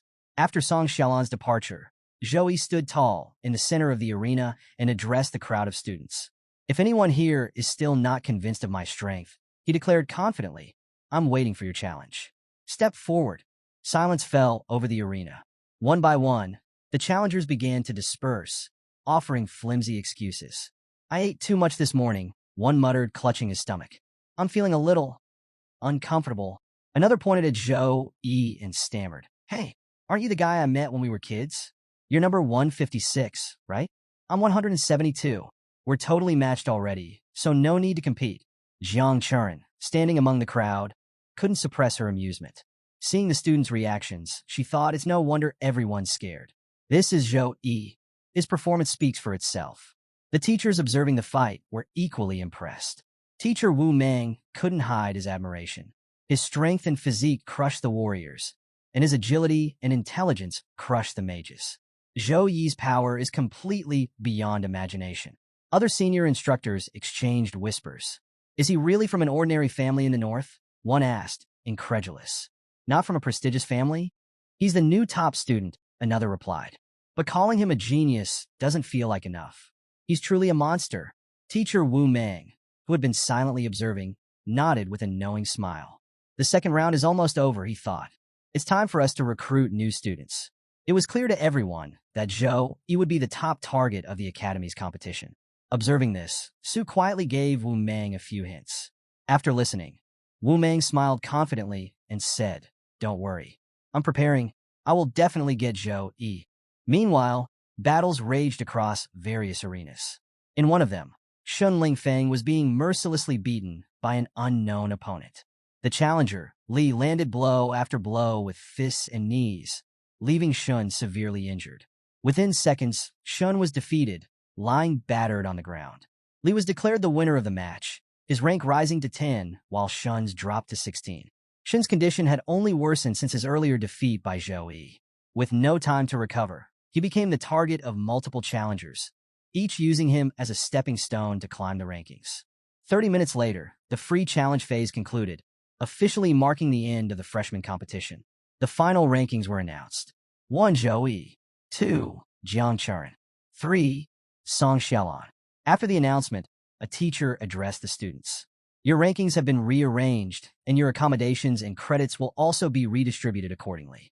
If you find yourself ranked lower and with fewer credits, don't be discouraged. There are many ways to earn credits in the academy. As long as you study hard, you'll have plenty of opportunities to improve. With the rankings settled, it was time for the division into houses. 5 deans stepped forward to introduce their respective academies and teaching philosophies. The Warhouse Master Wu Meng spoke first, his voice firm and authoritative. Although the dark period of large-scale alien invasions is over, countless skilled warriors still sacrifice their lives on the battlefield every year. Our mission at the War Academy is to train students with exceptional practical abilities, increasing their survival chances on the front lines. Harshness and resilience are synonymous with the name of our academy. Next was the Elemental Academy, which only accepted students whose primary abilities were elemental magic. The teacher Cho Huayang spoke with passion. We will take you to the true meaning of elemental magic, unlocking your full potential and mastery over the elements. The Weapon Academy teacher Rong Qi followed, exuding strength and confidence. Our academy focuses on optimizing the use of weapons. We emphasize raw physical power and skillful weapon handling over reliance on complex techniques. Here, you'll achieve unparalleled strength, relying solely on your body and your weapon. The fourth speaker, Teacher Zhang Ling, represented the Tactical Academy. Our goal is to train tactical experts capable of commanding battles, regardless of their profession. Surely everyone knows that a top tactician can significantly reduce the defeat rate of an entire army. Finally, the Logistics Academy introduced itself. The teacher Wu Kuqing spoke with quiet pride. A strong logistics system is the foundation of any successful operation. While we may not specialize in combat, we teach the most professional vocational knowledge related to life skills. We welcome all life experts to join us. After the academies had introduced themselves, Housemaster Wu Meng addressed the students. The information for each academy has been presented. You may now log into the system to select the academy of your choice. The students eagerly pulled out their devices, scanning the system to make their decisions. Meanwhile, Jiang Chuan turned to Zhou Yi and asked, "Which academy will you choose?" Before Zhou Yi could reply, Wu Meng stepped forward. "Student Zhou Yi," he said warmly, "if you join my War Academy, I will personally serve as your private tutor." Zhou Yi raised an eyebrow. "A private tutor?" he asked, intrigued but slightly puzzled. Wu Meng smiled and explained, "Each tutor is allowed to take one outstanding student under their wing for personal guidance. As your tutor, I would ensure you receive priority access to resources. To sweeten the deal, I prepared some welcome gifts, including 3 A-level skill books and an A-level resource exchange order." Before Zhou Yi could respond, the Elemental Academy's teacher Cho Huayang chimed in. "Zhou Yi, choosing a private tutor is no small matter," she said, her tone measured but enticing. "You should consider your options carefully. If you join our Elemental Academy, I will personally prepare a legendary equipment set just for you. Not to be outdone, the Weapon Academy's teacher Rong Chi stepped forward. Zhou Yi, he said confidently, if you join the Weapon Academy, you'll have unrestricted access to anything that enhances your physical strength. The sudden competition between the teachers frustrated Wu Meng. What are you two doing? He said, frowning. I came here first. It's not about who came first, the Weapon Academy teacher Rong Chi shot back. It's about sincerity. Amid the escalating offers, Zhou Yi found himself in a dilemma. Around him, students began murmuring, their excitement palpable. 3 deans personally vying for Zhou Yi, one student whispered. This must be the special treatment reserved for the top-ranked student. Another added, becoming an exclusive student of a tutor is like being a direct disciple in a prestigious family. Plus, they get access to the tutor's resources. But the offers being made here are insane. 3 A-level skill books are incredibly rare, but a legendary equipment set crafted by Dean Chao of the Elemental Academy? That's next level. Just as the tension reached its peak, Headmaster Wang Hui arrived, his presence commanding immediate attention. Without hesitation, he addressed Zhou Yi directly. Zhou Yi, I want you to become my personal disciple. The teachers turned in astonishment. Headmaster Wang Hui's proposal stunned everyone present. Headmaster Wang Hui continued, if you agree, I will demonstrate the Bloodline Fusion technique for you. Zhou Yi's curiosity was piqued. What is this Bloodline Fusion technique? He asked. Headmaster Wang Hui explained. The Bloodline Fusion technique is a forbidden-level technique. It requires the blood of an alien race and is used to fulfill a special mission. By performing this technique, your physical strength will improve significantly. Additionally, you'll gain more attributes and free skill points every time you level up. Gasps rippled through the crowd. A forbidden-grade spell, offered so directly, was unheard of. The students exchanged awed glances, their whispers growing louder. This is outrageous, one student murmured. A forbidden-grade spell? That's an offer no one can refuse. Another nodded. It's a direct ticket to unparalleled power. If Zhou Yi accepts, they'll have an incredible advantage. Among the crowd, one disciple stood out. Headmaster Wang Hui's most famous disciple. He was a powerhouse, the president of the Tianyu Association and one of China's top figures. If Zhou Yi becomes Headmaster Wang Hui disciple, another student remarked, he won't just gain power. He'll also inherit Wang Hui's vast network. That would catapult him straight to the top. Among the crowd of students, Shun Lingfeng stood silently, his expression dark. Hearing Headmaster Wang Hui's offer, his mind churned with anger and envy. This guy has all the luck in the world, he thought bitterly. If it weren't for Zhou Yi, I'd be in first place. I'd have Headmaster Wang Hui's support too. Meanwhile, Jiang Churen stood next to Zhou Yi, equally stunned by Headmaster Wang Hui's offer. She couldn't help but marvel at the implications. Changing Zhou Yi's bloodline would make him even stronger. This is unbelievable. The Elemental Academy teacher Cho Huayang smiled, folding her arms. I never realized Zhou Yi was so captivating, she mused aloud, that even Headmaster Wang Hui wants him as a disciple. Headmaster Wang Hui, unbothered by the chatter, summoned a small, ornate box. There are many remarkable things about you, Zhou Yi, he said with a smile. Opening the box, he revealed a gleaming gold medal. This is a reward from the Snow Dragon Legion captain, specifically requested to be handed to you. The students gasped in unison, their eyes glued to the medal. Shun too was shocked. A gold medal? Even the Shun family, one of the great 8 families of Ning, doesn't have a gold medal. How is this possible? Song Xiaolan, standing nearby, stared in disbelief. Am I mistaken? Isn't that an honor medal? Jiang Churen grasped Zhou Yi's arm, her voice tinged with awe. It's a gold medal. My grandfather fought on the front lines for years and only received a silver medal. Zhou Yi's attention was fixed on the medal. Engraved on it were the words, in honor of those who have contributed to China's civilization. Confused, he thought, when did I provide a great contribution to China? Sensing his hesitation, Headmaster Wang Hui clarified, I know about your actions in Tempest Valley. You deserve this outstanding achievement, gold medal. Still puzzled, Zhou Yi thought to himself, a medal like this for killing a few demons in Tempest Valley? There must be more to this than I know. Despite his doubts, Zhou Yi accepted the medal graciously. Thank you, Headmaster, he said with a slight bow. The Elemental Academy teacher Cho Huayang chuckled. Zhou Yi, you're far too formal. Still calling him Headmaster, are you? Bowing lower, Zhou Yi replied, Teacher, I'm honored to be your student. Headmaster Wang Hui, satisfied, wasted no time.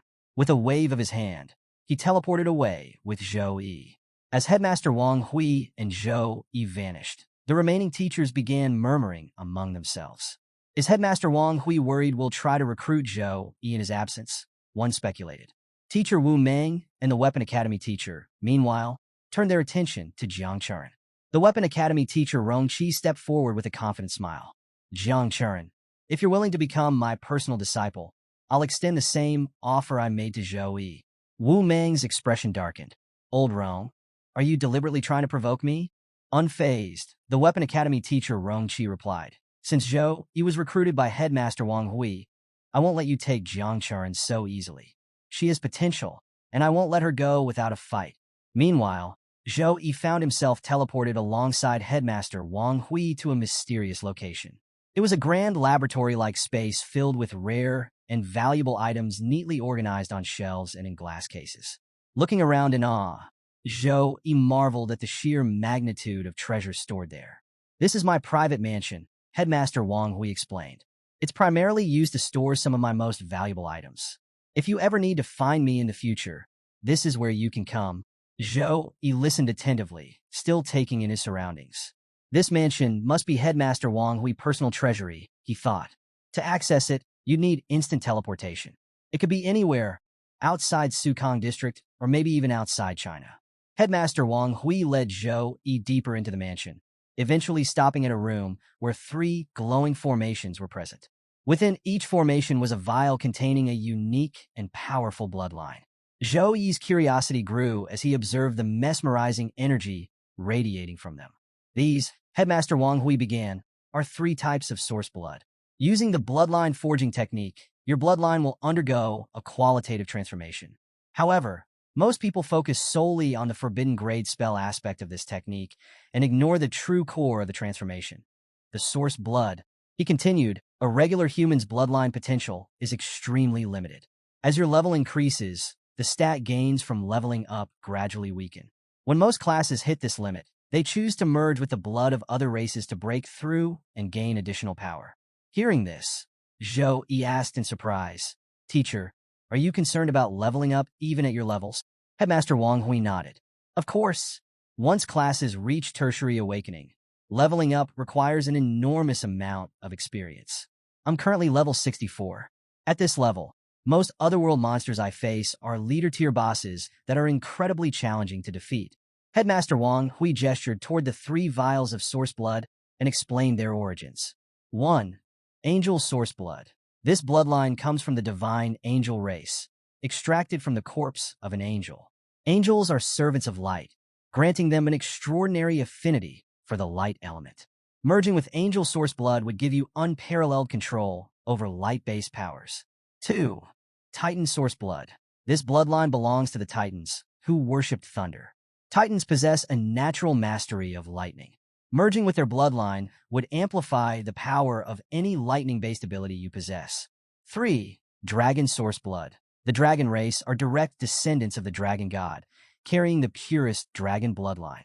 If you merge with dragon source blood, you'll gain a natural dominance over all beast races and significantly enhance your overall physical capabilities. Hearing this, Zhou Yi was stunned. The angel, titan, and dragon races are all high-tier races, he thought. Each is at least level 60 or above. This is incredible. Despite his amazement, Zhou Yi was cautious. He didn't want to make a rash decision and asked, Teacher, which bloodline do you think would suit me best? Even though Zhou Yi had the system to assist him, he was aware of his limited knowledge of this world and wanted to avoid any mistakes. His rationality impressed Headmaster Wang Hui, who smiled approvingly. Faced with 3 rare and extraordinary source blood options, most young people would impulsively choose the one they found most exciting, Headmaster Wang Hui said. You, however, have proven your maturity by remaining calm and seeking guidance. This rational thinking will serve you well. Headmaster Wang Hui began explaining the details of the bloodlines to Zhou Yi. The Titan and Dragon source bloods are undeniably powerful. They will significantly enhance your strength and mana capacity after merging. However, Headmaster Wang Hui continued, due to your strong affinity with the of light, the Angel source blood is undoubtedly the best choice for you. With it, you might achieve improvements beyond your imagination. Taking Headmaster Wang Hui's advice, Zhou Yi chose the angel source blood. As he did, Headmaster Wang Hui nodded approvingly. It seems the angel source blood is very compatible with you, he said with a smile. Headmaster Wang Hui went on to explain, you are my 5th student. You have 4 senior disciples ahead of you, and when the opportunity arises, I will introduce you to them. After this, Zhou Yi hesitated for a moment before asking, Teacher, I have a question. Why was I awarded the gold medal? It seems impossible to receive one just for eliminating a demon legion. Headmaster Wang Hui's expression turned serious. I'll be honest with you, he replied. Your actions in Tempest Valley exposed the demon's plan. The military discovered that otherworld creatures have developed the ability to travel through middle-sized cracks. Zhou Yi was stunned. Doesn't that mean there are already many otherworld creatures hiding across China? He asked, his voice filled with concern. That's correct, Headmaster Wang Hui confirmed. Initial investigations have revealed signs of their arrival through hundreds of such cracks. Thankfully, their levels are relatively low, so the legions can handle them for now. Across the country, legions have been mobilized to eliminate these creatures, and the Academy's mission system will soon provide related assignments. Headmaster Wang Hui placed a hand on Zhou Yi's shoulder and added, As my student, I hope you will grow as strong as your senior disciples and contribute your power to the nation. Zhou Yi nodded firmly. Yes, teacher. I will do my best. Satisfied, Headmaster Wang Hui handed Zhou Yi a teleportation device and said, Come back tomorrow morning. Preparations for the bloodline forging technique are not yet complete. For now, return to your room and rest. Back in his room, Zhou Yi lay on his bed, scrolling through the system messages and reflecting on Headmaster Wang Hui's words.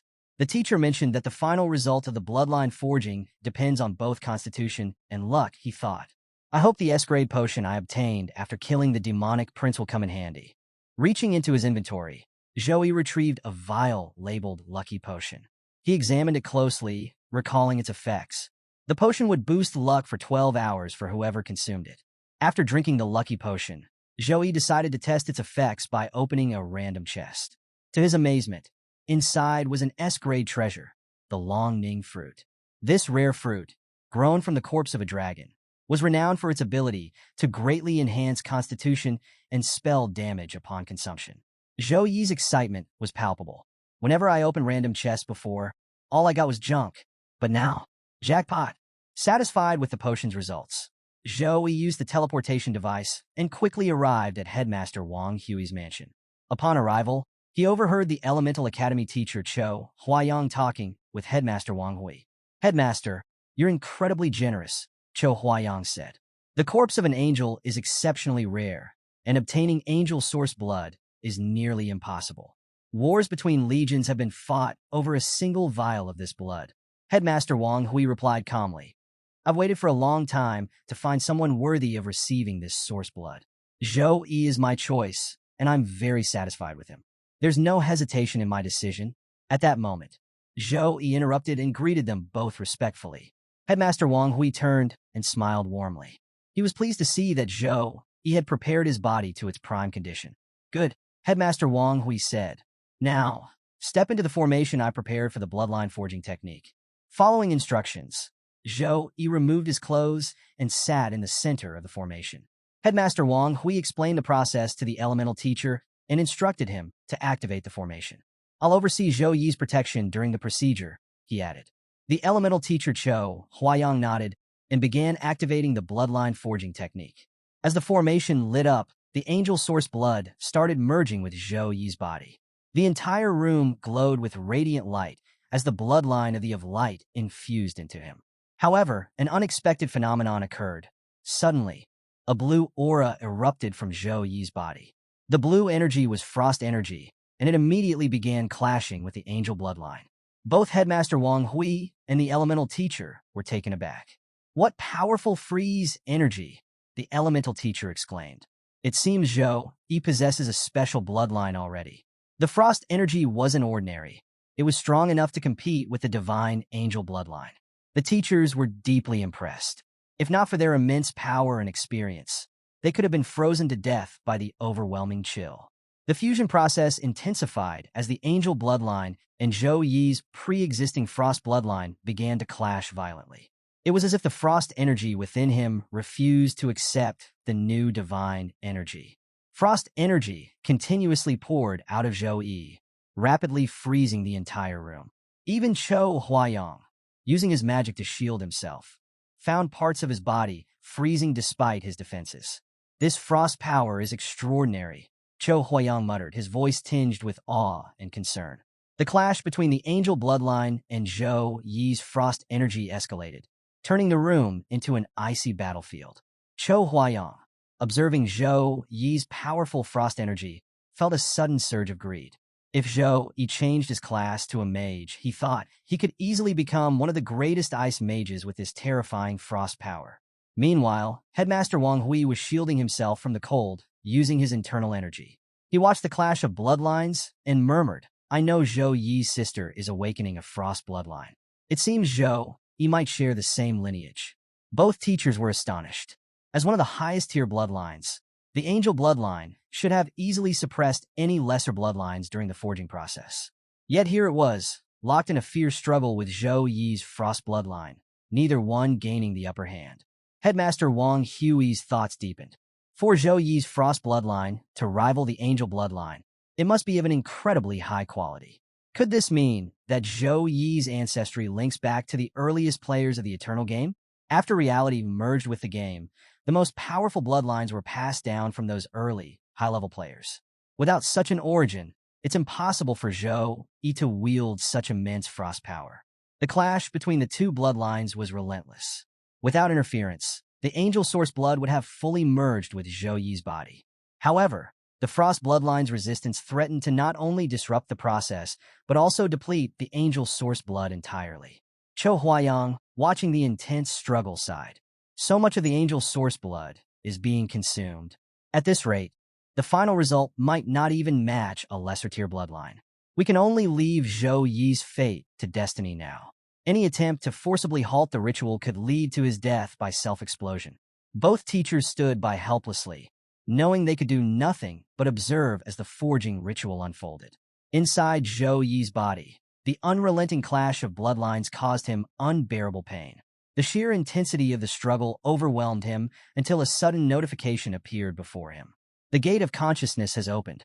You have entered the mental realm. Zhou Yi found himself transported to a grand, sacred palace. The radiant halls shimmered with light, and in the center stood an angelic figure, her presence exuding divine energy. The angel welcomed Zhou Yi warmly. "My child," she said with a serene smile, "you have finally arrived." Zhou Yi glanced around cautiously. So this is the mental realm, he thought, taking in his surroundings. The angel continued, "Congratulations on receiving God's blessing. I have been sent to grant you your true strength.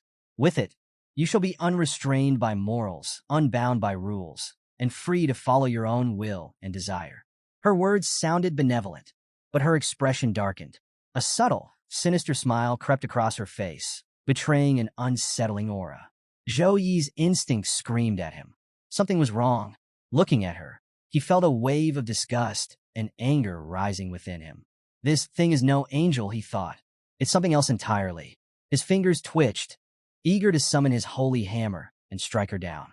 Sensing his hesitation, the angel extended her hand and said again, "Fear not, and embrace this blessing. With it, you shall attain power beyond measure." Before she could utter another word, Zhou Yi's holy hammer materialized and shot toward her at full speed, striking her squarely in the face. The force of the blow left her stunned, her once serene expression now twisted in shock and anger. In another part of the divine realm, Zhou Yi's protection angel sat calmly in her radiant palace. A smaller angel, resembling a vigilant guard, stood beside her, looking perplexed. The security angel glanced at her and asked, "Is something wrong?" The protection angel smiled faintly, her gaze distant. "Nothing," she replied softly. "I just saw something interesting." Closing her eyes, she muttered an incantation under her breath. "Don't disappoint me, little one," she whispered. Meanwhile, in the mental realm, the corrupt angel rose after being struck by Zhou Yi's holy hammer. Her expression twisted with fury as she hissed, "You dare offend the divinities? God shall unleash divine punishment upon you, leaving not a trace of your body behind. Kneel and beg for forgiveness, and perhaps I'll consider absolving you of your sins on behalf of God. Zhou Yi, unshaken, replied coldly, "There's no need for that." The angel's anger deepened, but her smile returned, wicked and cruel. "Impudent boy," she sneered. With a wave of her hand, she summoned chains of dark energy that bound Zhou Yi tightly. Around him, countless demonic eyes emerged from the shadows, glaring at him with malevolence. The chains radiated corrupt energy, which began to seep into Zhou Yi's body. He struggled fiercely against the bindings, but the eyes intensified their assault, pouring their full power into attempting to corrupt him. The corrupt angel reveled in his torment, her laughter echoing through the sacred palace. "You dared disrespect my master, Xia," she taunted. "You will pay the price in pain." Hearing the name Xia, Zhou Yi's eyes burned with fury. "You're nothing but his underling," he spat. Her smile vanished, replaced by a snarl. She struck Zhou Yi across the face with a resounding slap. "Brat," she barked, "you've successfully caught Master's attention. Feel joyful. He has sent me to conduct your baptism and return you to the right track." The chains tightened, and through them, Xia's corrupt energy surged into Zhou Yi's body. The malicious power began to erode his thoughts, clouding his mind and drowning him in unbearable pain. Outside the mental realm, Headmaster Wang Hui and Chou Huayang were alarmed. A powerful wave of evil energy began emanating from Zhou Yi's body, radiating throughout the room. "What's happening?" Chou Huayang asked, his voice tinged with fear. "This energy, it's pure evil." Headmaster Wang Hui quickly channeled his own energy to shield Zhou Yi's body. "Why is there an evil god's power within the angel's source blood?" he muttered, his tone grave. Could it be that the angel was corrupted by an evil god? The clash of energies intensified. Headmaster Wang Hui's protective barrier collided with the surging evil energy, sending shockwaves across the room. Chou Huayang watched in horror. "Zhou Yi is in grave danger," he said urgently. "The evil god will stop at nothing to destroy the angel's power." But then, Headmaster Wang Hui smiled unexpectedly. "Relax," he said confidently. "Look closer. The angel's power within Zhou Yi isn't being destroyed. It's growing stronger." The teachers watched in astonishment as Zhou Yi, seated in the formation, became a vessel for an extraordinary phenomenon. The angel power and frost energy, locked in an intense struggle, suddenly began to merge. The conflicting forces intertwined, harmonizing into a singular, powerful bloodline that blended the brilliance of light with the icy chill of frost. As Zhou Yi mastered the combined powers of the angel and frost bloodlines, he unleashed their energy to purge Xia's corrupt influence from his body. The chains binding him shattered instantly, disintegrating under the overwhelming force of his newfound power. The fusion of the two bloodlines not only freed him, but transformed him. His holy light, a gift from the of light, melded seamlessly with the frost energy coursing through his veins. Together, they created a symbol of his unyielding strength. The sheer magnitude of Zhou Yi's energy wreaked havoc on the mental realm. The evil angel before him was caught in the crossfire. She shivered violently as the frost energy encased her in ice, while the holy energy seared her essence. She writhed in agony, unable to escape the dual assault. As the frost overtook her entirely, her thoughts spiraled into despair. This boy's soul was nearly consumed. How has he suddenly gained such divine power? Meanwhile, Zhou Yi's body underwent a complete transformation. His entire form glowed with radiant light, and a pair of magnificent wings made of crystalline ice emerged from his back, amplifying his aura of invincibility. With this newfound strength, Zhou Yi summoned his warhammer. The weapon, too, had evolved, now cloaked in swirling frost energy. Without hesitation, Zhou Yi delivered a crushing blow to the frozen angel. She shattered into countless fragments, her existence wiped out by a single decisive strike. However, Zhou Yi wasn't finished. Sensing Xia's lingering presence, he turned his attention to the evil god himself, launching a series of devastating attacks. His strikes reverberated through the mental realm, each one more potent than the last. The death of his lackey enraged Xia, who manifested his full form within the mental realm. His arrival filled the space with a suffocating wave of corrupt energy, dark and oppressive. The once sacred realm was now cloaked in darkness, pulsating with the malevolence of the evil god's power. Earlier, as Zhou emerged the angel bloodline within himself, he encountered the angelic servant of Xia in the mental realm. What initially seemed like a divine figure quickly revealed her true colors, a minion of the evil god intent on corrupting Zhou Yi. Despite her attempts to trap him with her chains, Zhou Yi fought back, refusing to succumb. The battle seemed bleak when Xia's corrupt energy began infiltrating Zhou Yi's body. But the effects of the lucky potion he had consumed worked in his favor. The angel and frost bloodlines, previously locked in conflict, fused into a harmonious force, elevating Zhou Yi's strength to unimaginable heights. In his transformed state, Zhou Yi swiftly destroyed the angelic servant. However, Xia, unwilling to let his underling fall so easily, transferred a portion of his power to her lifeless form. The servant was reborn as a monstrous abomination, her strength magnified exponentially. As Zhou Yi prepared for the next phase of the battle, the servant, now evolved into a grotesque beast, laughed mockingly. "Your resistance is nothing but a temporary inconvenience," she sneered, her voice dripping with malice. She summoned a massive chain, pulsating with evil energy, and hurled it toward Zhou Yi. The chain tore through the air with terrifying speed, aiming to bind him once again. But this time, Zhou Yi was untouchable. Floating calmly in the air, his radiant form exuded an angelic grace. His golden light shimmered brilliantly, while his wings of frozen energy allowed him to hover effortlessly.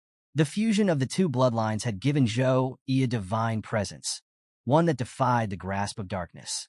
The demonic chains of evil energy lashed out at Zhou Yi, striking his frozen wings and shattering them into glittering shards. However, even after landing a blow, the expression on the evil creature's face was not one of triumph. It was fear. Before she could react, Zhou Yi moved faster than lightning, closing the distance between them in an instant. The speed of his approach left her frozen in terror, unable to move. As he reached her, Zhou Yi activated a formation. The monster thrashed in panic, trapped within its confines, unable to break free no matter how hard she struggled. The formation erupted with sharp, crystalline spikes of ice that began piercing her from every angle. The unrelenting shards tore through her body, drawing blood as her screams filled the air. From a distance, Zhou Yi watched coldly as the creature writhed in pain. But even in agony, she laughed. "I will accept this gift of yours," she taunted. Suddenly, an ominous surge of power radiated from her body. The evil energy coursing through her grew stronger, mending her wounds and amplifying her strength. Her form began to change, becoming larger, more grotesque, and far more terrifying. "You humans call this power?" she sneered. "It's nothing more than scraps of light granted by God." The transformation completed, and more eyes appeared across her monstrous body, each glowing with malevolent energy. She unleashed a flurry of laser-like beams and chains aimed at Zhou Yi. Despite the barrage, Zhou Yi evaded her attacks effortlessly, his movements precise and unyielding. None of her corrupt chains could touch him, leaving her visibly frustrated. "Worms like you only know how to run away," she spat, her voice dripping with contempt. Enraged, she charged a massive energy attack, launching it at Zhou Yi with devastating speed and force. The attack hurtled toward him like a comet, crackling with malevolence. Yet Zhou Yi stood his ground, unflinching. At the last moment, he raised a shimmering shield of holy energy. The attack collided with it and disintegrated instantly, its power rendered meaningless. The creature's confidence faltered. "How is he still standing?" she muttered in disbelief. Zhou Yi, wasting no time, surged toward her with unrelenting determination. Her chains flew toward him once more, but Zhou Yi destroyed them effortlessly with his warhammer, step by step closing the gap between them. In the Divine Palace, Zhou Yi's protection angel watched the battle unfold. A serene smile played on her lips as she murmured, "It's about to end." Back in the mental realm, Zhou Yi reached the evil creature. Without hesitation, he touched her with a single finger. The moment contact was made, a brilliant holy light erupted from Zhou Yi's body, illuminating the entire realm. The light seared through the creature, causing her to wail in anguish. Her grotesque form began to disintegrate under the divine radiance. As she faded, she gasped in disbelief. "Where is your power coming from?" The holy light intensified, eradicating every trace of her existence. Within moments, the mental realm was purified, left untouched by the malevolence that once tainted it. As the creature vanished, the corrupted bloodline of the darkness emerged from Zhou Yi's surroundings. It became clear that when the angel died, the evil goddess Xia had left traces of his power behind, corrupting the bloodline. Now, with the creature defeated and the mental realm cleansed, the angel bloodline had been freed from its dark influence. As the purified angel bloodline emerged from the remnants of the lightning, it drifted toward Zhou Yi, radiating divine brilliance. Returning to his normal form, Zhou Yi reached out, took the bloodline in his hand, and began merging it completely with his body. As the process unfolded, an immensely powerful holy aura surged from Zhou Yi, filling the air with its sacred energy.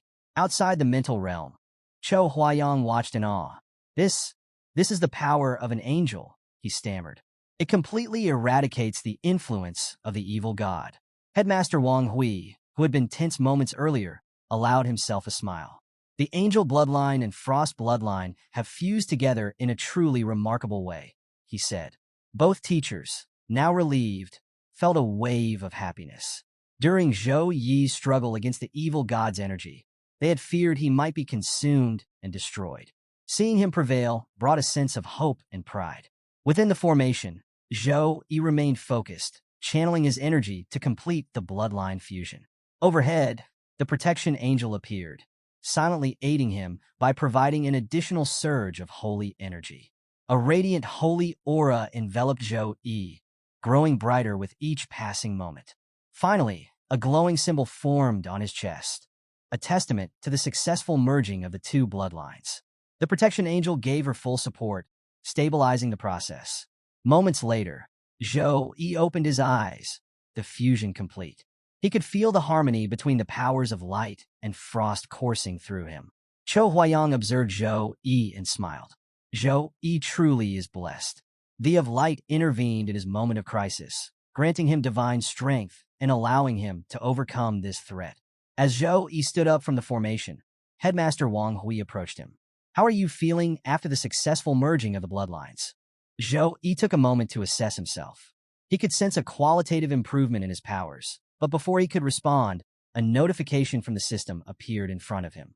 The notification outlined the rewards from his successful bloodline fusion, leaving Zhou Yi surprised and delighted. Bloodline talent updates. 1. Six-winged angel bloodline.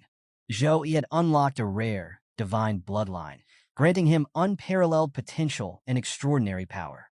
2. Divine mark of light. A grade, this talent enhanced his affinity with both light and ice elements to exceptional levels. As his bloodline developed further, it promised to increase his compatibility with other elements as well. 3. Magic immunity. B grade, this talent provided Zhou Yi with a chance to resist magic cast by enemies, including debilitating effects from non-damaging skills like Purify and Disperse. As Zhou Yi reviewed his newly acquired talents, his eyes lit up with excitement. It's the six-winged angel bloodline, he shouted, unable to contain his joy. And I inherited 2 bloodline talents. Chou Huayang, standing nearby, was visibly astonished. The six-winged angel bloodline, he repeated, his tone reflecting both disbelief and admiration. The rarity of this bloodline was unparalleled, and Zhou Yi's achievement left him in awe. Headmaster Wang Hui approached Zhou Yi with a satisfied smile. It seems the bloodline forging was a tremendous success, he said. The six-winged angel bloodline is the highest among all angels. The talents you inherit from this bloodline will continue to develop and evolve into S+ grade as your level increases. You've truly unlocked something extraordinary. As Zhou Yi scanned through his notifications, another talent caught his attention. His eyes widened. Master, he called out, there's also an S+ grade bloodline technique called Angel Physique. Headmaster Wang Hui's interest was piqued, and Zhou Yi continued reading aloud. Angel Physique, S+, unleash the power of your bloodline as a descendant of the six-winged angel. The higher your level, the greater the power you can release. Note, until you reach level 50, you have not fully absorbed the angel bloodline. Each use of this technique will result in a period of weakness afterward. Chou Huayang and Headmaster Wang Hui exchanged impressed glances, and Zhou Yi's excitement grew. He now possessed a remarkable array of bloodline talents. 1. Six-winged angel power, representing the pinnacle of angelic bloodlines. 2. Divine Mark of Light, A grade, bestowing unparalleled affinity with light and ice elements. 3. Magic Immunity, B grade, granting resistance to damaging and non-damaging magical skills. 4. Angel Physique, S+ grade, allowing Zhou-Yi to unleash his full bloodline potential. The realization of these talents brought smiles to all their faces. Zhou-Yi is truly blessed, Cho Huayang remarked, still astonished. Headmaster Wang Hui, intrigued by the angel physique talent, suggested, "Why don't you try using this secret technique now? Let's see just how much your power has increased after merging the bloodline." Zhou-Yi, eager to test his newfound abilities, nodded in agreement. He closed his eyes and began meditating, focusing on activating the angel physique. As Zhou-Yi channeled his energy, golden elemental light began swirling around him. The light coalesced into a small ball, growing larger with each passing moment until it resembled a radiant sun. A wave of holy energy rippled outward, filling the room with a powerful and sacred aura. Headmaster Wang Hui and Cho Huayang could hardly believe what they were witnessing. Zhou-Yi's energy radiated a force so immense that it left even these seasoned experts astonished. Within moments, Zhou-Yi's angel physique fully activated. Unlike his earlier form during the battle with the demon god servant, there was no frost energy this time. Instead, a divine golden light enveloped his entire body, making him shine with an ethereal glow. He stood before them, radiant and majestic, his form exuding the full power of the six-winged angel bloodline. The sacred energy surrounding him pulsed with raw power, leaving no doubt about the vast potential he now possessed. As Zhou-Yi activated his angel physique, Headmaster Wang Hui's face lit up with pride and excitement. The sheer power radiating from Zhou-Yi was undeniable. His strength had increased at least fivefold. "This is truly excellent," Headmaster Wang Hui exclaimed, marveling at Zhou-Yi's transformation. Turning to Zhou-Yi, he asked, "How do you feel in this form?" Zhou-Yi, still basking in the overwhelming energy coursing through him, replied, "I feel incredible. I've never experienced anything like this before. My body is brimming with power." To demonstrate, Zhou-Yi activated his frost energy, letting it flow alongside his light energy. Both auras manifested in his hands, radiating outward in waves of elemental energy. Observing the harmonious interplay of light and ice, Zhou-Yi smiled. "The light element and ice element feel like my closest companions," he said. "I can wield them however I wish." The combined aura of both elements grew stronger, filling the entire room with an intense energy. Suddenly, the room's defense systems were triggered. Alarms blared, and warning messages echoed throughout the chamber. High element energy detected.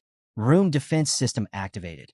The automated system engaged the room's triple-layered defensive measures, prepared to neutralize the overwhelming elemental energy.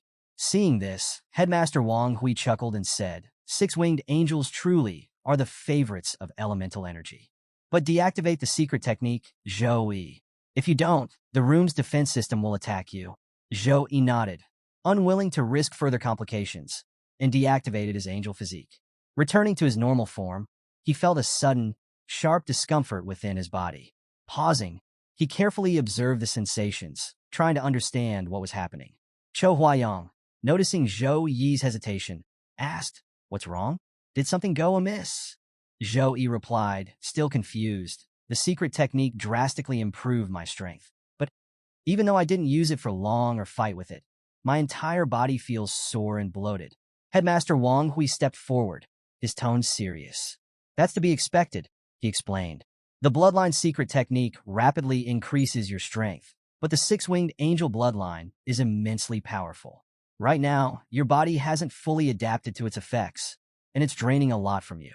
You should reserve this technique as a last resort trump card. Overusing it prematurely could harm you more than help you." As Headmaster Wang Hui provided his guidance, the elemental teacher stood back, observing Zhou-Yi in silence.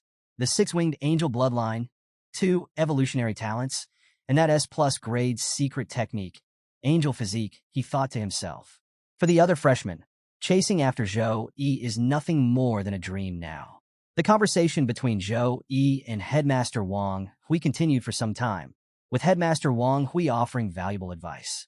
"Based on the signs of your bloodline activation," Headmaster Wang Hui said, I believe your sister's frost bloodline may not be weaker than yours.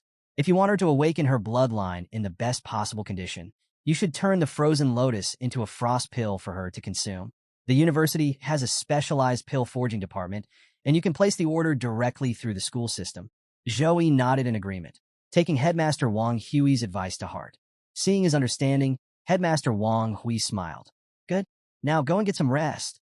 With a respectful bow, Zhou Yi activated the teleportation device and left. After Zhou Yi's departure, the elemental teacher turned to Headmaster Wang Hui, his tone filled with concern. Headmaster, how did Zhou Yi even come into contact with the power of an evil god? If anything had gone wrong, we could have lost not only him, but also a crucial asset for Sukong University and perhaps the entire country. Headmaster Wang Hui sighed. It's thanks to the protection of light that Zhou Yi survived this ordeal. However, this is a matter that cannot be ignored. I will personally begin an investigation to uncover the source of this threat. Not a single clue will be overlooked, and whoever is responsible will face justice. Teleporting back to his room, Zhou Yi reflected on Headmaster Wang Hui's words. The frozen lotus would soon be delivered by the Snow Dragon Legion, but another key ingredient, icicle grass, was still missing. Without both ingredients, the frost pill cannot be made, Zhou Yi thought, a hint of worry crossing his mind. To resolve the issue, he opened his inventory, scanning through his items to calculate their worth. A bronze medal might sell for 500 points, a silver medal for 1,000, and the rare gold medal could fetch 2,000 points. He did some quick math. With my current points, I should have enough to purchase the icicle grass at the school market. While Zhou Yi was deep in thought, there was a knock at his door. Startled, he wondered, who could it be at this hour? He quickly went to open the door, revealing Teacher Sue Meyer standing outside. Teacher Sue, Zhou Yi asked, visibly confused. Do you need something from me? As Zhou Yi stepped aside to let her in, Sue Meyer followed him into the room.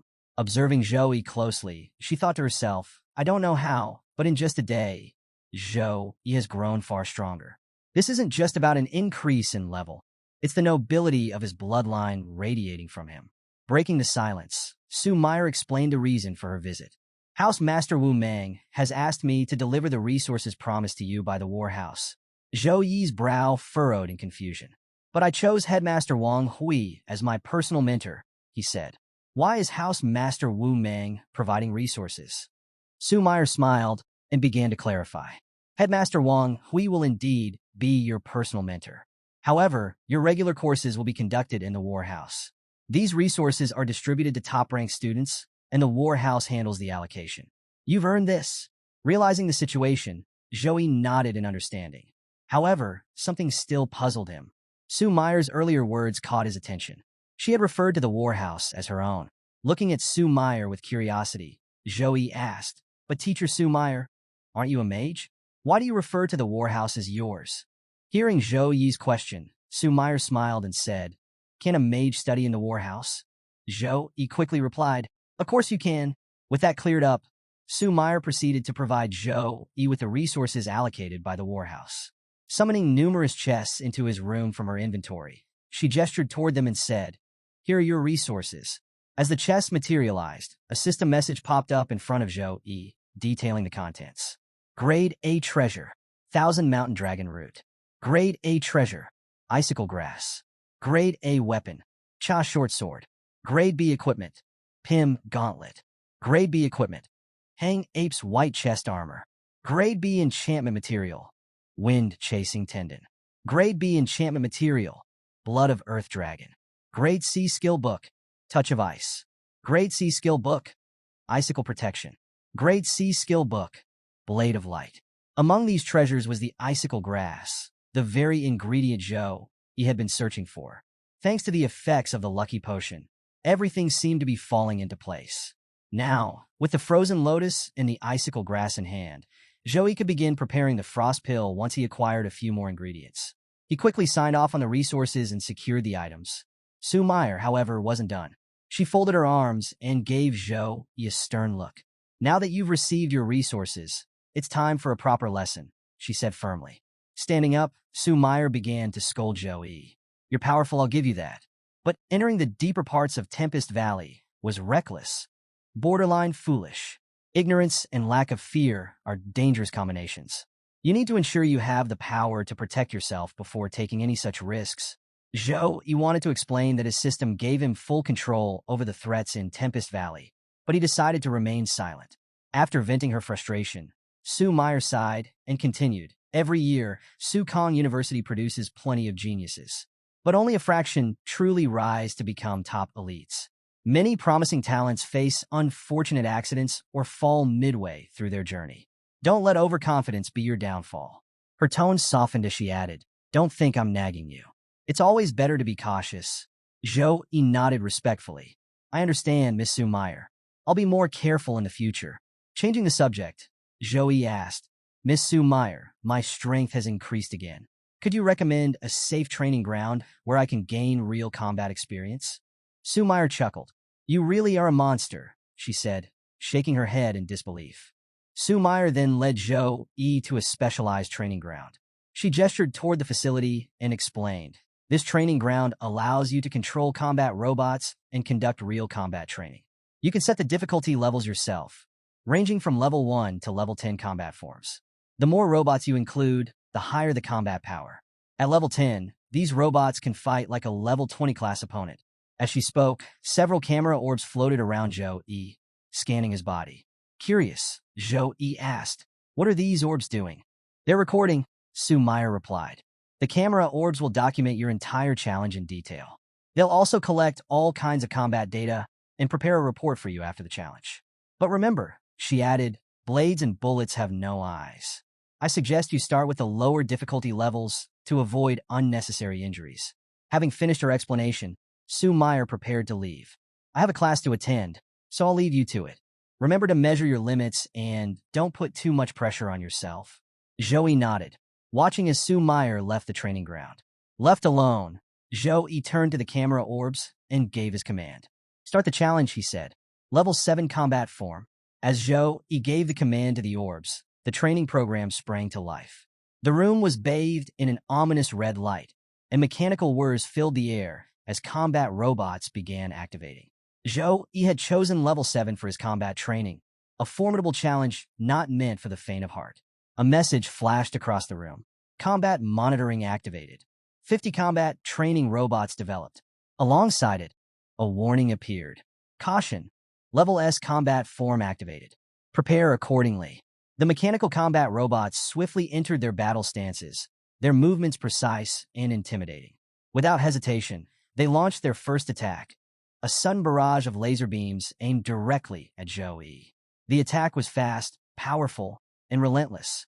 Joey managed to evade the initial blast, but his face reflected a mix of shock and excitement. "I wasn't expecting them to attack so suddenly, and with such force," he thought. As soon as the first wave of lasers subsided, the remaining robots joined in, launching a coordinated assault. The room was filled with an onslaught of laser beams, rapid gunfire, and other advanced attacks. Joey, dodging and weaving, protected himself from the barrage. Despite the chaos, a grin spread across Joey's face. "This is the kind of training I wanted," he thought, his excitement building with each evasion. Deciding to test his newfound frost power, Joey concentrated the energy of his bloodline into his fist. He leapt forward and struck a nearby robot with a frost-infused punch. The sheer force of the attack caused significant damage, leaving the mechanical opponent heavily dented and frozen. Before he could revel in his success, another robot attacked him from behind with a high-powered laser beam. Reacting quickly, Joey created a frost shield with his free hand, neutralizing the laser. Now balancing his energy, he froze one robot with his left hand while fending off the laser with his right. The versatility of his frost power left him exhilarated. The energy around Joey began to surge uncontrollably. The frost power emanating from his body swirled into a small tornado, encircling him protectively. Standing at its center, Joey's eyes narrowed with focus. "It's time for the storm," he declared. The snow tornado expanded rapidly, growing in intensity and spreading across the entire room. Under Joey's control, the storm swept through the training ground, freezing everything in its path. The combat machines, despite their durability, were no match for the overwhelming frost energy. One by one, they succumbed to the icy onslaught, their systems frozen solid. The room, now engulfed in the icy tempest, became a battlefield of shattered machinery and frost-covered remains.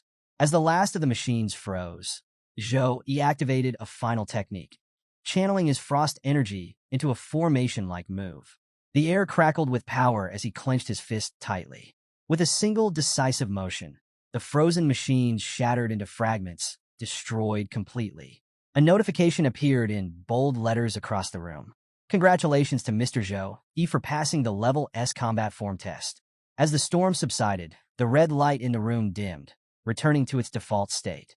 Zhou Yi exhaled slowly, his excitement tempered by satisfaction. Around him, the camera orbs hovered silently, beginning their analysis. Training results calculating. Despite facing a total of 17 Level 7 combat robots, Zhou Yi destroyed them all in just 3 minutes and 40 seconds, earning himself a top-tier grading distinction. Pleased with his performance, Zhou Yi reflected, the frost power is incredibly effective for controlling the enemy. Passing the Level 7 combat form was easier than I thought. I wonder if the highest difficulty will finally challenge my limits. Fueled by curiosity and ambition, Zhou Yi commanded the camera orbs, activate the Level 10 combat form. However, the havoc Zhou Yi had unleashed during the Level 7 combat training had caused significant damage to the robots. As a result, the backup plan for Level 10 combat form was triggered. The room filled with mechanical whirring and heavy stomping as new combat robots activated. These weren't ordinary training robots. They were supernatural-grade training robots, far superior to the previous ones. Zhou Yi turned his attention to them, immediately noticing the difference. The orbs explained, the stats of these supernatural-grade robots are equivalent to a regular level 25 class. They are designed to operate with advanced intelligence, ensuring optimal offense and defense strategies. As Zhou Yi listened, the orb added a final caution. If the fight threatens your safety, you can order us to stop at any time. But Zhou Yi paid no heed to the warning. This was exactly the challenge he had been seeking, a worthy opponent to push him to his limits. The countdown for the fight began. Even before it concluded, the supernatural robot was already charging up a powerful attack. The moment the announcement to begin was made, the robot unleashed a devastating frost energy laser beam at Zhou Yi. The sheer power of the attack forced Zhou Yi to dodge at the last second, narrowly escaping harm. Landing on the ground, he looked back at the robot in shock. How was it able to use frost energy? He wondered, his mind racing. Without hesitation, Zhou Yi activated his own frost power, summoning his warhammer and preparing to counterattack. From above, Zhou Yi descended toward the robot, his warhammer glowing with icy energy. Meanwhile, the robot, undeterred, continuously released streams of frost energy to keep Zhou Yi at bay. Zhou Yi deftly dodged the attacks, his movements fluid and precise. As he closed the distance, he decided to use a new technique he had devised, Ice Light Double. This skill combined the properties of light and frost energy to create an illusionary double. The icy clone shimmered with refracted light, making it nearly impossible to distinguish between reality and illusion. As the Ice Light Double materialized, Zhou Yi's real form vanished into the air, leaving the robot momentarily confused. The shimmering clone moved toward the robot, diverting its focus and drawing its attacks. Meanwhile, Zhou Yi circled around, preparing to strike. The robot, unable to differentiate between the real Zhou Yi and the illusion, targeted the clone with its frost laser. This provided the opening Zhou Yi needed to deliver a decisive blow. As Zhou Yi closed the distance between himself and the supernatural robot, he swung his warhammer with full force, aiming to disarm it and stop its relentless attacks. The impact of his blow caused the robot to stagger backwards slightly, but the targeted part, the area responsible for its laser beam attacks, remained intact. Before Zhou Yi could follow up, the robot retaliated, launching a light beam attack that struck Zhou Yi directly. The force of the attack knocked the warhammer from his grasp and sent him tumbling far across the training ground. Lying on the ground, Zhou Yi grimaced as he tried to process what had happened. How is it copying my skills? He wondered. Is the camera orb sharing my combat data with it? As Zhou Yi pondered, the robot's attack system synchronization completed, enhancing its combat capabilities. It generated a light-type warhammer, using the same energy Zhou Yi had wielded earlier. The robot charged toward him, aiming to strike with devastating power. Seeing the incoming attack, Zhou Yi quickly activated his own light power, concentrating it into his hands. As the robot's hammer descended, Zhou blocked the attack with his light-infused palms. The collision created an intense surge of energy, releasing tremendous pressure across the room. While Zhou held back the robot's hammer, the machine system underwent another transformation. Its cannon morphed into a mechanical wolf, which was now fully operational and attacking Zhou from the side. Surrounded, Zhou found himself under relentless pressure. The robot's hammer pressed down on one side, while the mechanical wolf charged in from the other. Zhou managed to fend off both attacks, but couldn't hide his astonishment. It can even replicate Tempest wolves? He thought. This isn't a normal training bot. Realizing that conventional methods wouldn't work, Zhou decided to escalate. He activated his angel physique, unleashing an intense burst of light energy that forced both the robot and the mechanical wolf to retreat momentarily. With his body glowing brilliantly, Zhou stood tall and smirked. "I dare you," he said, his voice filled with confidence. "Can you replicate this?" The activation of angel physique marked a turning point. Zhou excitement was evident. He knew that defeating this supernatural robot required his full power. As the radiant energy flowed through him, Zhou prepared to unleash his next move. Meanwhile, in another part of the training ground, Jiang Chuan was heading toward the training room. She scanned her identity at the entrance, and the system confirmed her access. As she walked, she reflected on her recent achievements. "After agreeing to become House Master Rong's personal disciple, I've gained access to so many rare resources. My cultivation has progressed significantly. I couldn't clear the level S combat form before, but now I might stand a chance." As Jiang Chuan approached the training room, a system notification appeared. "We apologize for the heavy damage sustained by the training robots. Please reschedule your challenge for tomorrow." Jiang Chuan stared at the message, puzzled.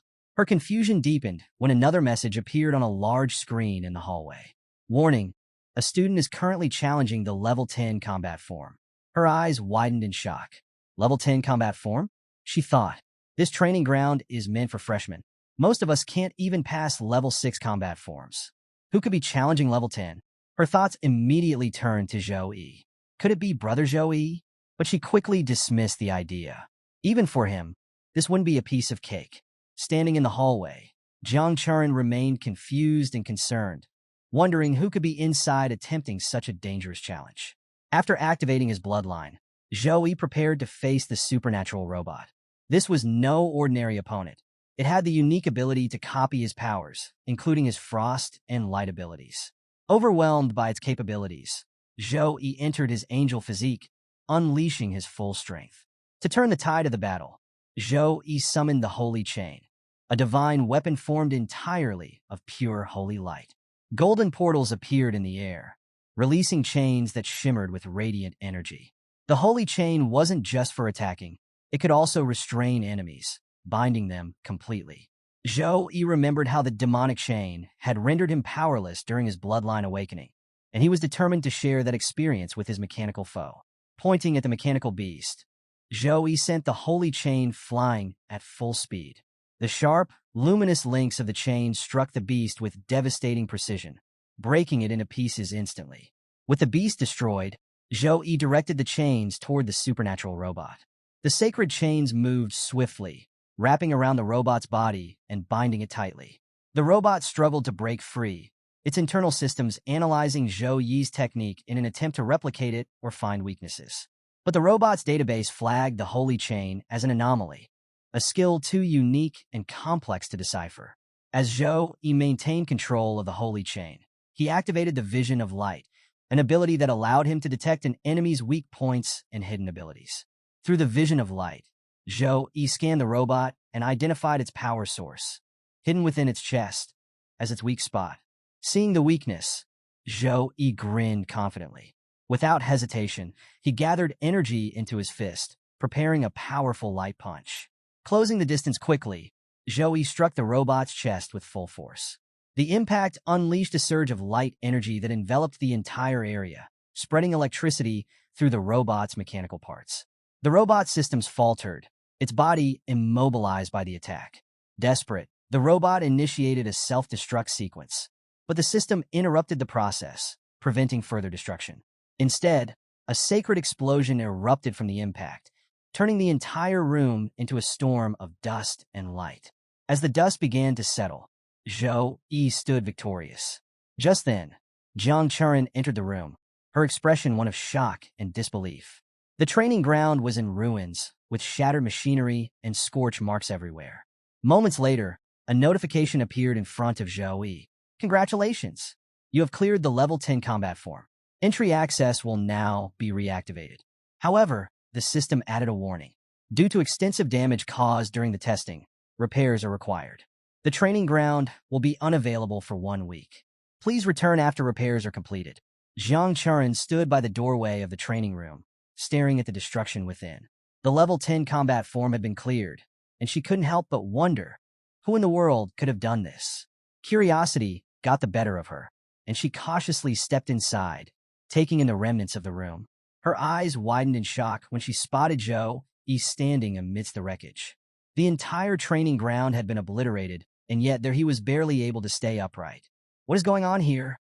Jiang Churin asked in surprise, her voice echoing in the silent room. Zhou Yi, exhausted from the intense battle, could hardly stand. Just then, the camera orb hovered near him, scanning his condition before displaying a notification. Congratulations! Level 10 combat form cleared in 8 minutes and 32 seconds. The trial room then revealed Zhou Yi's final appraisal. Single greatest physical damage, 27,304. Single greatest magic damage, 56,021. Single combined skill highest damage, 106,221. Zhou Yi glanced at the display, thinking to himself, if it hadn't been for the mechanical wolf surprise attack, I could have handled this fight more easily. I need a magical pet to support me in battles like this. Before he could dwell on the thought further, Jiang Churin rushed over to him, calling out, Brother Zhou Yi. She reached his side, her face filled with a mix of concern and astonishment. Did you finish your bloodline forging? She asked breathlessly. And how did you become this powerful in just 1 day? Zhou Yi, though visibly drained, smiled faintly and replied, Yeah, I completed it this morning. I now possess the 6-winged angel bloodline. At his words, Jiang Churin's face lit up with excitement. Her eyes sparkled, as if she were gazing at her favorite idol. That's amazing, she exclaimed. The 6-winged angel bloodline is one of the rarest divine bloodlines. Jiang Churin, having the succubus bloodline herself, was well-versed in the rankings of various bloodlines. She knew just how rare and powerful Zhou Yi's new abilities were. After a brief pause, Zhou Yi turned to her and said, Jiang Churin, could you take me to the magic pet market? I want to contract a magic pet to increase my power. Jiang Churin's enthusiasm grew even more. Of course, she replied cheerfully. The magic pet market isn't far from here. I'll take you there now. Jiang Churin led Zhou Yi to the bustling magic pet market in Fantasy Alley, where people were bidding enthusiastically for various magical creatures. A silver-tier fire tiger, capable of reaching level 20, had a current bid of 110 points. An adult dragonhorn rhino, boasting a level 19 draconic bloodline, was listed at 210 points. First come, first served. The market was alive with energy, with vendors showcasing a variety of exotic creatures. One seller displayed a silver-tier golden claw green hawk egg, advertising it as a bargain. As they navigated through the lively market, Jiang Churin held Zhou Yi's hand and asked with a smile, Brother Zhou, do you have any magic pet in mind that you'd like to buy? Zhou Yi stopped for a moment, considering her question. I tamed a Tempest wolf back in Tempest Valley, he began. But after defeating the demonic sun, I fell into a coma and lost the chance to contract it. I want to find a Tempest wolf cub with wind elemental skill talents to contract with. As Zhou Yi talked about finding a Tempest wolf cub, a nearby student overheard and approached him. The student carried a small cage and introduced himself with a friendly smile. Hello, I'm Lu Zhixue, third-year student from the Logistic House and an elite level 22 trainer, he said. I have a Tempest wolf cub I've cultivated myself. Would you like to take a look? Jiang Churin leaned toward Zhou Yi and whispered, Trainers belong to life skill classes, and Lu Zhixue is a student of Sukong University. Compared to pets sold by regular vendors, his are likely of higher quality. Considering Jiang Churin's advice, Zhou Yi nodded and said, Okay, let's see it. Lu Zhixue carefully opened the cage and took out the Tempest wolf cub. The tiny creature looked frail, its body visibly weak. This Tempest wolf cub is about 10 days old, Lu Zhixue explained. Its mother is a silver-tier Tempest wolf, and I've confirmed through examination that its talent is silver-tier. You can have it for 60 points. Zhou studied the cub thoughtfully before asking, "Is there no gold-tier magical pet available here?" Lu Zhixue looked genuinely surprised. "Gold tier," he said, shaking his head. "There aren't many gold-tier magical pets in the entire magic pet market. If you really want one, I can notify you if I hear anything, but it'll cost you a lot more than 60 points." As Zhou held the cub in his hands, Jiang Churen stepped closer and examined it. Her brows furrowed with concern. "Something's not right with this cub," she said. "It's too small and looks malnourished." Lu Zhixue panicked slightly, trying to reassure them. "Tempest wolves are naturally smaller than other monsters, and their cubs are no exception," he said quickly. Before Lu Zhixue could say more, Zhou smiled and said, "It's fine. I'll take it." Holding the small cub, Zhou said confidently, "You have to understand, there are no useless magical pets, only useless masters. I have great hopes for its future." Jiang Churen smiled, impressed by Zhou's decision. "All right," she said. "If you're confident, it must be a good choice." Relieved and grateful, Lu Zhixue quickly handed Zhou a magic pet contract scroll for free. "Here, you can use this scroll to make the contract," he said. "Just place it on your contract space." After Zhou shared the points with the student, the contract scroll and the Tempest Wolf cub officially became his. Zhou inspected the scroll, finding it well-designed and particularly useful for controlling magical creatures.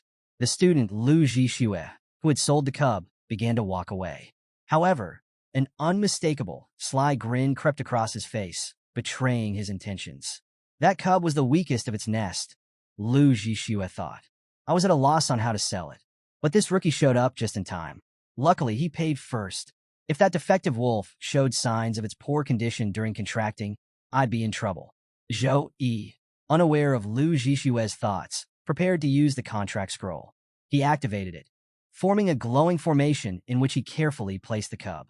Purple light radiated from the formation, immediately catching everyone's attention. Lu Zhixue, who was watching from a distance, froze in shock. The once small, weak-looking cub began to transform, growing larger and emanating an intimidating purple aura. Gasps rippled through the crowd as onlookers murmured in amazement. "Isn't that dark purple light a sign of a legendary tier magical pet?" one exclaimed. "How lucky must he be to find a legendary tier pet at this market?" Someone approached Zhou, eyes wide with greed. "Do you want to sell that Tempest Wolf? I'll pay 1,000 points for it." Jiang Churen, just as stunned, grabbed Zhou's arm and beamed with excitement. "Brother Zhou, you've got a great eye. It looks like this cub is actually a devolved legendary magical pet. Your magic must have nourished it and restored its original tier." Zhou, still processing what had happened, realized he had underestimated the effect of the lucky potion he drank earlier. The Tempest Wolf cub, now back in its normal form, hopped onto Zhou's lap, wagging its tail like a loyal companion. Jiang Churen looked at the cub with admiration and asked, "Brother Zhou, you haven't given it a name yet. What will you call it?" After a moment of thought, Zhou smiled and said, "I'll call it Gray." Jiang Churen laughed, scooping up the wolf and stroking its fur. "Gray? That's such a boring name. But you know what? It's still cute." Before they could leave, Lu Zhixue stormed back over, his face red with anger and desperation. "I'm sorry," he blurted out. "I made a mistake selling that cub to you for the price of a silver tier pet. If you want to keep it, you'll need to give me 500 more points. Or you can cancel the contract and return the pet. I'll refund you 300 points. You'd better decide quickly." Hearing this, onlookers began whispering. "It's obvious Lu Zhixue didn't check the cub's tier properly," one vendor said. A nearby woman added, "Lu Zhixue is backed by the Lu family. They're close to Headmaster Wang Hui. No matter what, Zhou might be in trouble now. I doubt he'll keep that legendary pet for long." Zhou's expression darkened as he stepped forward, his golden aura flaring with power. The oppressive energy radiating from him silenced the murmurs instantly. "I've never heard of anything like this," Zhou said coldly. "After selling an item, you forcefully demand more money? Pathetic." Lu Zhixue stumbled backward under the pressure of Zhou's aura, his legs trembling. His mind raced in panic. What is this power? I feel like I'm staring death in the face from just a glare. How can a freshman have such overwhelming presence? Zhou's voice cut through Lu Zhixue's thoughts. "Stop dreaming and get out of my sight. If you try anything else, the consequences won't be so forgiving." Unable to withstand the pressure, Lu Zhixue collapsed to the ground, groveling. "Bro, it's my bad. It's all a misunderstanding. Please take the Tempest Wolf. I don't want any trouble. As Zhou Yi withdrew his aura, Lu Zhixue scrambled to his feet, avoiding eye contact. Zhou Yi turned to leave, but glanced back one last time. Take care of yourself, and stay out of my way. I won't warn you again. Jiang Chuan shot Lu Zhixue an icy glare, and even Gray growled menacingly before the three of them walked away, leaving Lu shaken and humiliated in the middle of the marketplace.